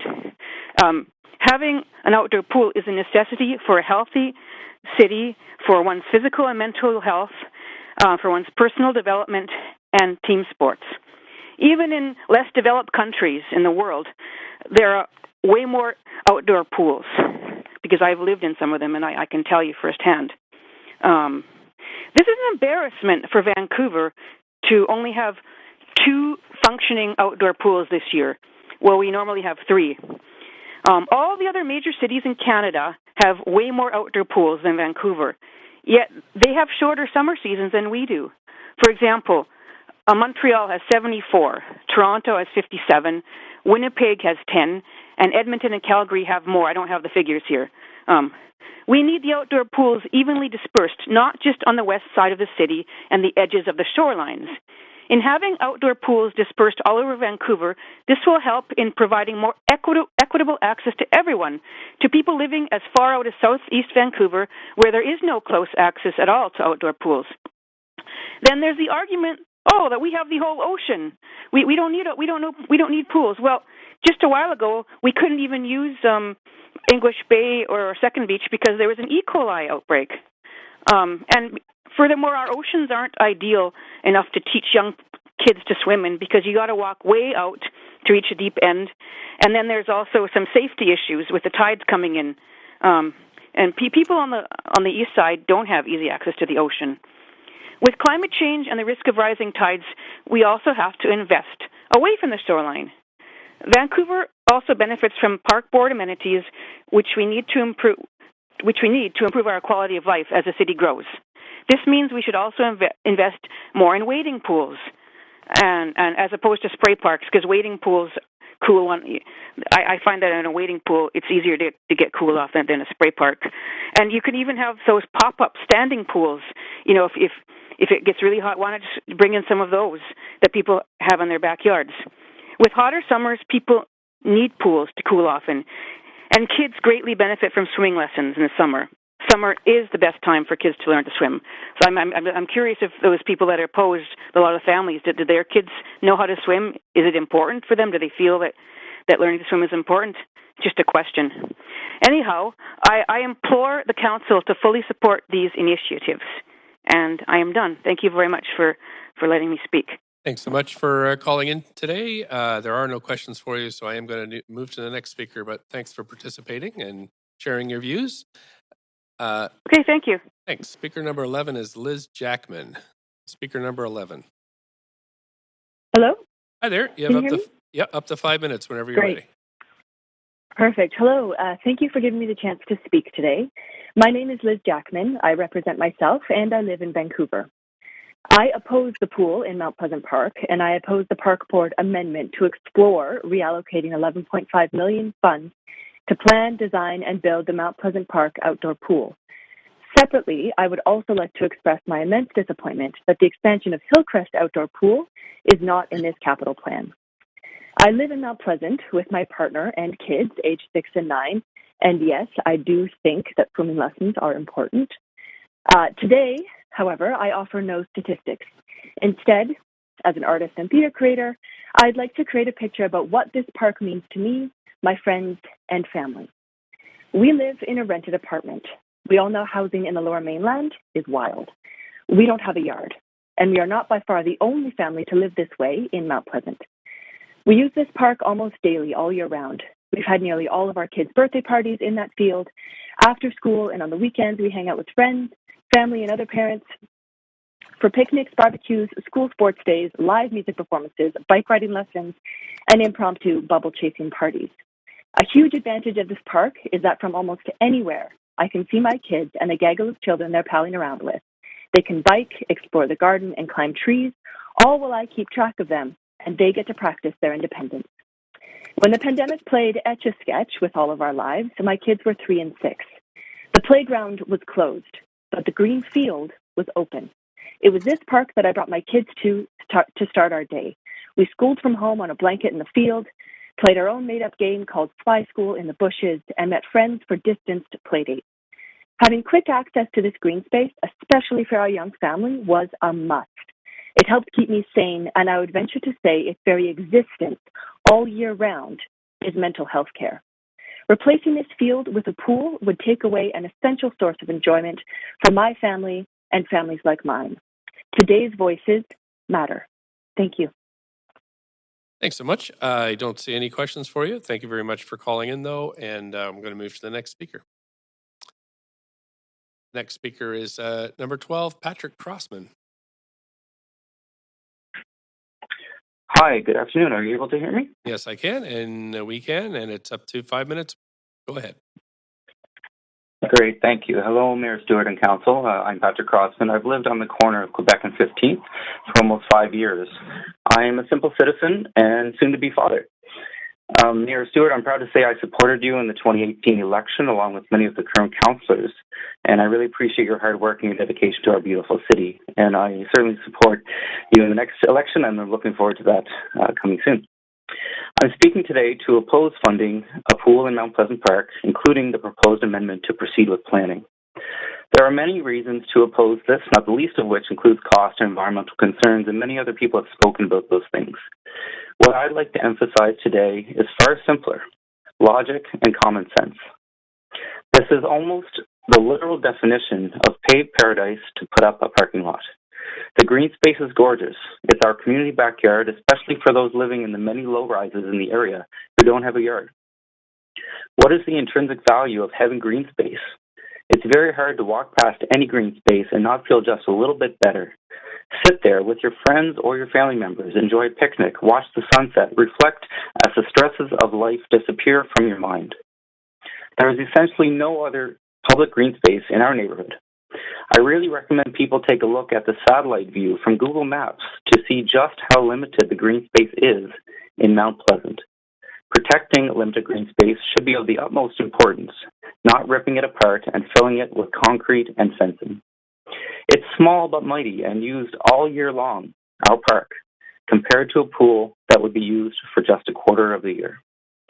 The park board should do a more thorough public consultation on this idea rather than rely on data that was collected 10, 15 years ago. I'll close by saying I truly believe we should be looking forward and moving forward together, not moving backwards. Mayor Stewart, councillors, please do your part to protect our beautiful, very limited, well-used, and greatly loved green space in Mount Pleasant. Thank you very much. Thank you so much for calling in. There are no questions for you, so I am going to move to the next speaker. Thanks so much. Speaker number 13, Darren Sherbet. Hi, does that sound check work? Yep, it does. Please go ahead. Thank you for the opportunity to speak, Mayor and Council. I've been a volunteer with youth soccer for over 15 years now. I represent the local community club in Central and East Vancouver with about 2,800 kids. I'm also a volunteer with the Water Vancouver Youth Soccer Association District with about 6,500 kids. If you add up volunteer coaches, managers, parent guardians, soccer alone represents almost 14,000 individuals in Vancouver. And as part of the Wider Vancouver Field Sports Federation, we represent over 60,000 Vancouver residents. First, I'd like to extend thanks to the City and to the Parks Board for helping manage our fields across the last two challenging COVID years. Outdoor sports were one of the few bright spots that provided a much-needed venue for physical activity, group participation, and mental health. We had so many testimonies from parents thanking us for the lifeline that outdoor sports provided during the pandemic. Youth soccer is just one of many sports that depend on the Park Board fields to deliver to their community programming. Youth soccer is an inclusive sport for kids between 4 and 18 and panders to all levels of ability from recreational to competitive league. Our membership spans all socioeconomic demographics, multiple nationalities, and languages. We also have one of the highest participation rates of girls in organized sports at around 40%. Club soccer is also one of the first touch points for refugee kids in the communities and local schools. Many clubs now also actively provide programming for youth with disabilities. Soccer is a diverse and inclusive sport, and it depends on the well-maintained and safe fields that our city provides. More exciting recently for grassroots soccer and youth participation is the announcement that Vancouver is now going to host the World Cup. I heard Mayor Kennedy Stewart quote that Vancouver is thrilled to welcome the world to Vancouver in 2026, and with that, with world-class amenities and excellent venues. Unfortunately for community sports fields that support soccer, this is not true, and Vancouver lags almost behind every other municipality in the Lower Mainland for sports field support. To iterate, Vancouver has one of the lowest ratios of active sports fields for residents.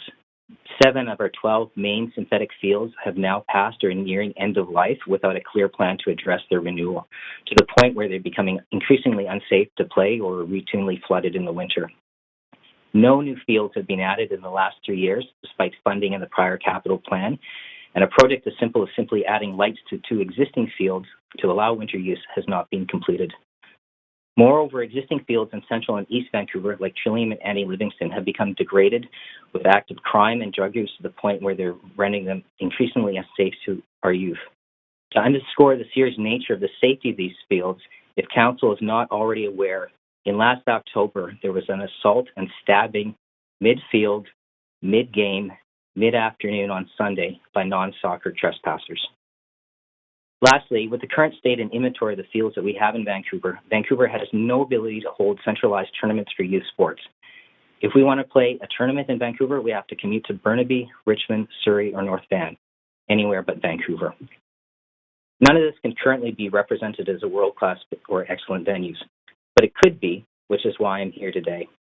I'm speaking today to ensure that City Council approves the existing Parks Board motion to increase the 2023 to 26 capital plan by $7.7 million, and also urge them to complete on the initiatives associated with the unspent $9.4 million from the 2019 to 22 capital plan.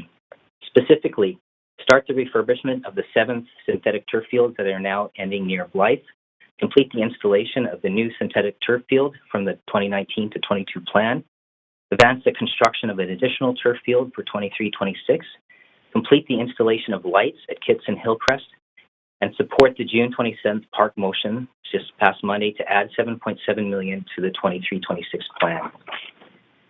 For perspective, a private school in Vancouver was able to build a brand new synth turf field in Vancouver in 2021 during peak COVID with significant civil works.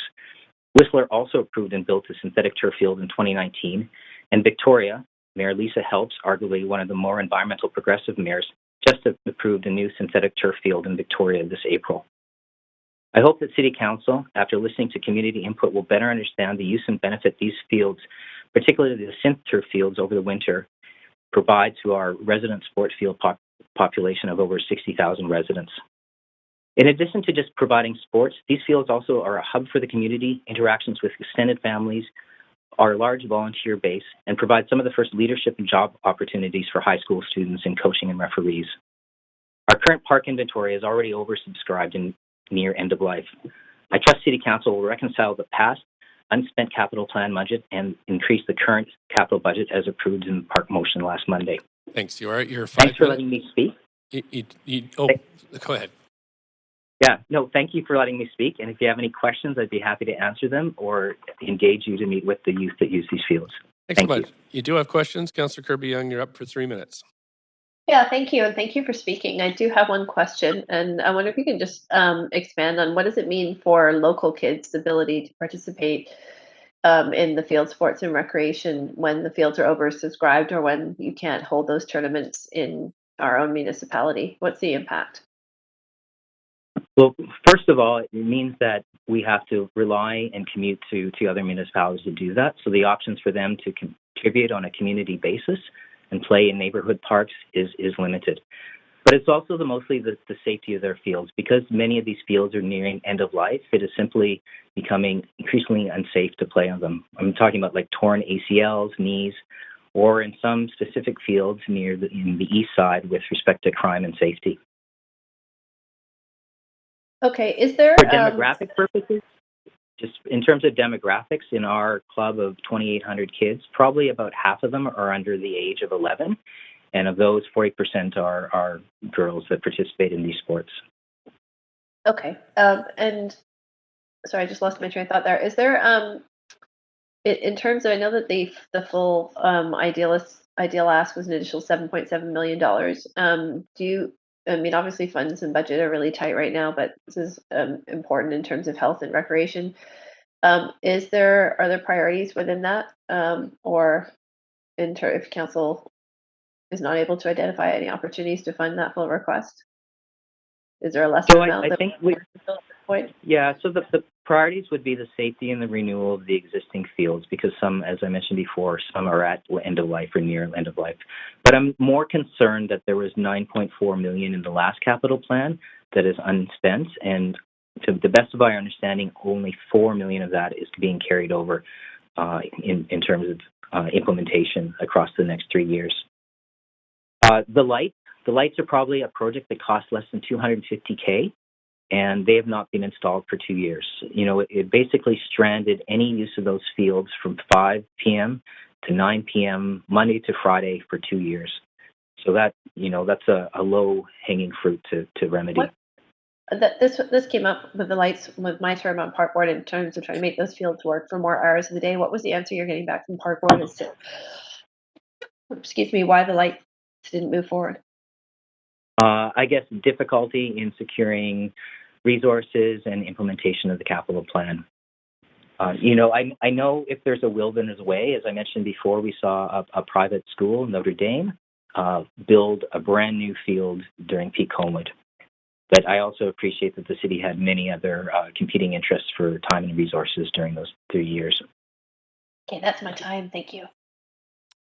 Councillor Weeb, up to 3 minutes. Yeah, no, I was just interested on the opportunity to collaborate with Vancouver School Board and others, like the field at Kitsilano, and I thought that was funded in the last capital budget. So, yeah, no, I really appreciate the insight you brought today and us looking at what opportunities we have to maximize the field. So, thanks for speaking.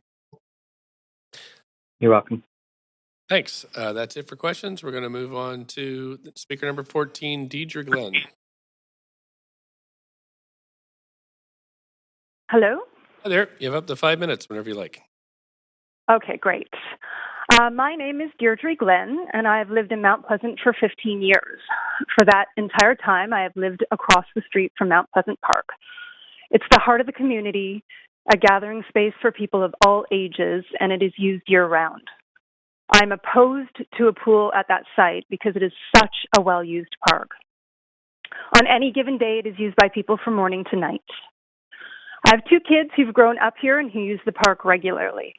From birthday parties to playdates, from picnics to games of badminton and ball, they've taken advantage of the green space.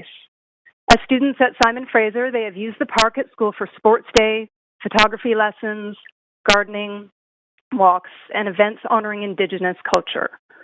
My kids do love swimming, but contrary to what many people in the pro pool camp say, we find Hillcrest close and walk or bike there in the summer. A pool would take away our great lawn in a neighborhood that doesn't have that many parks. It would change the park, carving it up, relegating green space to only the perimeter. It would limit its use from all year round to about 100 days a year. Contrary to what some people say, many people do not have their own backyards here. Between the many apartments and duplexes, triplexes, and quadplexes, many of us use that great lawn as our yard. The pool supporters argue that community consultation was done and the pool was promised, but that was over a decade ago. The neighborhood has changed a lot since then, becoming more densified. Last month, I spoke to countless people enjoying the Great Lawn who had no idea about the pool and who vehemently opposed the idea of it going in. Many of those people signed a petition. Almost 1,300 people have signed to date. They care about this park as much as I do. Mount Pleasant Park is a gem. Please leave the green space as it is and find another location to build a pool. Overriding staff recommendations not to fund the pool and reallocating funds from other parts of the budget despite strong opposition to it is just plain wrong. I'm against this reallocation of funds to build the Mount Pleasant pool. Thank you. Now my daughter, who is with me, would like to say a few words. Hi. Hello. Hi. Thank Hello, you for my name calling is in. Elle Glenn. Yep. Hello, my name is Elle Glenn. I am opposed to the proposed Mount Pleasant pool and to the Park Board amendment to reallocate $11.5 million to funding the pool. I am 14 years old and I have lived across the street from Mount Pleasant Park all of my life. It is like a second home to me, as it has been the setting of countless birthday parties, playdates, picnics, and games of badminton. This green space is an integral part of the community and is used by all. It is where old friends meet and new friends are made. A central argument of the pro-pool group is that kids living in the neighborhood want and need the outdoor pool. As a kid, I oppose this, as do many of my friends, because we see the negative effects it will have on the environment and community. In order to build the pool, an estimated 30% of the park's trees will be removed. These trees are the same ones that I have been climbing since I was young. As well, Hillcrest Pool is only a 20-minute walk away, and it is open year-round. I support the funding of an extension of Hillcrest Pool. Please keep the green space the way it is and eliminate any further revival of this project in the future. Thank you for your time. Thank you for participating. And I don't see any Thank you. questions for either of you. Thanks, though. And we're going to move on to the next speaker. Thank you. Thank you. We have Fergus McDonnell, speaker number 15. Good afternoon, Mayor and Council. Can you hear me, by the way? Sure can. Up to 5 minutes. Okay. Yeah. Thank you very much. My name's Fergus McDonnell. I'm here representing myself.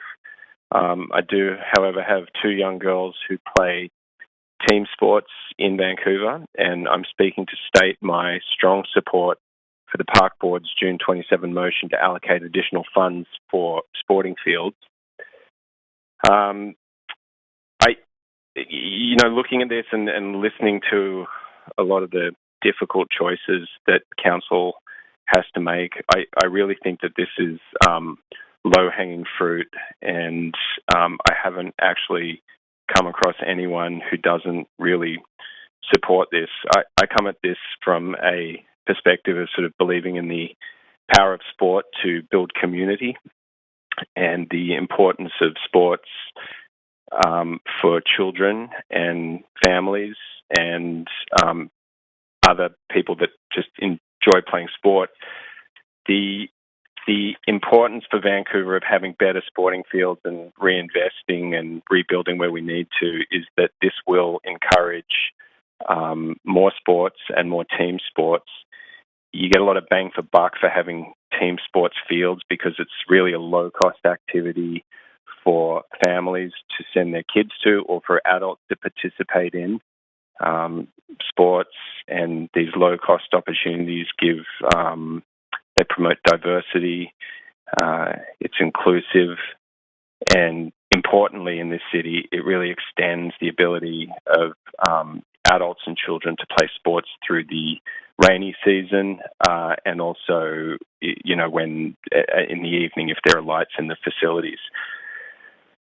So I don't want to repeat what the things that other people have said, but I think that this is a really easy way for the council to build community and make sure that this is truly a world-class city where kids and adults and families have the ability to participate in team sports. Thank you. Thanks so much. I don't see any questions for you, so we'll move to the next speaker, who's Karen Lutz, speaker number 16.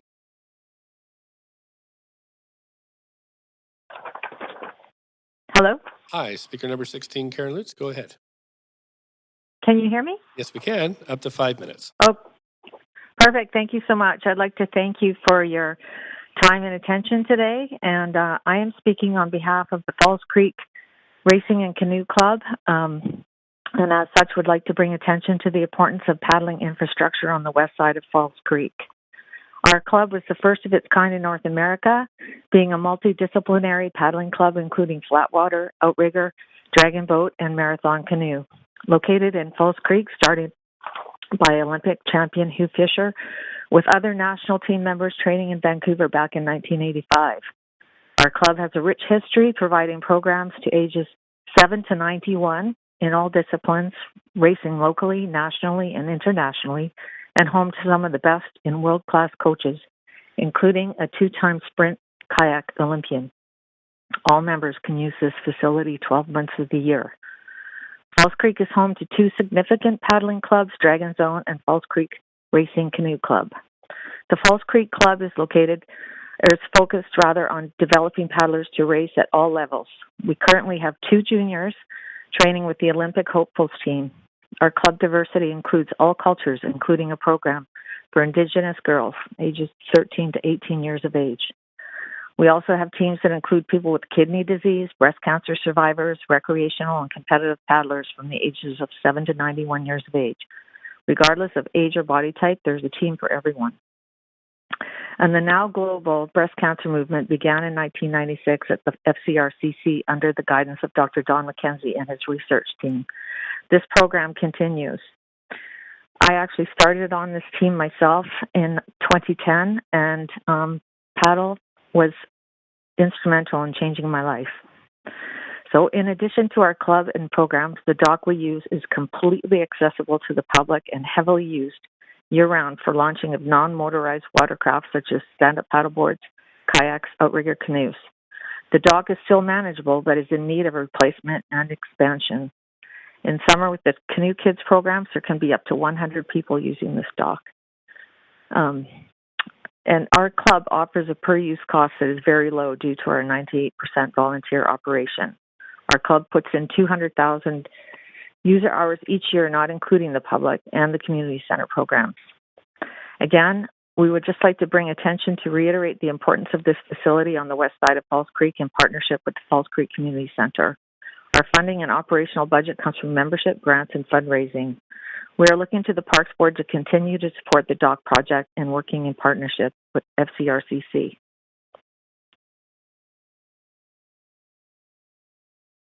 Thanks so much. I don't see any questions for you, so I'm going to move on to the next speaker. Appreciate you calling in today. Thank you so much for your time. Thank you. Randy Pooter is next, speaker number 17.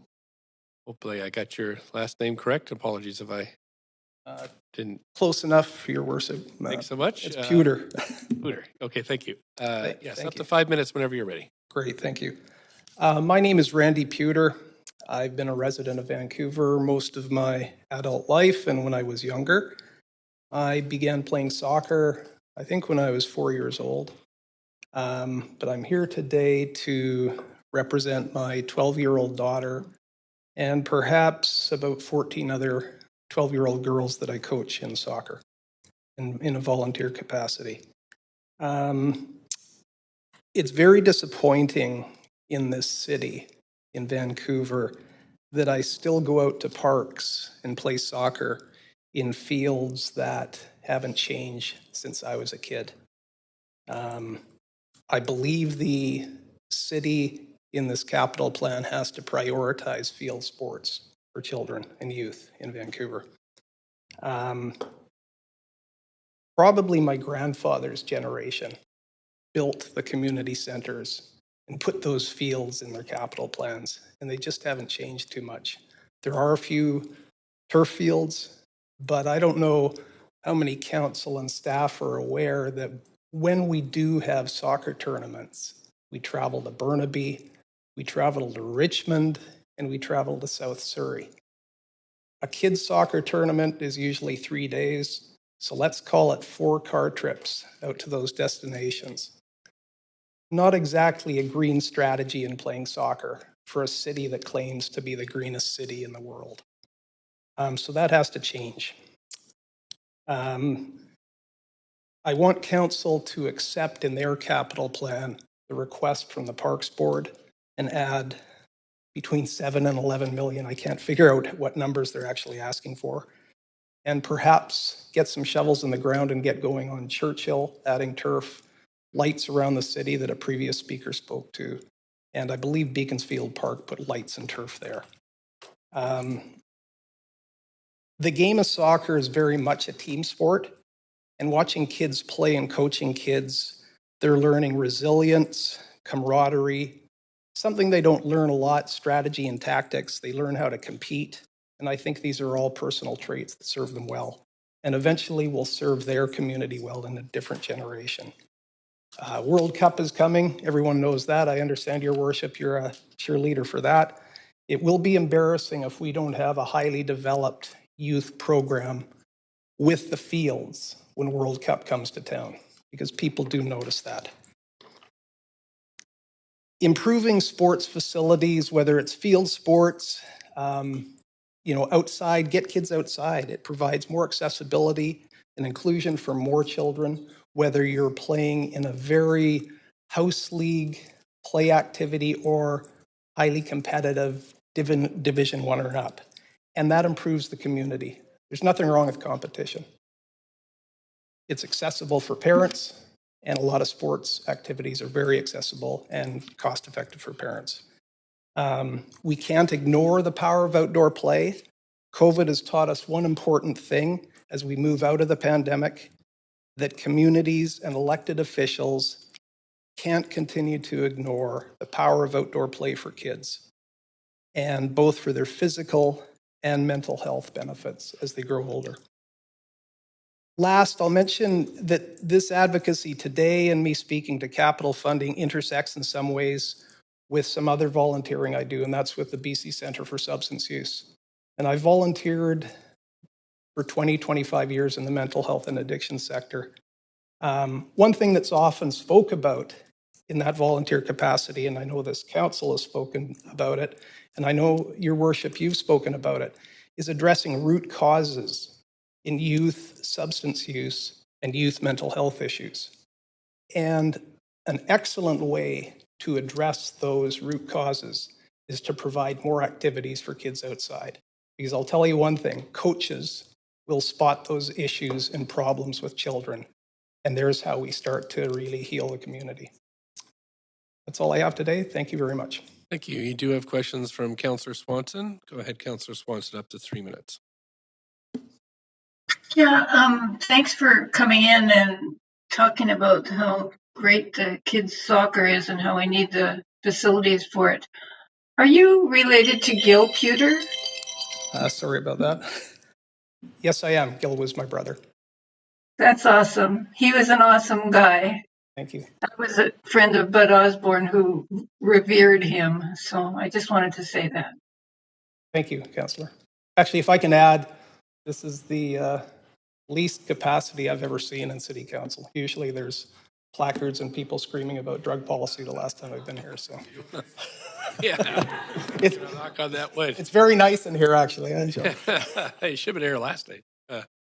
Okay, thank you so much for your time today. Oh, Councillor Boyle actually has a question for you as well. Actually, no, Mayor. I was going to get on to move the report, but I just realized you'll go back and I guess check and see if we missed any speakers. So I'll take myself off. And there is one more speaker. So thanks, Councillor Boyle. Thank you. Thank you. Okay, thanks very much. Clerks, yeah. Oh yes, we have one more speaker. Nathan Davidovich, speaker number 18. Hello? Hi there. You have up to 5 minutes whenever you're ready. Oh, okay. Thank you, Mr. Mayor and members of council. I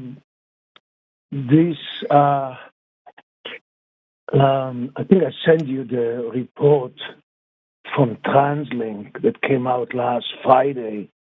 Let me just read you page 46. Within the first decade, we intend to increase the amount of funding TransLink directs toward investments in walkway infrastructure by roughly 25 times.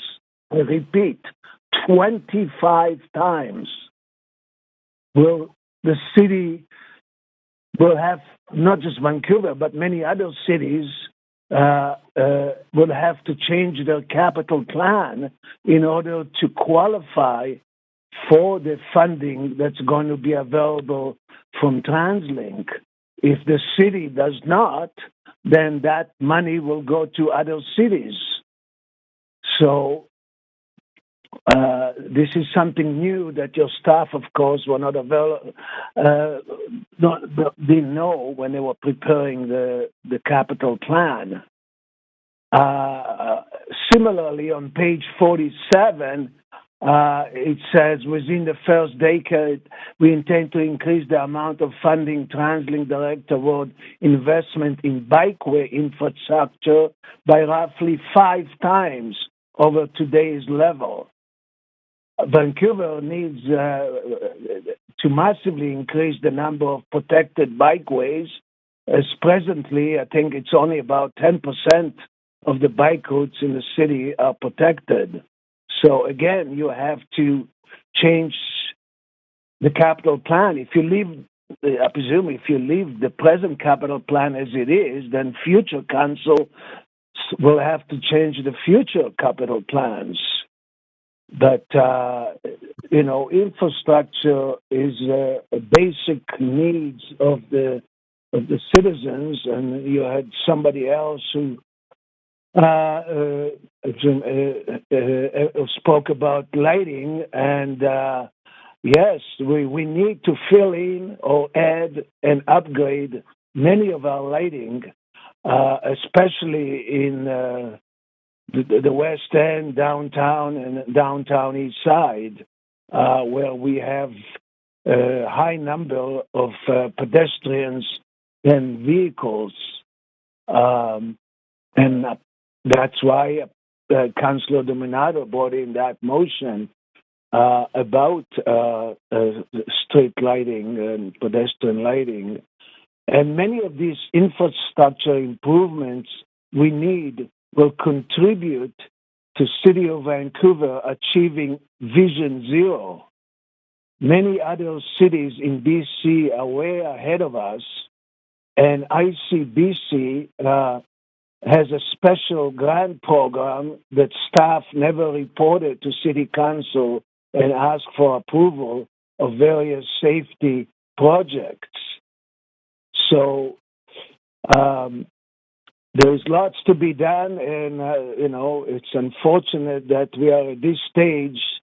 We should have had an in-person meeting with the city staff and any interested people before this meeting in order to clarify many of the problems that the city has in infrastructure. Doing it just by remote meetings and so forth is not the right way to discuss such important items that the city needs. So thank you very much for your hearing me, and hopefully some things could be changed. Great. Thank you so much for your time today. I don't see any questions, so I will just thank you. And I do see questions, I think. I think we're all waiting to move the motion to try to get it done by 5, Mayor. Yeah, so Carl, Point of procedure, isn't there one more speaker on the list? But I think we're all... that speaker has withdrawn. So I'm just going to, Council, I'll just come right back to you. I'm just going to check with clerks where we're at.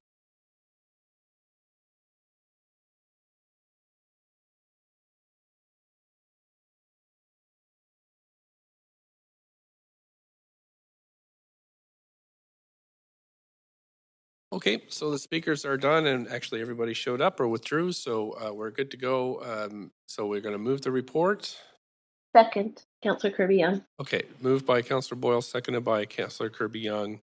I have Councillor Carr up. Mayor, I was also on the queue after Councillor Carr. No, we've moved to a different queue, so. As the mover of the motion, do I get to? Yep, if you'd like to, yep, you can, as the mover, you can go first, Councillor Boyle, so I will move you to the, there we go. I'm sorry, I'm going to have to just reorder this, but if you can just leave yourselves where you are, I will move, clerks will move the list, and we'll go with Councillor Boyle up to 5 minutes, please. Thanks so much. I will start by saying again a huge thank you to staff. There are, as we've been hearing, a huge number of very important priorities and a very challenging balance to get it right.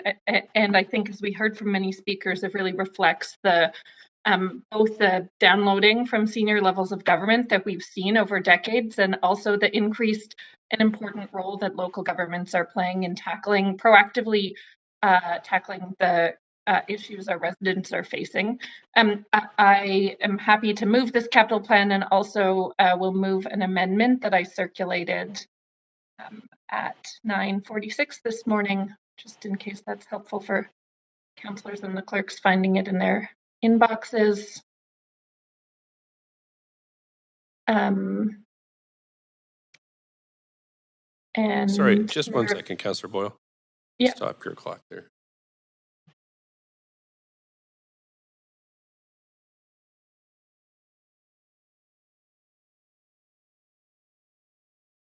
I just want to remind council that this, if you're looking at the recommendations in the staff report, we had A and B as the recommendations that were moved. C, the consideration, it wasn't verbally said to me that that was moved, so that has not been included in the moving. And then I'll come back to you, Councillor Boyle. Sorry, could you repeat what you had said? Yes, thanks for clarifying that. I have an amendment that I circulated at 9:46 this morning. Okay, I'll just let the clerks pull that one up. Great. Thank you. And sorry, did I hear a seconder for that amendment? Second to Councillor Carr. So now we are on a amendment queue, and Councillor Boyle, you can speak to this if you like.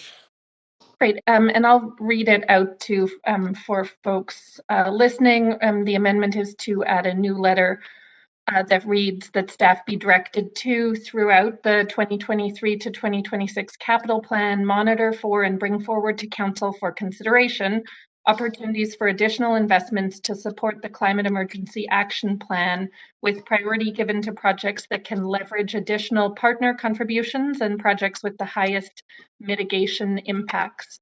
We heard very clearly that there is a gap in this capital plan in terms of meeting our climate mitigation needed investments, and we have been seeing increasing costs, adaptation costs, because of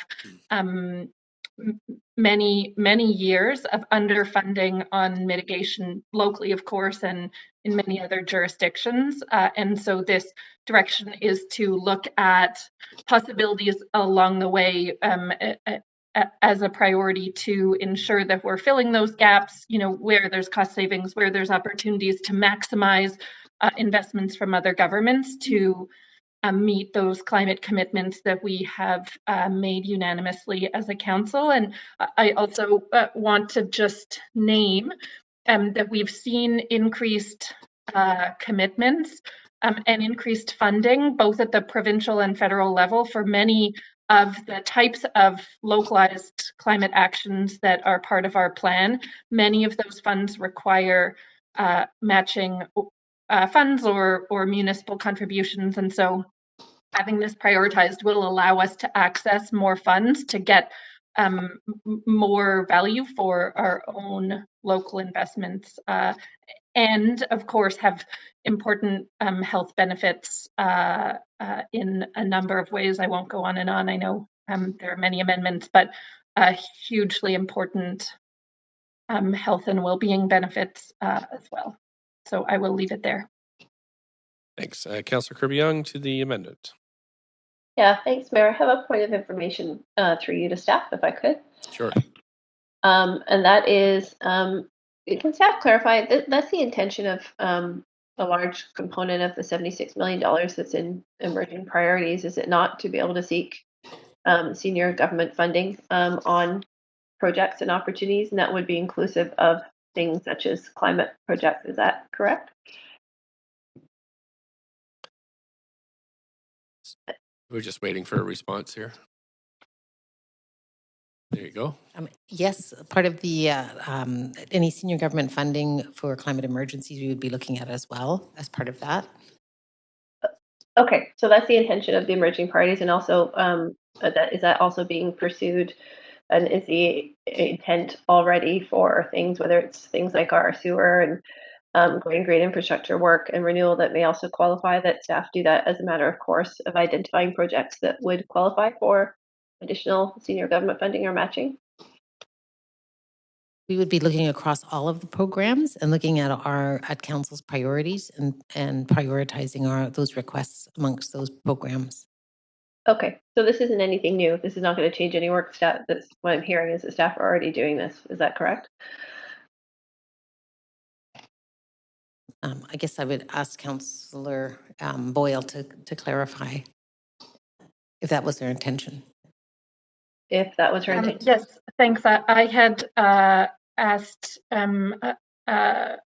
for suggested language that would prioritize this in terms of, that would prioritize climate mitigation investments in terms of where there might be emerging or extra funds in the capital plan along the way. And so the intention, of course, this work happens all along the way, but the intention of adding an amendment on it is to prioritize it. Okay, so follow up to that then, through you, Mayor, is Sure. what would you be prioritizing this over? Those decisions will come to us in reallocation. I'm not saying cut something out right now. I'm saying when we're seeing those gaps, bring forward recommendations to us that maximize this funding and that get us to those climate targets that, again, we unanimously agreed to. Okay, I'll leave it there to save time. Thank you. Councillor Carr on the amendment. Yeah, thank you. Very happy to have seconded this amendment. Just want to point out for council a reminder that that we did have our sustainability staff, Doug Smith, indicate to us that what we really need to reach the goals that we have unanimously approved, which is to reduce our greenhouse gas emissions by 50% by 2030, we need an additional $15 to $20 million a year to get there. And so so from my perspective, this prioritization is a critical one for the safety and the well-being of the people of the city in light of the accelerating climate crisis. Thank you. I don't see anybody else in the queue, so let's vote on this one.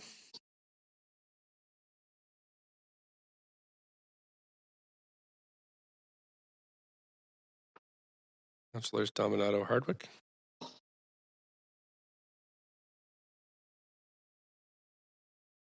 Brooks, is Councillor Hardwick online?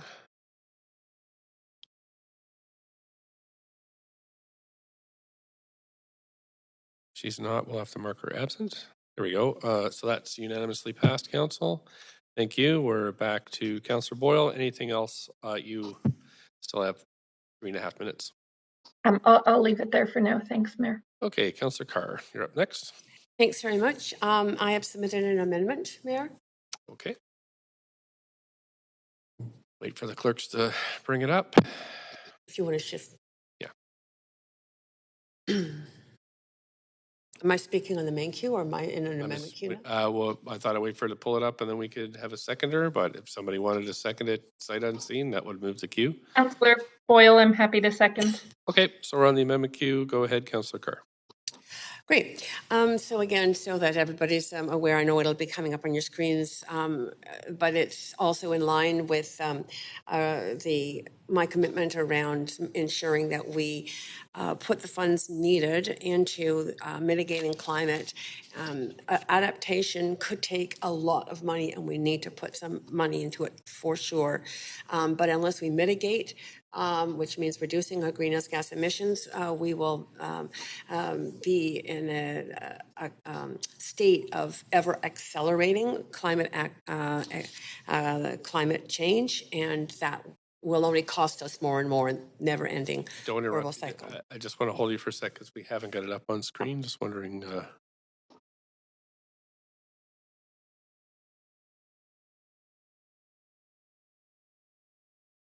Just had a few audio visual problems. There we go. Okay, I'm sorry, Councillor Kirk, go ahead. So this is to seek outside funding. I'm not necessarily reallocating internally, but it is council directing staff to vigorously explore funding opportunities from a variety of sources, potentially including the Canadian Infrastructure Bank, to accelerate energy retrofits, especially city-owned buildings, including community centers, libraries, senior centers, family places, neighborhood houses, and city-owned housing and childcare, to both reduce carbon emissions and provide thus safe centers for the public in extreme weather events, which we know we need, given the heat dome and the loss of 99 lives in Vancouver, because people were not in safe places last summer. And that staff also assess in this process, including solar voltaic and solar thermal capacity into retrofit projects. That would be in order to reduce the costs of heating water and to provide resilience in light of BC Hydro's projected lack of capacity to meet electricity demands beyond 2030. Thank you. Anybody else want to speak to this amendment? I don't see anybody else on the queue. 1 second, please. Councillor Boyle seconded it. Right, so we can call a vote on this.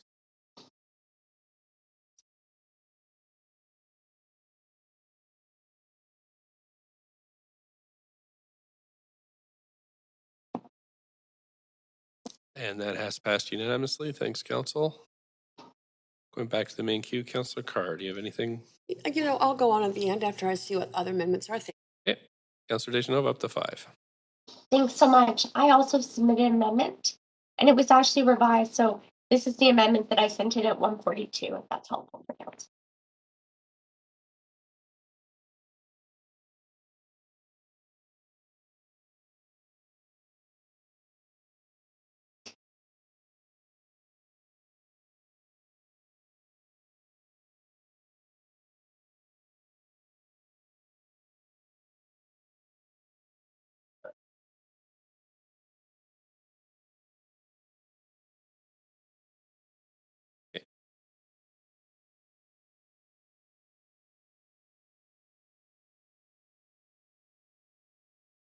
Can you find it, Mayor?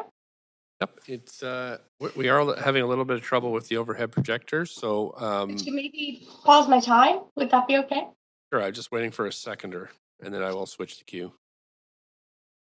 I'm going to call for a seconder on this item. Councilor Hardwick was going to second it, but I'm not sure if she's having technical difficulties. She's not here. She's absent. I don't hear a seconder. Okay, well maybe then what I'll do, Mayor, is I'll just can I withdraw, or do I even need to withdraw? I mean, it's not an active one, so we're going to move. Then you know what? I'll wait and see if she comes back. That's fine. I'll put myself on the queue after.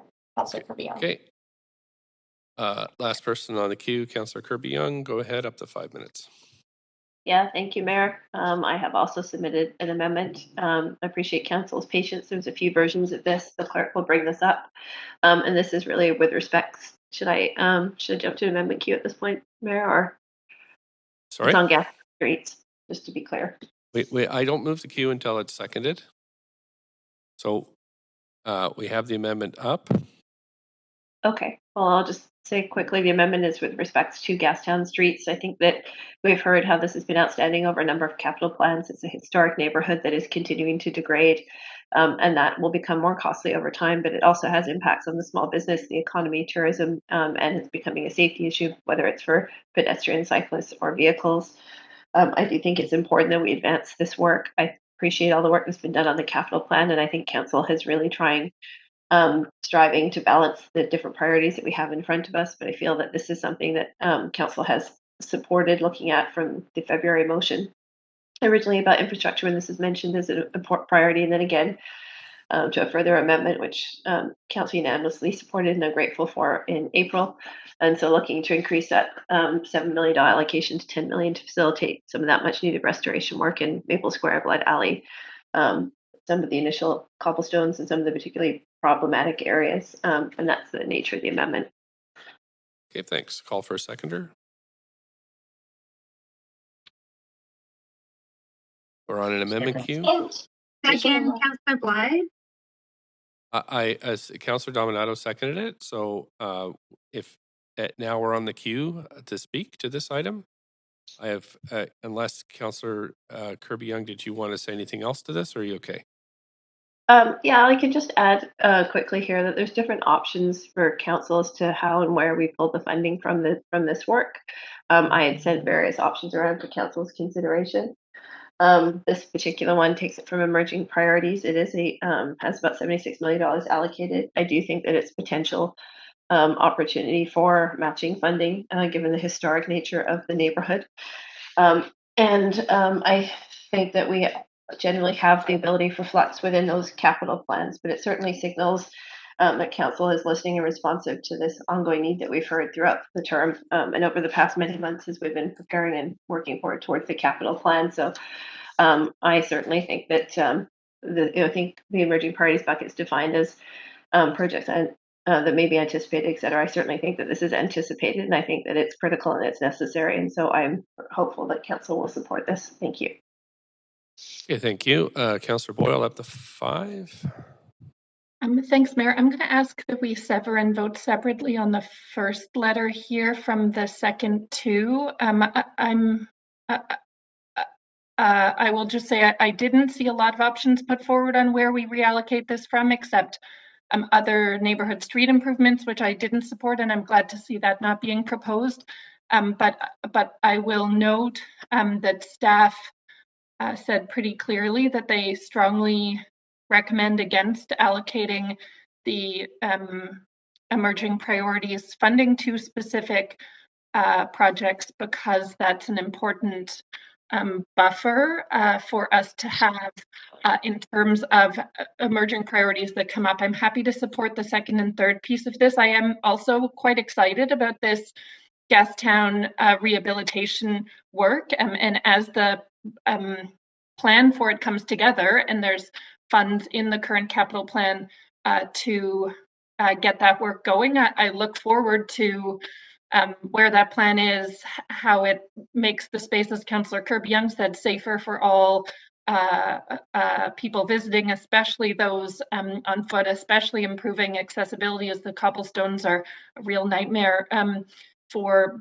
many people, and making it a lot safer to roll and cycle through there. All of that is a important thing to do. I just don't think it's fiscally responsible for us to be specifically allocating funds out of that emerging priorities funding based on the feedback that staff gave on that issue. So happy to support the second and third piece, but not the first piece. Thanks. Thank you. Councillor Fry, up to 5 minutes. Yeah, I appreciate the staff comments back on emerging priorities and the importance of sort of holding on to those to actually ascertain emerging priorities. So I'm wondering, Chair, if I can ask through you of the city manager, given the recent tragedy at the Winters Hotel fire and the obviously big gap in the Gastown sort of streetscape, would there be planning contemplated as an emerging priority to sort of deal with what Gastown looks like now that we've seen this radical change to the sort of streetscape of Gastown? Would that ultimately be something that we would be planning some kind of emergent priority in the next few months or year? Start with the city manager and then we can move. Yeah, thanks, Mayor Stewart. Yeah, it's a great question. I don't know at this point that we would be contemplating any relationship between the Winters Hotel and the potential construction that's going to happen on that private property with the planning for the Water Street rehabilitation. I see Margaret Wickens. Don't know if there's anything else Margaret may want to add on that particular point, so I make sure I don't miss anything. Sure thing. I think that it's something that we would explore through the course of the design for the more fulsome Gastown work. There's not an explicit interdependency right now, but certainly we would want to look at the current context in the neighborhood and make sure that the design proposed is responsive to those conditions. Okay. Okay.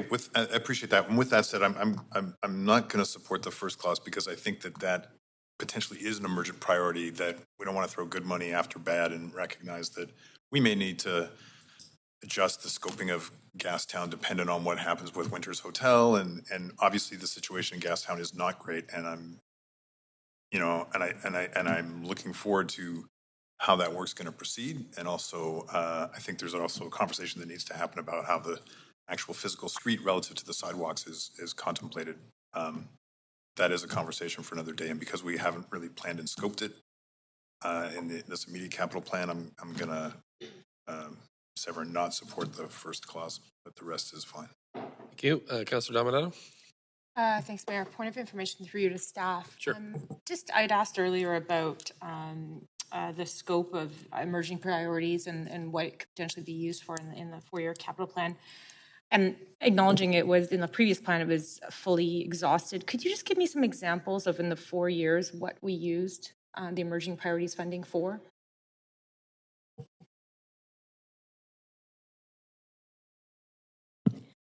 Grace Chang, Director of Long-Term Financial Strategy. I can think of just 2 big examples. One is the Grandview Woodland Fire Hall. That is how we got it renewed, sizable investment. And then the other one is also Senior Center as well, and Marple Oak Ridge Community Center as well.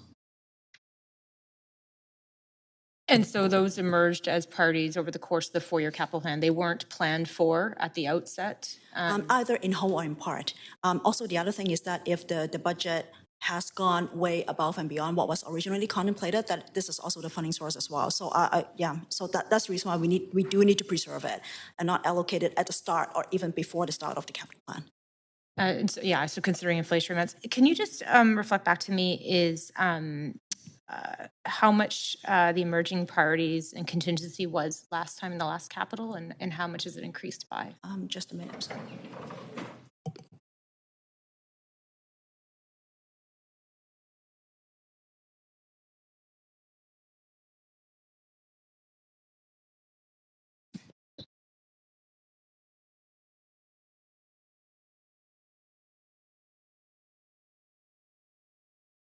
So in the last, the current capital plan, which is 4 years ago, it was $88 million. Okay. Sorry about that. Thank you. I appreciate that.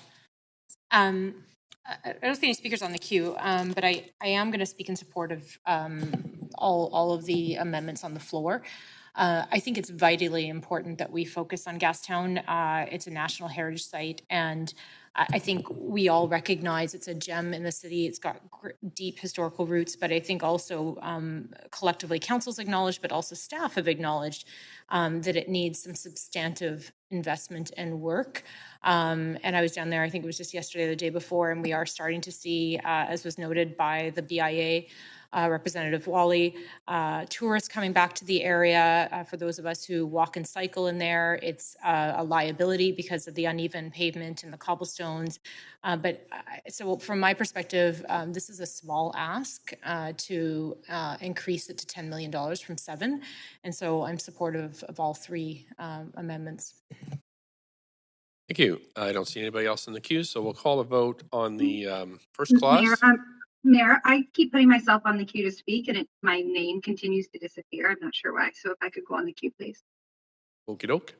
Sorry about that. And if you just, anytime you want to get on the list, you can just ask me. And if you don't see yourself there, so Councillor Bly, up to 5, please.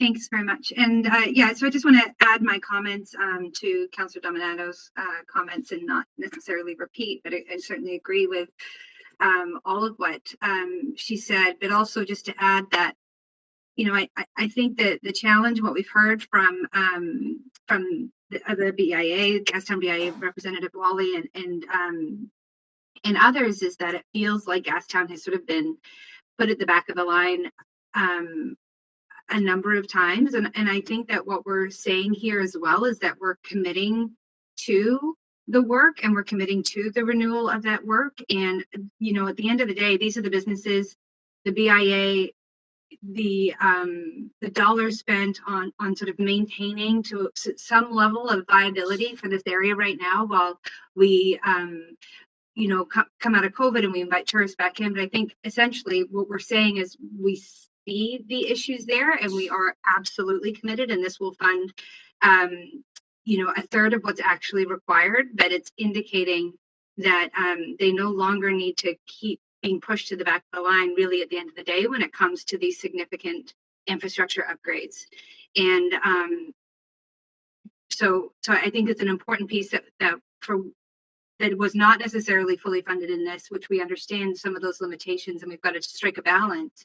But I think this is a small amount to top up what's already committed to make sure that we can make even more improvements and get closer to what it means to do the full renewal of this area. And like I said, send a message through the BIA to their members as well as residents as well that are trying to safely move through this area. And there's a lot of people that do live in this area that sort of struggle with this, these issues and these safety issues related to the state of the streets and the sidewalks. So I fully support this amendment and appreciate the work that Councillor Kirby-Yung did behind the scenes to bring it to this point.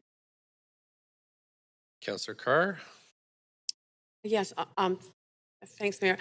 I actually can't find the original. I see that up on screen, but I can't find the original in my email box, and maybe it could be recirculated so it's at the top of our list. Point of privilege.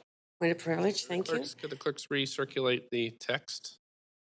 And the reason is that I'll just speak to why I would have liked that. I think I've heard loud and clear from staff that reallocating money right now at the beginning or even before the capital plan is implemented is not a good idea.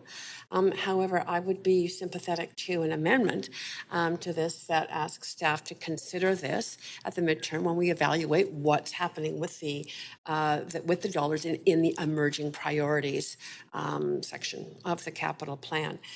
So I'm just going to continue talking if somebody else is doing that amendment, because I hope that that amendment is available. I mean, the amendment circulated by Councillor Kirby-Yung is available. As I say, I just couldn't find it.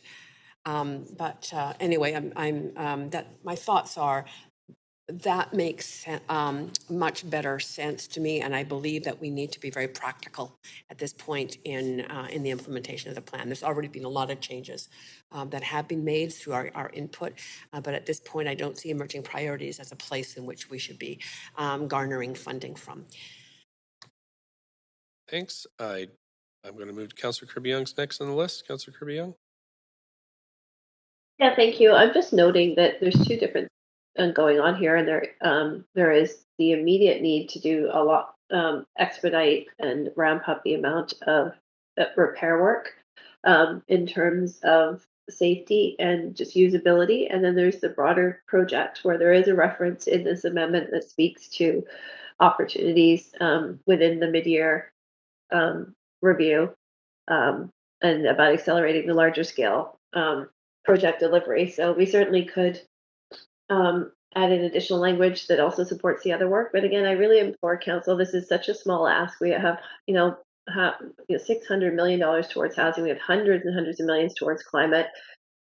We have a significant amount that's going into other things. We identified priorities throughout this plan that were important to council, including the new downtown South Fire Hall, and a number of other areas, the aquatic center renewal that managed to make its way into the plan. And this is such an infinitesimally small amount of an additional $3 million, and yet it is so significant in terms of residents' daily lives, safety, livability, how people feel about the city, that I'm really imploring council for some goodwill on this one, to respond to the feedback that we're hearing from so many people, residents, local business, etc., to maintain this historic gem that, quite honestly, people feel like we're letting these neighborhoods degrade.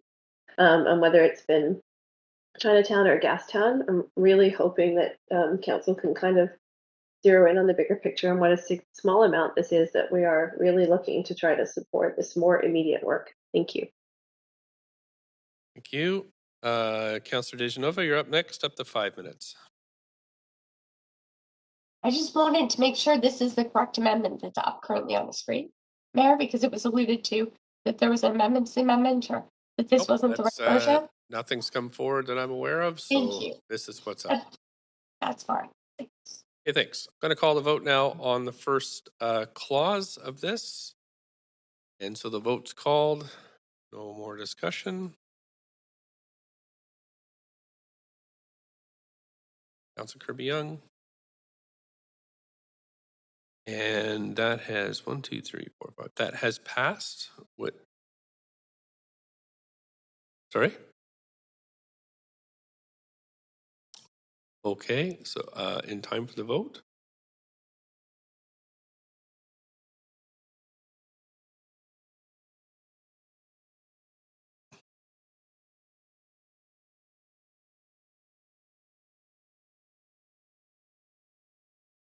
We have Councillor Hardwick, you've been absent for a bit. Are you present for this vote? I cannot be present for this vote, Mayor, because I've just returned to the call. Okay, great. Thank you. Thanks. So that has passed with Councillor Boyle, Swanson, Carr, and myself in opposition. Now we'll go to the second two clauses.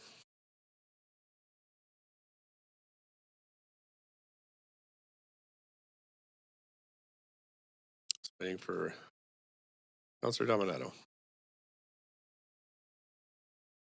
That's passed unanimously. Thanks so much.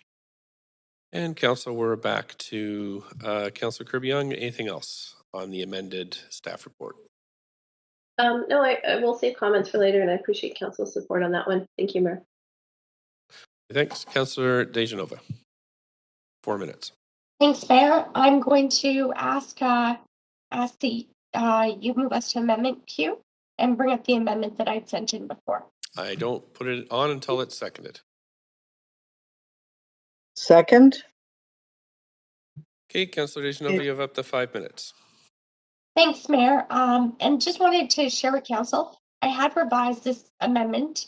I had originally taken the request of the park board, and I had tried to make that fit into a request, not only within the park board budget, but of council's budget. But I understood from our staff that it would be more appropriate to revise it to maybe consider this. Midterm through and see if there were appropriate funds to be allocated then. So there's not a request right now for a specific envelope of funding, and this is for the Mount Pleasant pool. I know that I'm not the only one on council and on park board before, who has consistently supported this pool and the community in their efforts to move forward with the pool. And I would hope the council would support this because, again, this is, I think, a middle of the road cautious way forward where we can, and I'll read it out. The council direct, just to make sure everyone has the right one, the council directs staff to work with park board staff to explore allocation options to support the park board's request to facilitate the planning, design, and building of the Mount Pleasant pool and bring forward to the midterm update for consideration if appropriate funding is available at that time. So I'm hoping that considering park board's request to us and that was supported on Monday night, the advocacy we heard from the park board chair today, and the consistent support from the community for over a decade, the council will support this. Thanks. Councillor Wiebe. Yeah, I will not be supporting this, which is interesting for me because this is where I did my first rescue was at Mount Pleasant Pool, and I was there at the bottom of the churches when we were in Mount Pleasant with the neighborhood to try to keep the pool alive and to keep the community center in the park. Things have changed, and I was also part of the Band Splash and the aquatic strategy, and we currently have a pool at Marpole that was in last capital's plan. We're moving forward with construction, and I think we need to make sure that we deliver on what is already in stream. I think we need to recognize that the aquatic center is going to be a key deliverable here for pools. I also think that there's opportunities, obviously, to fund and get its pool back up and going. So I believe that at this time in this capital plan, we should be focusing on delivering the pools that we promised to the public, which currently is Marpole and Kits. So I will not be supporting this time. Councillor Carr. Yes, thanks very much. I mean, pools are, one would think, a no-brainer in one way, but there's a lot of division within the community around this, and it's because the park that has replaced the pool has become incredibly precious. I don't know how many of you have received phone calls from residents, or certainly we've all received emails, but there is a considerable, and people came to speak to us today on this plan to say that park has become a treasured asset within the community, and they'd rather see expansion of a pool or additional pools elsewhere. But I'm going to have to, and I should make sure that we all know the vote was divided at the park board. It was not a unanimous decision. So just like the community, there are differences of opinion, and I'm siding in this case with keeping the park and green space that's so well used within that community, not the not proceeding with an outdoor pool there. Councillor Fry. Yeah, and further to Councillor Carr's point, I understand this was not a unanimous decision at Park Board, and I'm wondering through you, I don't know if we have the GM of Parks and Recreation on the line or if the city manager can answer this, but I'm curious. I don't believe this was a recommendation from staff either. I'm wondering if we could get some clarification. What information to staff? Yeah, it certainly was a recommendation from city staff. I don't believe it was a recommendation from park board staff either. It was added as an amendment, but maybe Patrice, you can confirm. Yes, it was added at the council meeting, at the park board meeting on Monday night. So it wasn't a recommendation from staff necessarily. Okay, that solidifies my decision on this. Thanks, Patrice and Paul. Councillor Dominato. Thanks, Mayor. And just to echo my colleagues on this subject and ironically, I'm an avid swimmer, but as was noted by Councillor Carr and Councillor Fry, is that there's not only division within the community, we've actually not seen a lot of support through the correspondence that I've received, and I'm sure other members of council have received. This was not a priority at the time when Park Board prioritized their capital needs. And as was noted earlier, there are needs in the south of the city in terms of Marpole. And yes, it's challenging. There's trade-offs in this capital plan. However, we did hear from many residents that indicated the importance and priority of the existing green space and park space, particularly in light of the fact that for many, that is their backyard. And so I won't be supporting the amendment that's been tabled. Thanks, Councillor Kirby-Yung. Yeah, thank you. This pools are really, really important to people. I love outdoor pools. It's a highlight every summer to go and swim in Kits Pool the first day. I remember growing up, and I lived in the North Shore, but it was a big thing to take a trip down and go to the pool at Second Beach or over to Kits, and it is a ritual. If it's part of people growing up. And they love the outdoor pools. And we heard so much, Councillor Weave and I, when we were on Park Board together last term, about the importance of them and what they represent. We also went through a really extensive aquatic strategy that was called Van Splash and identified at that point in time a number of priorities. One thing I was really struck by, that if you happen to live closer to the water in Kits or near New Brighton, or if you live downtown, you have access to one of those. And yet in the inner city, where it's actually hotter, and people need to cool off when it gets really hot. It has, both recreational and, it's fun, but also health benefits.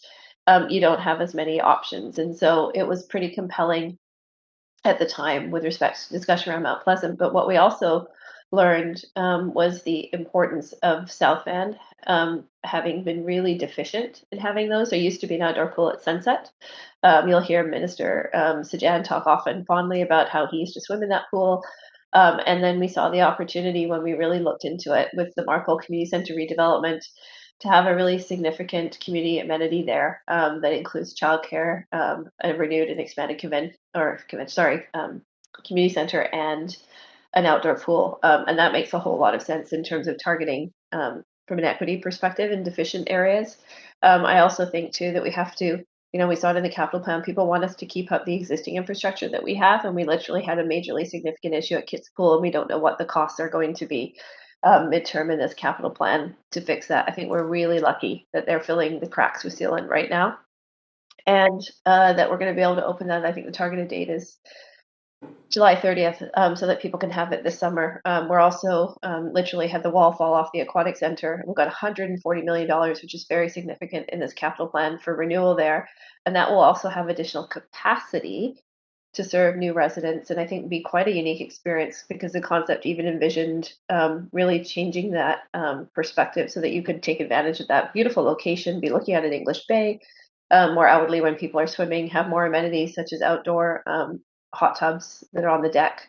And I think those things could be spectacular. So it's not that there isn't significant investment in aquatics, and specifically in outdoor aquatics, coming up in this plan. I think it's just a question of recognition of that. And the last thing that I'll say is that we heard with the Broadway plan increasingly around, we not only need to retain green space, but we need to add to it. So for that reason, I'm not going to support this at that time, but I wanted to provide some context. Thank you. Councillor Hardwick. Thank you. I'm ambivalent about this. I grew up in competitive swimming in Vancouver, and mostly at the former Percy Norman pool, and then down to the aquatic center. And I actually worked in the old Mount Pleasant Community Center when the pool was there. So it was removed because the community center and pool were at the end of their lives, and the center was moving to number 1 Kingsway. And the pool had serious leaks and required rebuilding. And finally, the park board's aquatic plan of the day called for closing several outdoor pools, generally smaller, in return for Hillcrest and 2 more significant indoor pools that could be used year-round, which were never brought forward, incidentally. Marpole and Mount Pleasant were closed under that plan, and Mount Pleasant Park was not considered an appropriate location because of its size and because of the close location to Hillcrest and because of a shortage of green space in Mount Pleasant.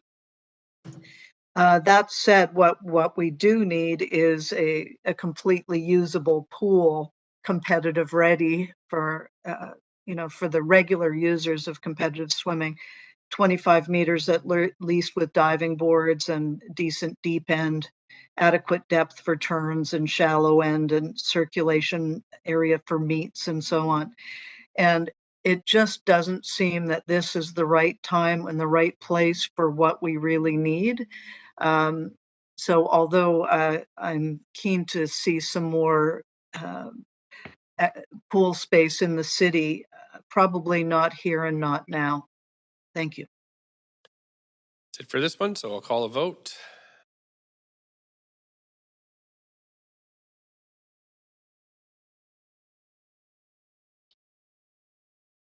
Kirby-Yung? And that fails with Councillors Kirby-Yung, Blythe, Dominato, Boyle, Weeb, Hardwick, Carr, and myself in opposition. Okay, back to the main queue. Councillor Deschenaux, do you have anything else?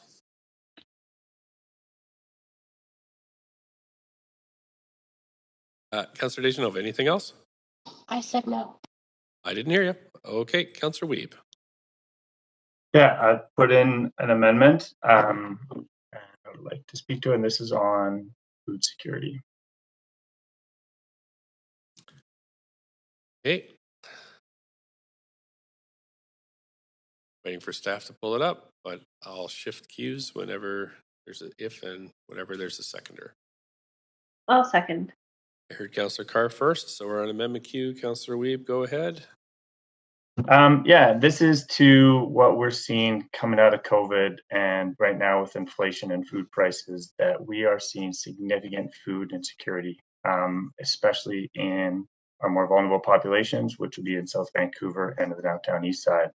So what I'm planning to propose here is that we as a community need to step up. And I've spoken to people from the Food Policy Committee and from these organizations that they would need to raise $100,000, and then we as a city could utilize that partner funding that is under the Senior Government Partnership Program that the city has, and we put funding allocated to it. So this is recognizing that we need to really highlight how many of our neighbors are food insecure.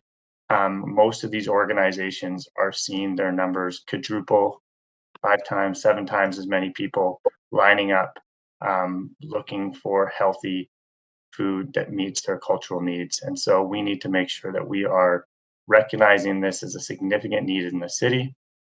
We need to make sure that we bring partners and community members together. That first ask was over 10 million.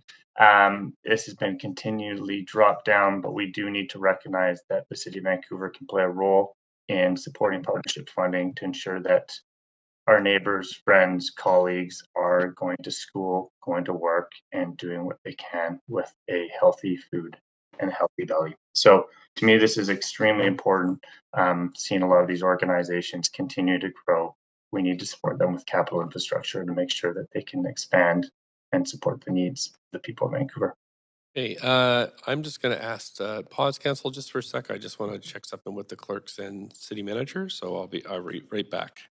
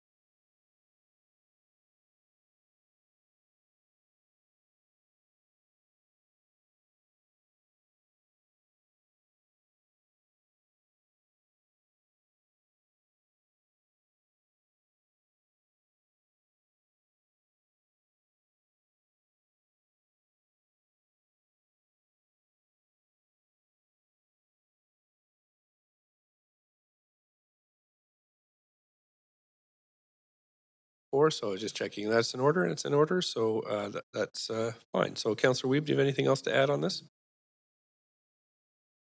No. Okay, Councillor Boyle.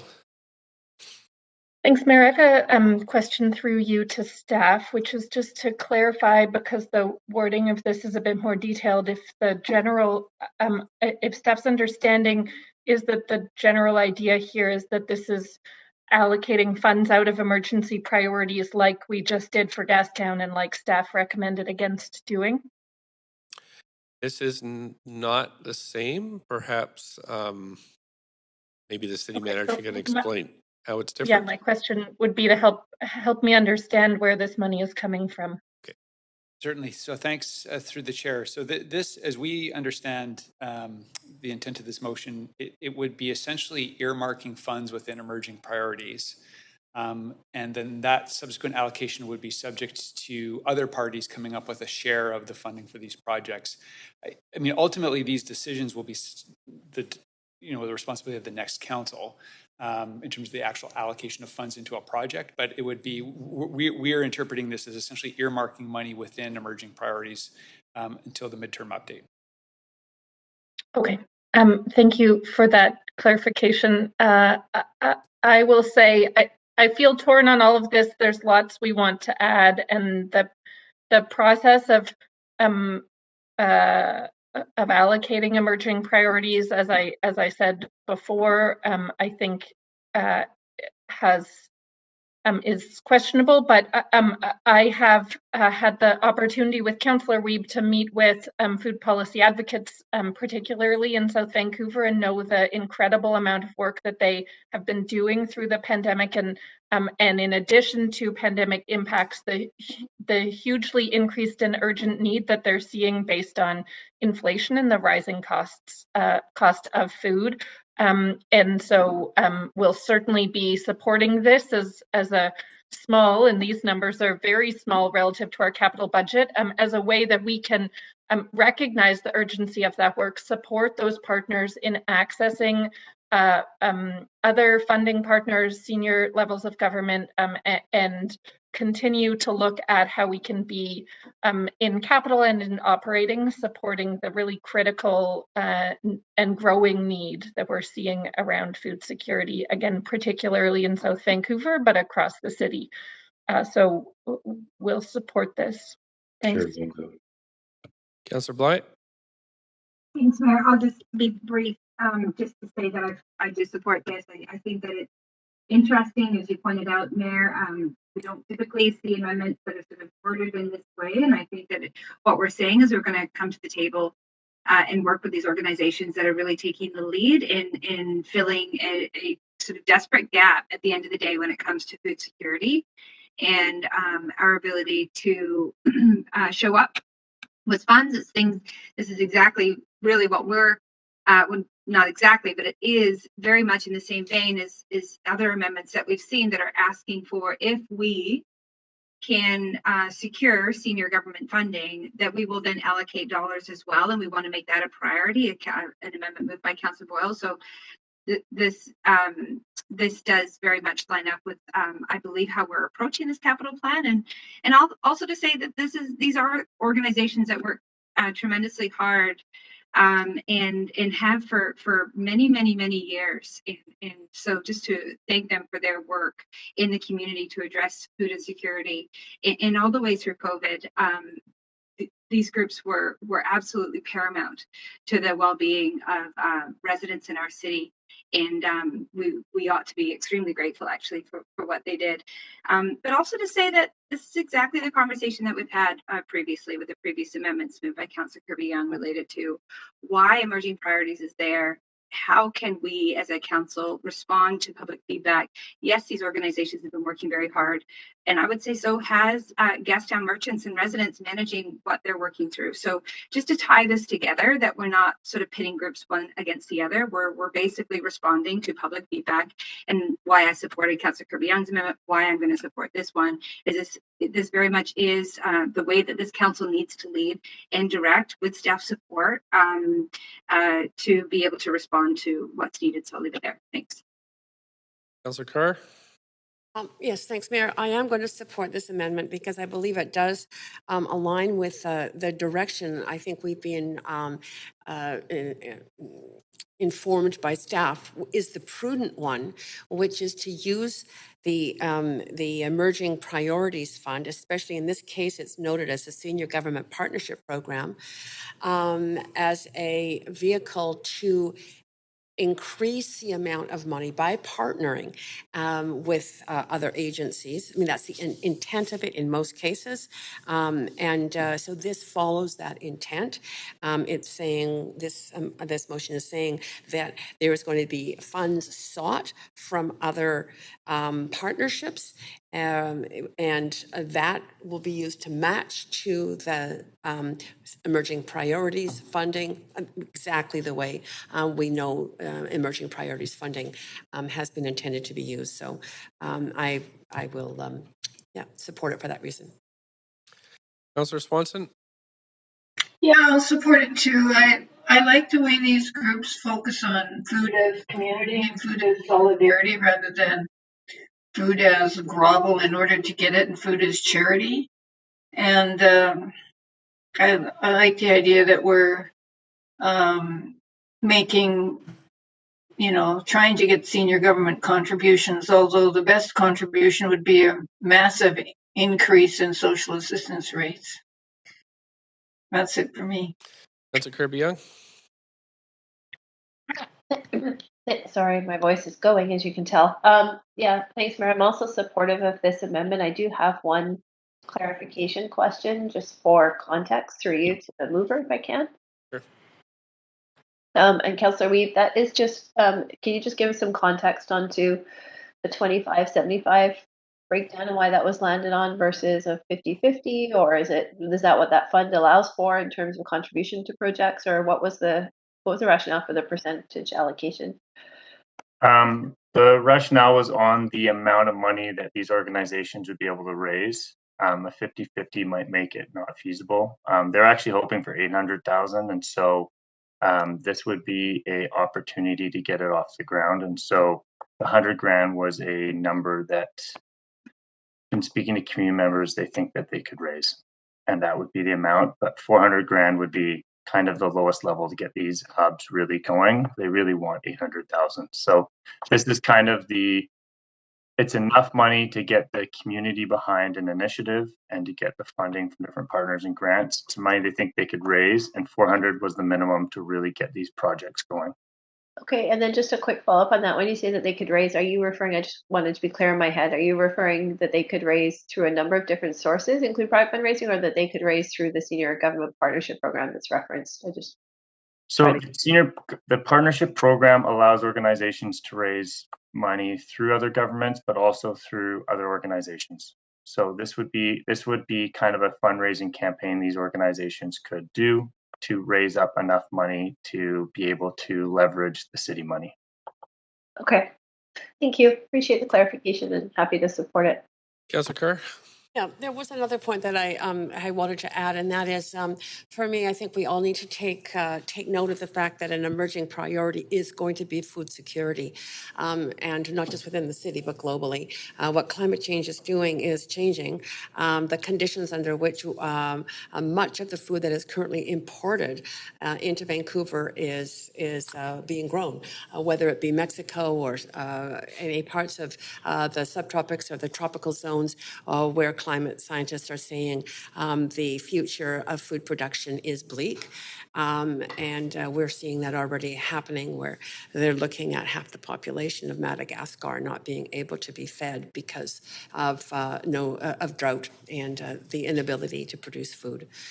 So I'm keen to just get us to recognize it is a priority, not just in the future, but even now. Thank you. I'll call a vote on this one then.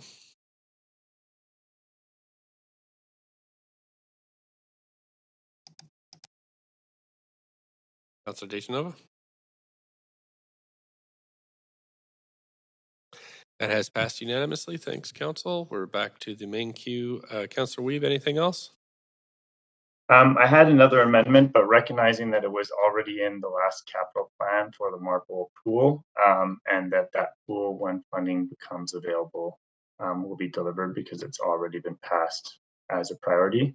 I will not be bringing it forward at this time. Thanks. Councillor Dominato? Thanks, Mayor. I have a couple of amendments to move. I'm going to start with the last one I just sent to clerks.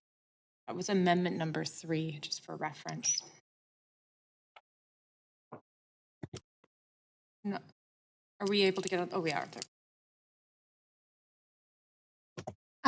So I'll speak to the amendment. As I noted earlier, and I was asking questions of staff around the board, park board's vote earlier this week around playing fields. I noted, and I had to have it printed to take a look at it, but there's just a huge volume of individualized letters and pieces of correspondence on this subject around how important our playing fields are, and to families, to children, to youth, to adults. I heard from residents of all ages here talking about their kids playing soccer, to middle-aged adults playing rugby still, and so on. And so it's really identified for me that it's core infrastructure, and it really needs to be prioritized. And the fact that the park board brought this forward, I think it's important that we pay attention. And then I understand from asking the chair that they did work with their GM on this. Their ask was actually for $7.7 million in this 4-year capital plan. I've actually only proposed at this time a reallocation of $3 million from emerging priorities. And so recognizing that there are maybe other priorities down the road. But I also wanted to comment on our last speaker, who spoke about the importance of physical and mental well-being, and how sport can play a critical role in children and youth's development, but it's a protective measure for many young people in terms of being engaged with an activity, in terms of building a skill set that potentially prevents them from going down paths where they get engaged in potentially more harmful behaviors. And so I think that's another really important piece of this conversation. And then, as we noted throughout the pandemic, people increasingly were using our outdoor spaces. And while we often talk about how much they were using our parks, they were also using our playing fields for a variety of activities, whether it be organized sports or more informal gatherings. And also, we've just committed ourselves and been announced as a host for the FIFA Cup in 2026. And so we are going to see a huge appetite from young people to engage in soccer and other sports. But I think we're going to see greater use and a need for those playing fields to be upgraded. So I think this is a modest request. It's not even fulfilling the park board's request, but it meets them part way. And so I would hope that council would indulge support for this. Thanks. Do we have a seconder for this? Second, Councillor Kirby-Yung. Okay, we're on an amendment queue. If anybody wants to speak to this item, Councillor Fry. Yeah, I said, submitted an amendment to amendment. And while I'm on the queue, I just do want to say that I accidentally voted in favor of the Mount Pleasant pool, but I didn't want to put us all through a reconsideration, recognizing we have lots to do. And I just want to put that on the record for anybody who's keeping track, looking at you, Fumano. Thanks. So the amendment that I've submitted is recognizing that we can't keep chipping away at the emerging priorities funding, and also recognizing that Park Board did come to us with a number of other priorities that I also have, including the Marpole pool as part of the community center that's actively being built right now. And also that I know that a lot of the ask is around artificial turf fields, and the verdict is out on artificial turf fields. And I wouldn't want to fetter a future park board to artificial turf fields, because I feel that there's actually a trend away from all-weather artificial turf fields with crumb rubber and stuff. So appreciate the spirit of this, but I won't be supporting the first clause, which is the gist of this amendment to the amendment, and of course, considering relative to other park board priorities and allocations. It's self-explanatory. Just a seconder for this one. Councillor Curtis, Boyle. it's on the amendment Q2. If anybody would like to speak to this, please go ahead. Okay, Councillor Bly. Thanks, Mayor. I just have a question through you to the GM of Parks, if I may. Yeah, I usually just direct it to the city manager, and because they know no problem. whose staff is here is not. So I'll just. Yeah. Okay. So what's your question? Sounds good. Yeah. So my question is, the language used in the original amendment by Councillor Dominato spoke to new, renewed, and expanded outdoor sport field facilities in parks. And so I'm wondering if that language restricts how that money would be spent to strictly turf fields, recognizing there are various groups, baseball, other sports that do not use turf that I believe would be advocating for some of the upgrades as well. Thanks, Mayor Stu. Yeah, happy to have the Parks team take that question.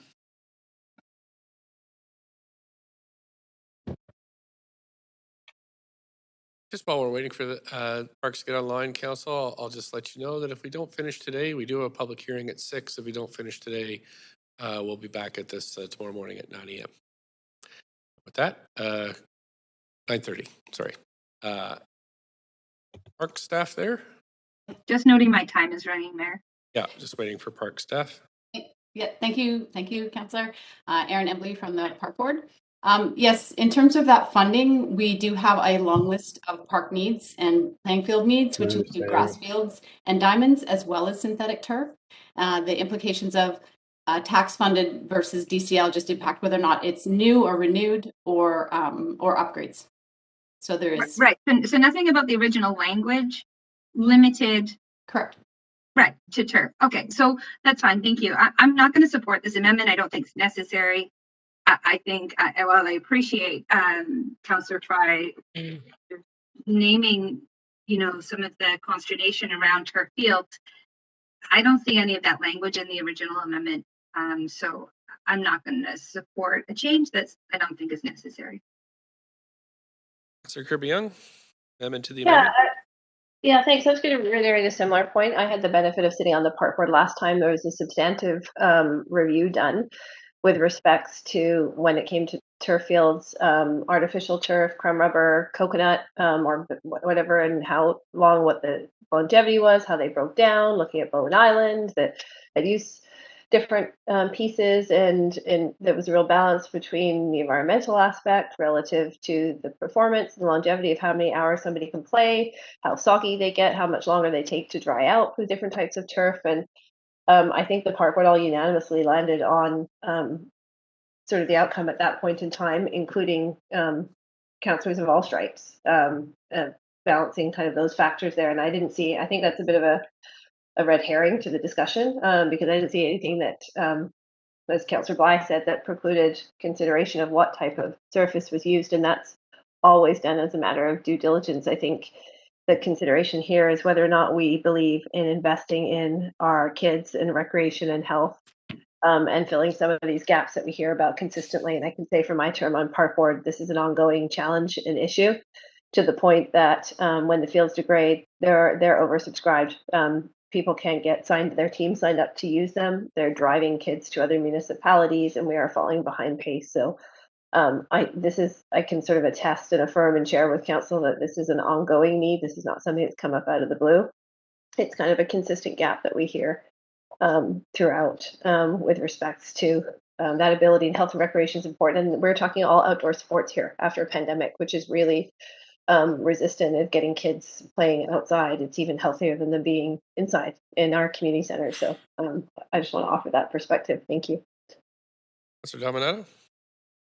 Thanks, Mayor. And like my colleagues, I'm going to speak in strong opposition to this amendment. I think it's really clear from the conversations and the questions we asked staff earlier that the allocation for emerging priorities is not allocated. In fact, it's unallocated at this time. It's an increase from 88 million to 161 million. It's not allocated for anything specific at this time. And so this argument that we're chipping away from emerging priorities, I would look to other areas of the capital plan, and I talked with staff, and I would propose certain ones to the table of council, but I know they wouldn't be supported because it would take away from other people's priorities that people think and hold dear to them.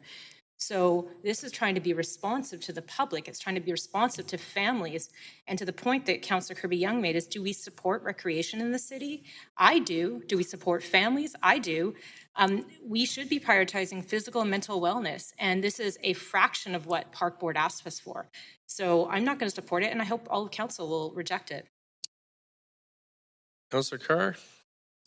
Yeah, it's, of course I want to see more sports field and investments in outdoor sports facilities.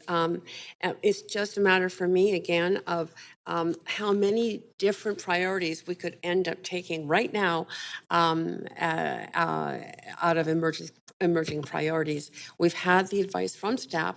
It's to speak strongly, they're speaking strongly against us taking money out of emerging priorities at this point and instead directing them to look at as we work through, or as council works through the next term, what the priorities are that do emerge. I expect sports facilities will. I mean, we are at this point going to be hosting games for the FIFA World Cup in 2026, and I totally agree that sports are a key part of well-being and healthy lifestyles for people of all ages, especially children, though, in our city. So I agree with this amendment, and I think that the midterm update would be a good place to again reconsider. At that time, it may also be that an emerging priority, appropriate place, because of the number of games we may have allocated to us in the FIFA World Cup, or that it may be a way in which we can garner a funding out of emerging priorities to match with senior governments. So, but that's not the time right now to make that decision. Meanwhile, as I say, yeah, so I'll leave it there. It's just not the time right now to make that decision. Before I move to Councillor Fry, clerks have just let me know that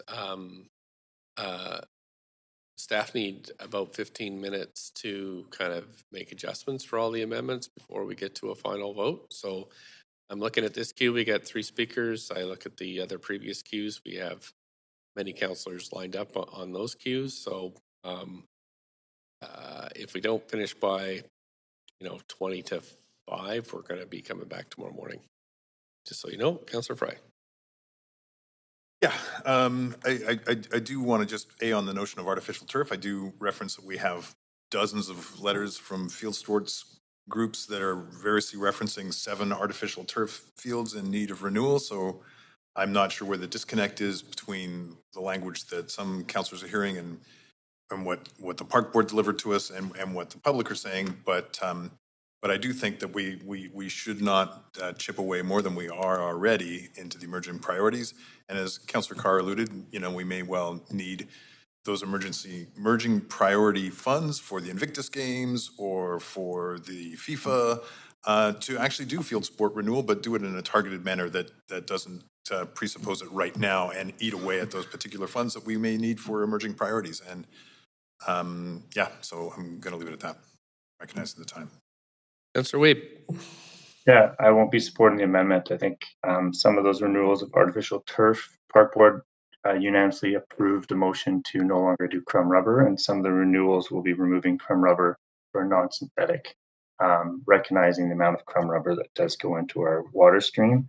And there's some issues like putting up lights at kits. We have school board facilities that are underutilized that need small capital investments to open up to under 10 children that want to be playing soccer that don't have the ability in that neighborhood. We have other school board facilities that are closed that need small capital funding in the summer to get open. And so for me, I think it's important that we support our fields. As someone that grew up and played in this city, they were in great condition as a kid, and I want to make sure they're great for the next generation here as well. So we won't be supporting this amendment. Okie doke, that's it for speakers. Let's go to the vote on this amendment to the amendment. Councillor Weeb.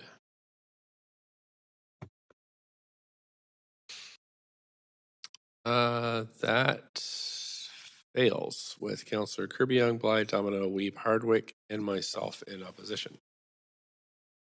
And we're back to the queue. Amendment Q1, Councillor Fry, anything else? Oh, that's good, thanks. Councillor Bly, anything else on this item? Proposed amendment?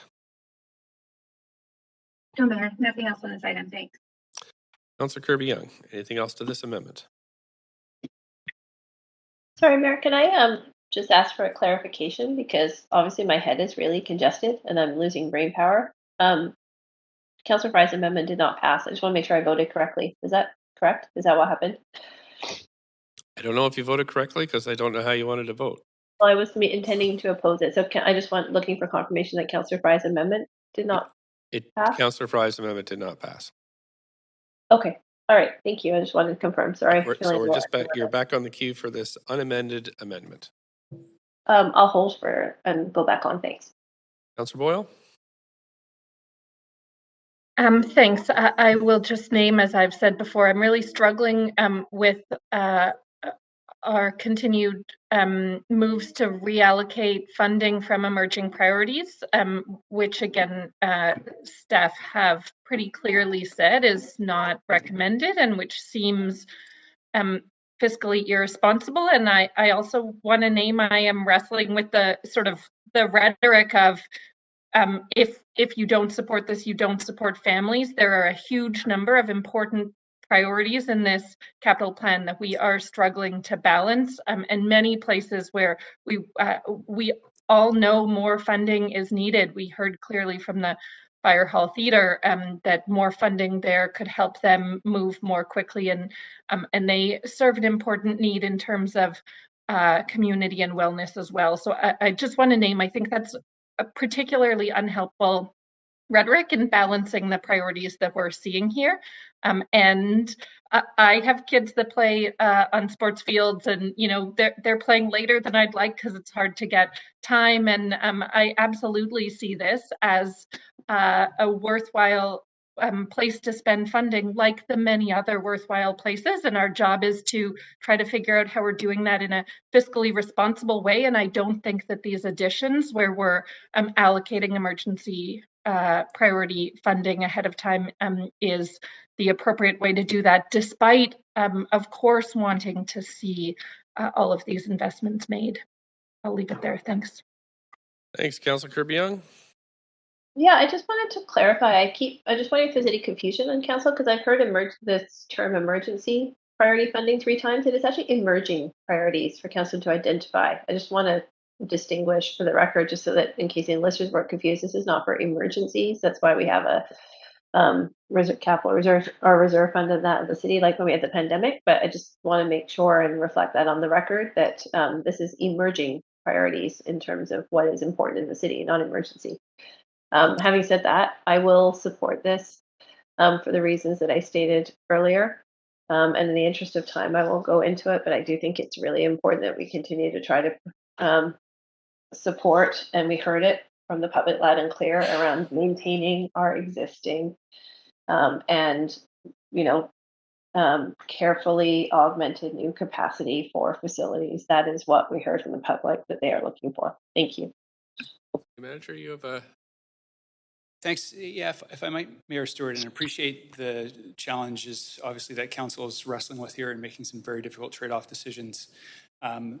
But just looking at maybe the trend in the amendments we've seen here, looking at emerging priorities as the way to fund those, and of course, not knowing what additional amendments may be contemplated, I do have real concerns about looking at that allocation to fund and kind of balance all of the trade-offs here. Again, we're talking about a $3.5 billion capital plan between our contingency and emerging priorities, less than $100 million in an environment that is really challenging around inflation and so on. So again, appreciate it. Just want to make that statement. And again, to clarify, for example, our general revenue stabilization reserve is not something that we would use to fund emerging capital. This really is if there are things that come forward in the course of the next 4 years that are outside the emerging priorities envelope, what the next council will have to do is reallocate from other priorities or investments that are in this plan. So that's the challenge I think that the next council would face, whether those are opportunities to leverage senior government funding or unanticipated demands. And of course, as you've seen over the course of your term, council, those unanticipated demands will arise. Absolutely, that's one. We don't know what they are, but we know for sure they'll happen. So I guess would just kind of convey again the caution of continuing to draw down to a kind of a really significant extent on the emerging priorities allocation as recommended. Thanks. Okay, so point of sure, yes, we've had a request to sever. What would you like to sever, Councillor Carr? Sorry, just the first paragraph. Trying to lump the second two together. Okay, so we're going to have two votes. One is going to be on the first clause. We'll do that right now, and then the second vote will be on these the other two clauses combined. Okay, so vote on the first clause.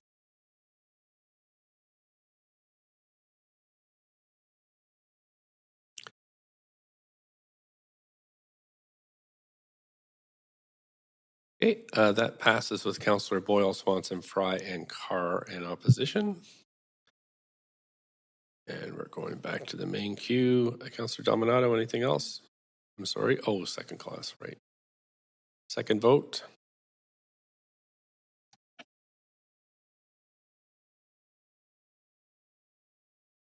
Councillor Bly, there we go. That passes unanimously. Thank you, Council. Now, Councillor Dominato, anything else? Yes, I've got two more amendments. Two more amendments. Well, Council, I don't, I'm skeptical we're going to make it. So, so I would just, I'm just going to check with the clerks about what's up tomorrow morning. I'll be right back.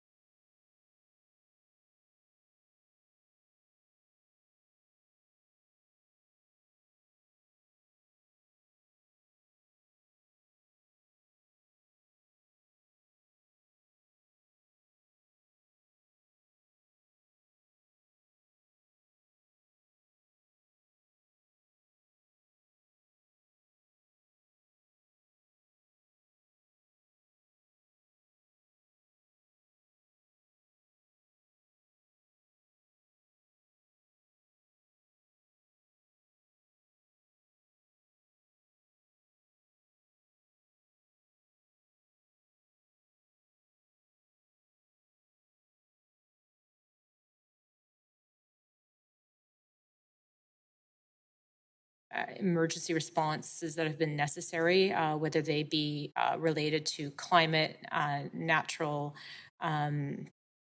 environment, but also human-caused events that might involve public safety. And so I think this, and there is funding available through the province, through UBCM, as well as I think federally. So I think just that we keep our eye on this in terms of risk management. Sure. Second. We have a seconder, Councillor Carr, thank you.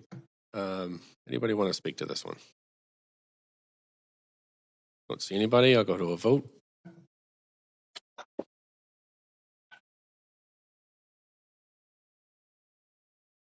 Councillor Swanson.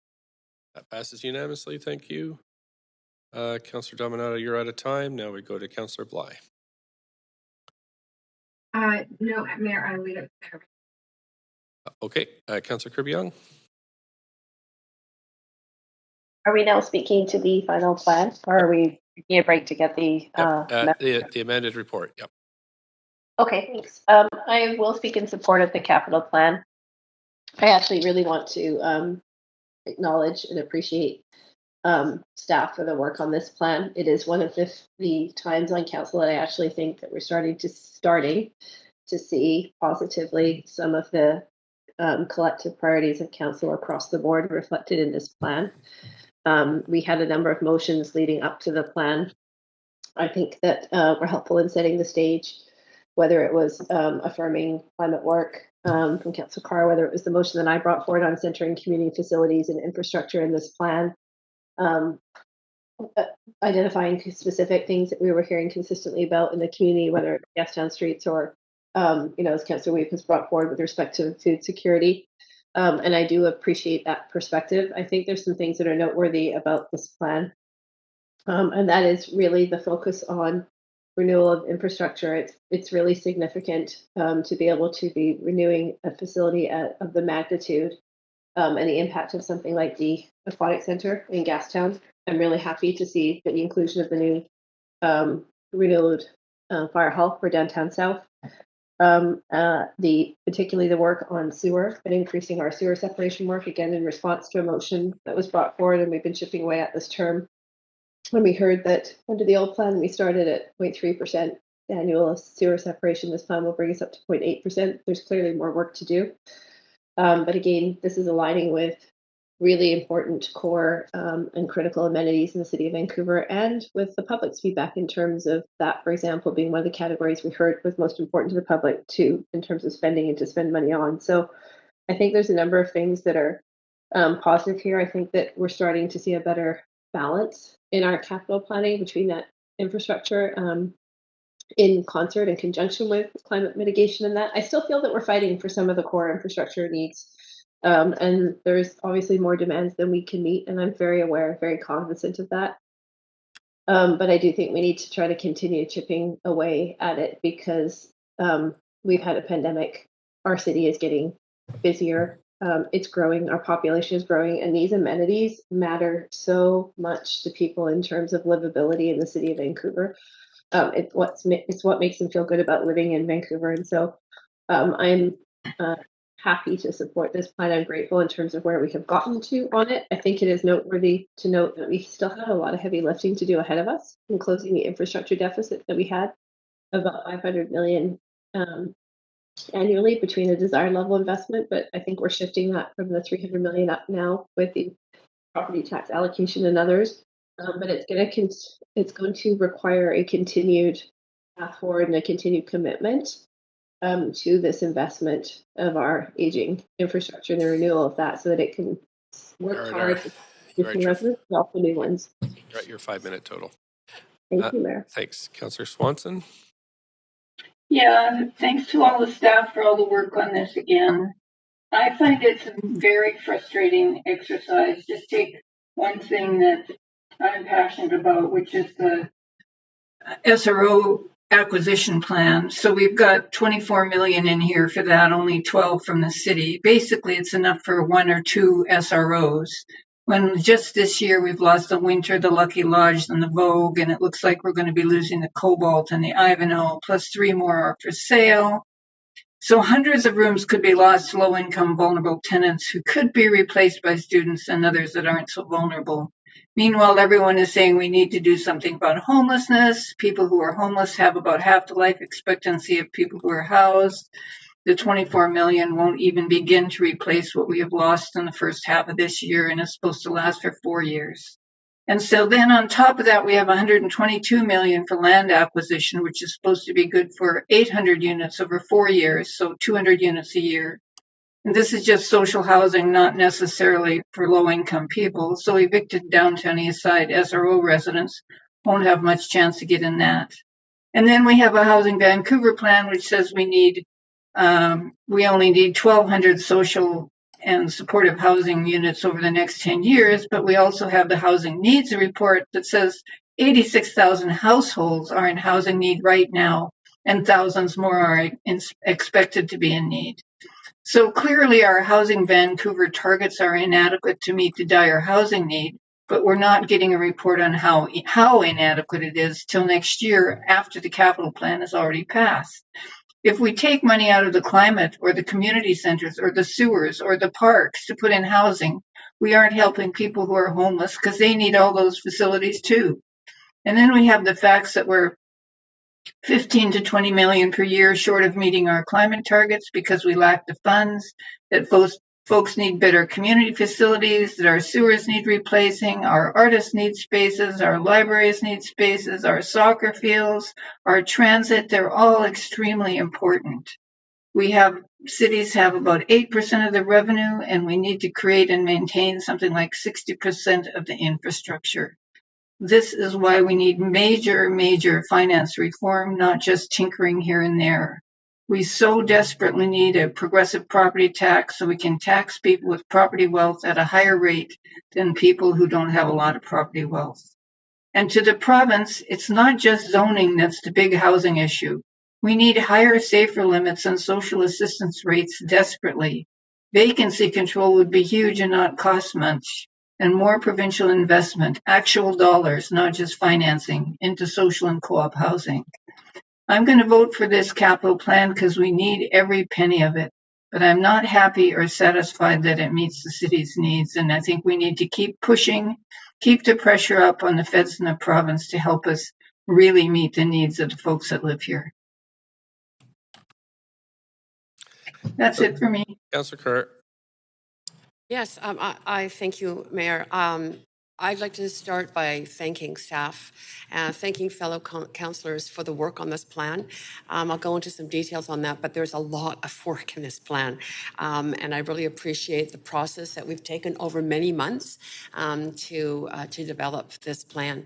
And I'm going to agree with Councillor Swanson. I'm going to vote for it because we need every penny.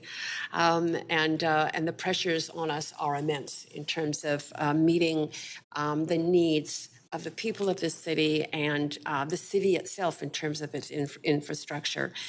The pressures are intense and they're growing. I mean, whether it's a housing emergency or a climate emergency or infrastructure emergency, I think we all know we don't have enough money at our level, and we absolutely need other levels of government to be able to partner with us on meeting the needs. Thank goodness also in terms of housing, we haven't got enough money in housing. I will agree with Councillor Swanson on this too. Thank goodness for the empty homes tax because that has enabled us to have some extra funds to be able to put in and partner with senior governments to build more housing that is affordable and appropriate for people in need. Another big pressure, infrastructure renewal has been underfunded. I sat on several councils prior to this one, which did not, under the vision, did not put enough money to renew our infrastructure. We were told by staff today that the deficit was about $500 million during that last capital plan. We should have been putting in $800 million at 2.5% renewal per year. And it wasn't done then, even though despite there was a lot of revenue coming into the city, and that's a tragedy. And we're making up for it now, which is adding pressure, but we have to do it. I'm really appreciative of the fact that there are measures in this plan that were changed by staff in response to council's requests and input over the last number of months. $30 million, for example, for the construction of a new downtown south, the Yaletown Fire Hall. Money for book collections we had a new library, no book money. Renovation work starting at the Fire Hall Arts Theatre. Another $20 million for climate adaptation emerging priorities, including the tree canopy within the city. The $35 million for the Aquatic Center renewal, which wasn't planned yet, but a wall fell off. And we have to deal with those emergencies. I tabled, as you all know, a motion in February to increase dollars for climate mitigation, to reduce GHGs to meet the demand on us to do that by a accelerating climate crisis. So I appreciate what has been added into this plan. It's about $10 million per year. And just want to also note that we really need, and staff were clear with us, an additional $15 to $20 million a year in capital funding in order to reach our 2030 goals of reducing greenhouse gas emissions to the level that scientists say we need to. So I appreciate staff already pursuing more funding in that regard, and that would just not only be for climate, which they noted, but certainly for housing and other infrastructure. It's going to be through partnerships that we get through this, and the support of the public in recognizing that we all want a city that meets the challenges of our day, as well as provides for a very livable and safe future. So, thanks to all. Thank you. Hey, Council, that's it for speakers on this. So staff need about 15 minutes, I'm told, to compile this and then come back to us for a document for the final vote. I would ask that staff perhaps also come back with the kind of grand total of what, just to confirm how much this plan is worth overall over the 4-year period.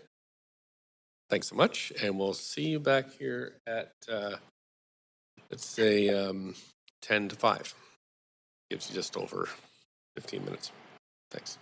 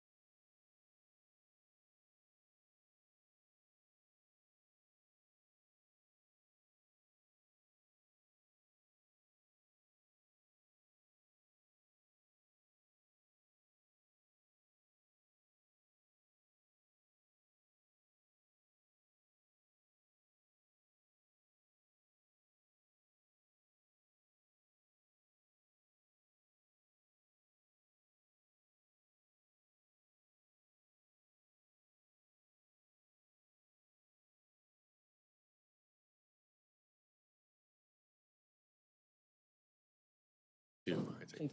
Okay, great. Thank you.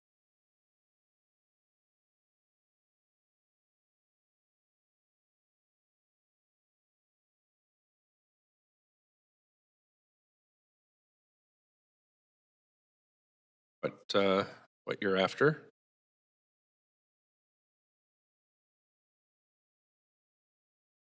Could we sever E and I1? Okay, I forgot about the potential of severed votes. So, Mayor, I wonder if it'd be appropriate just to move a motion to continue past 5 to complete this vote. Yep, I didn't really want to do that because of the public hearing that starts at 6. I recognize that, but it may just be a matter of minutes and then stuffing that. Okay, so we have a motion on the floor to extend past 5 to finish this. Do we have a second? Second. Okay, any opposed? Okay, so passed. Okey-doke. So we have a request to sever. What was the sever, Councillor? E and I1. E and I1.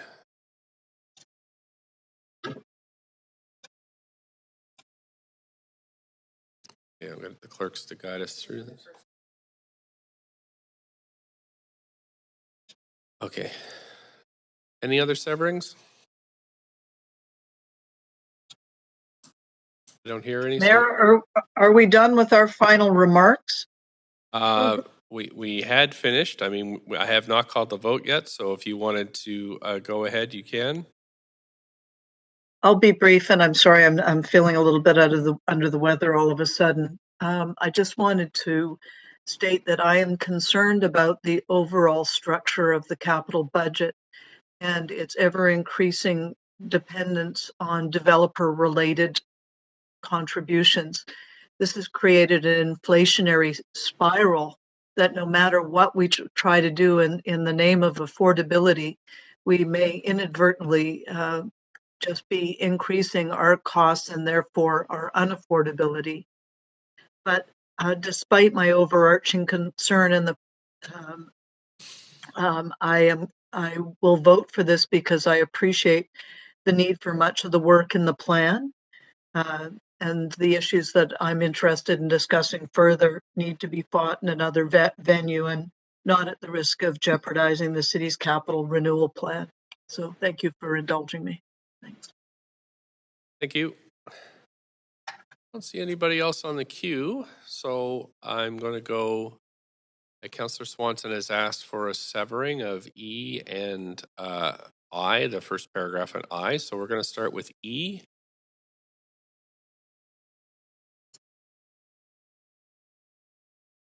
E is about the Gastown Water Street project. Point of privilege. Yes. Mayor Stewart? Yes, go ahead. Councillor Nova, could I please have a vote assist in favor? Sure. Sorry, Councillor DeGenova?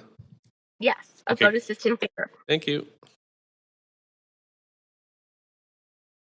Great. Thanks so much. And that passes with Councillor Boyle and Swanson in opposition. Now we'll go to the first paragraph I that is highlighted. Votes. And again, Mayor Stewart? Yep. Councillor DeGenova, if I could get a vote assist in favor, please. Okay, thank you.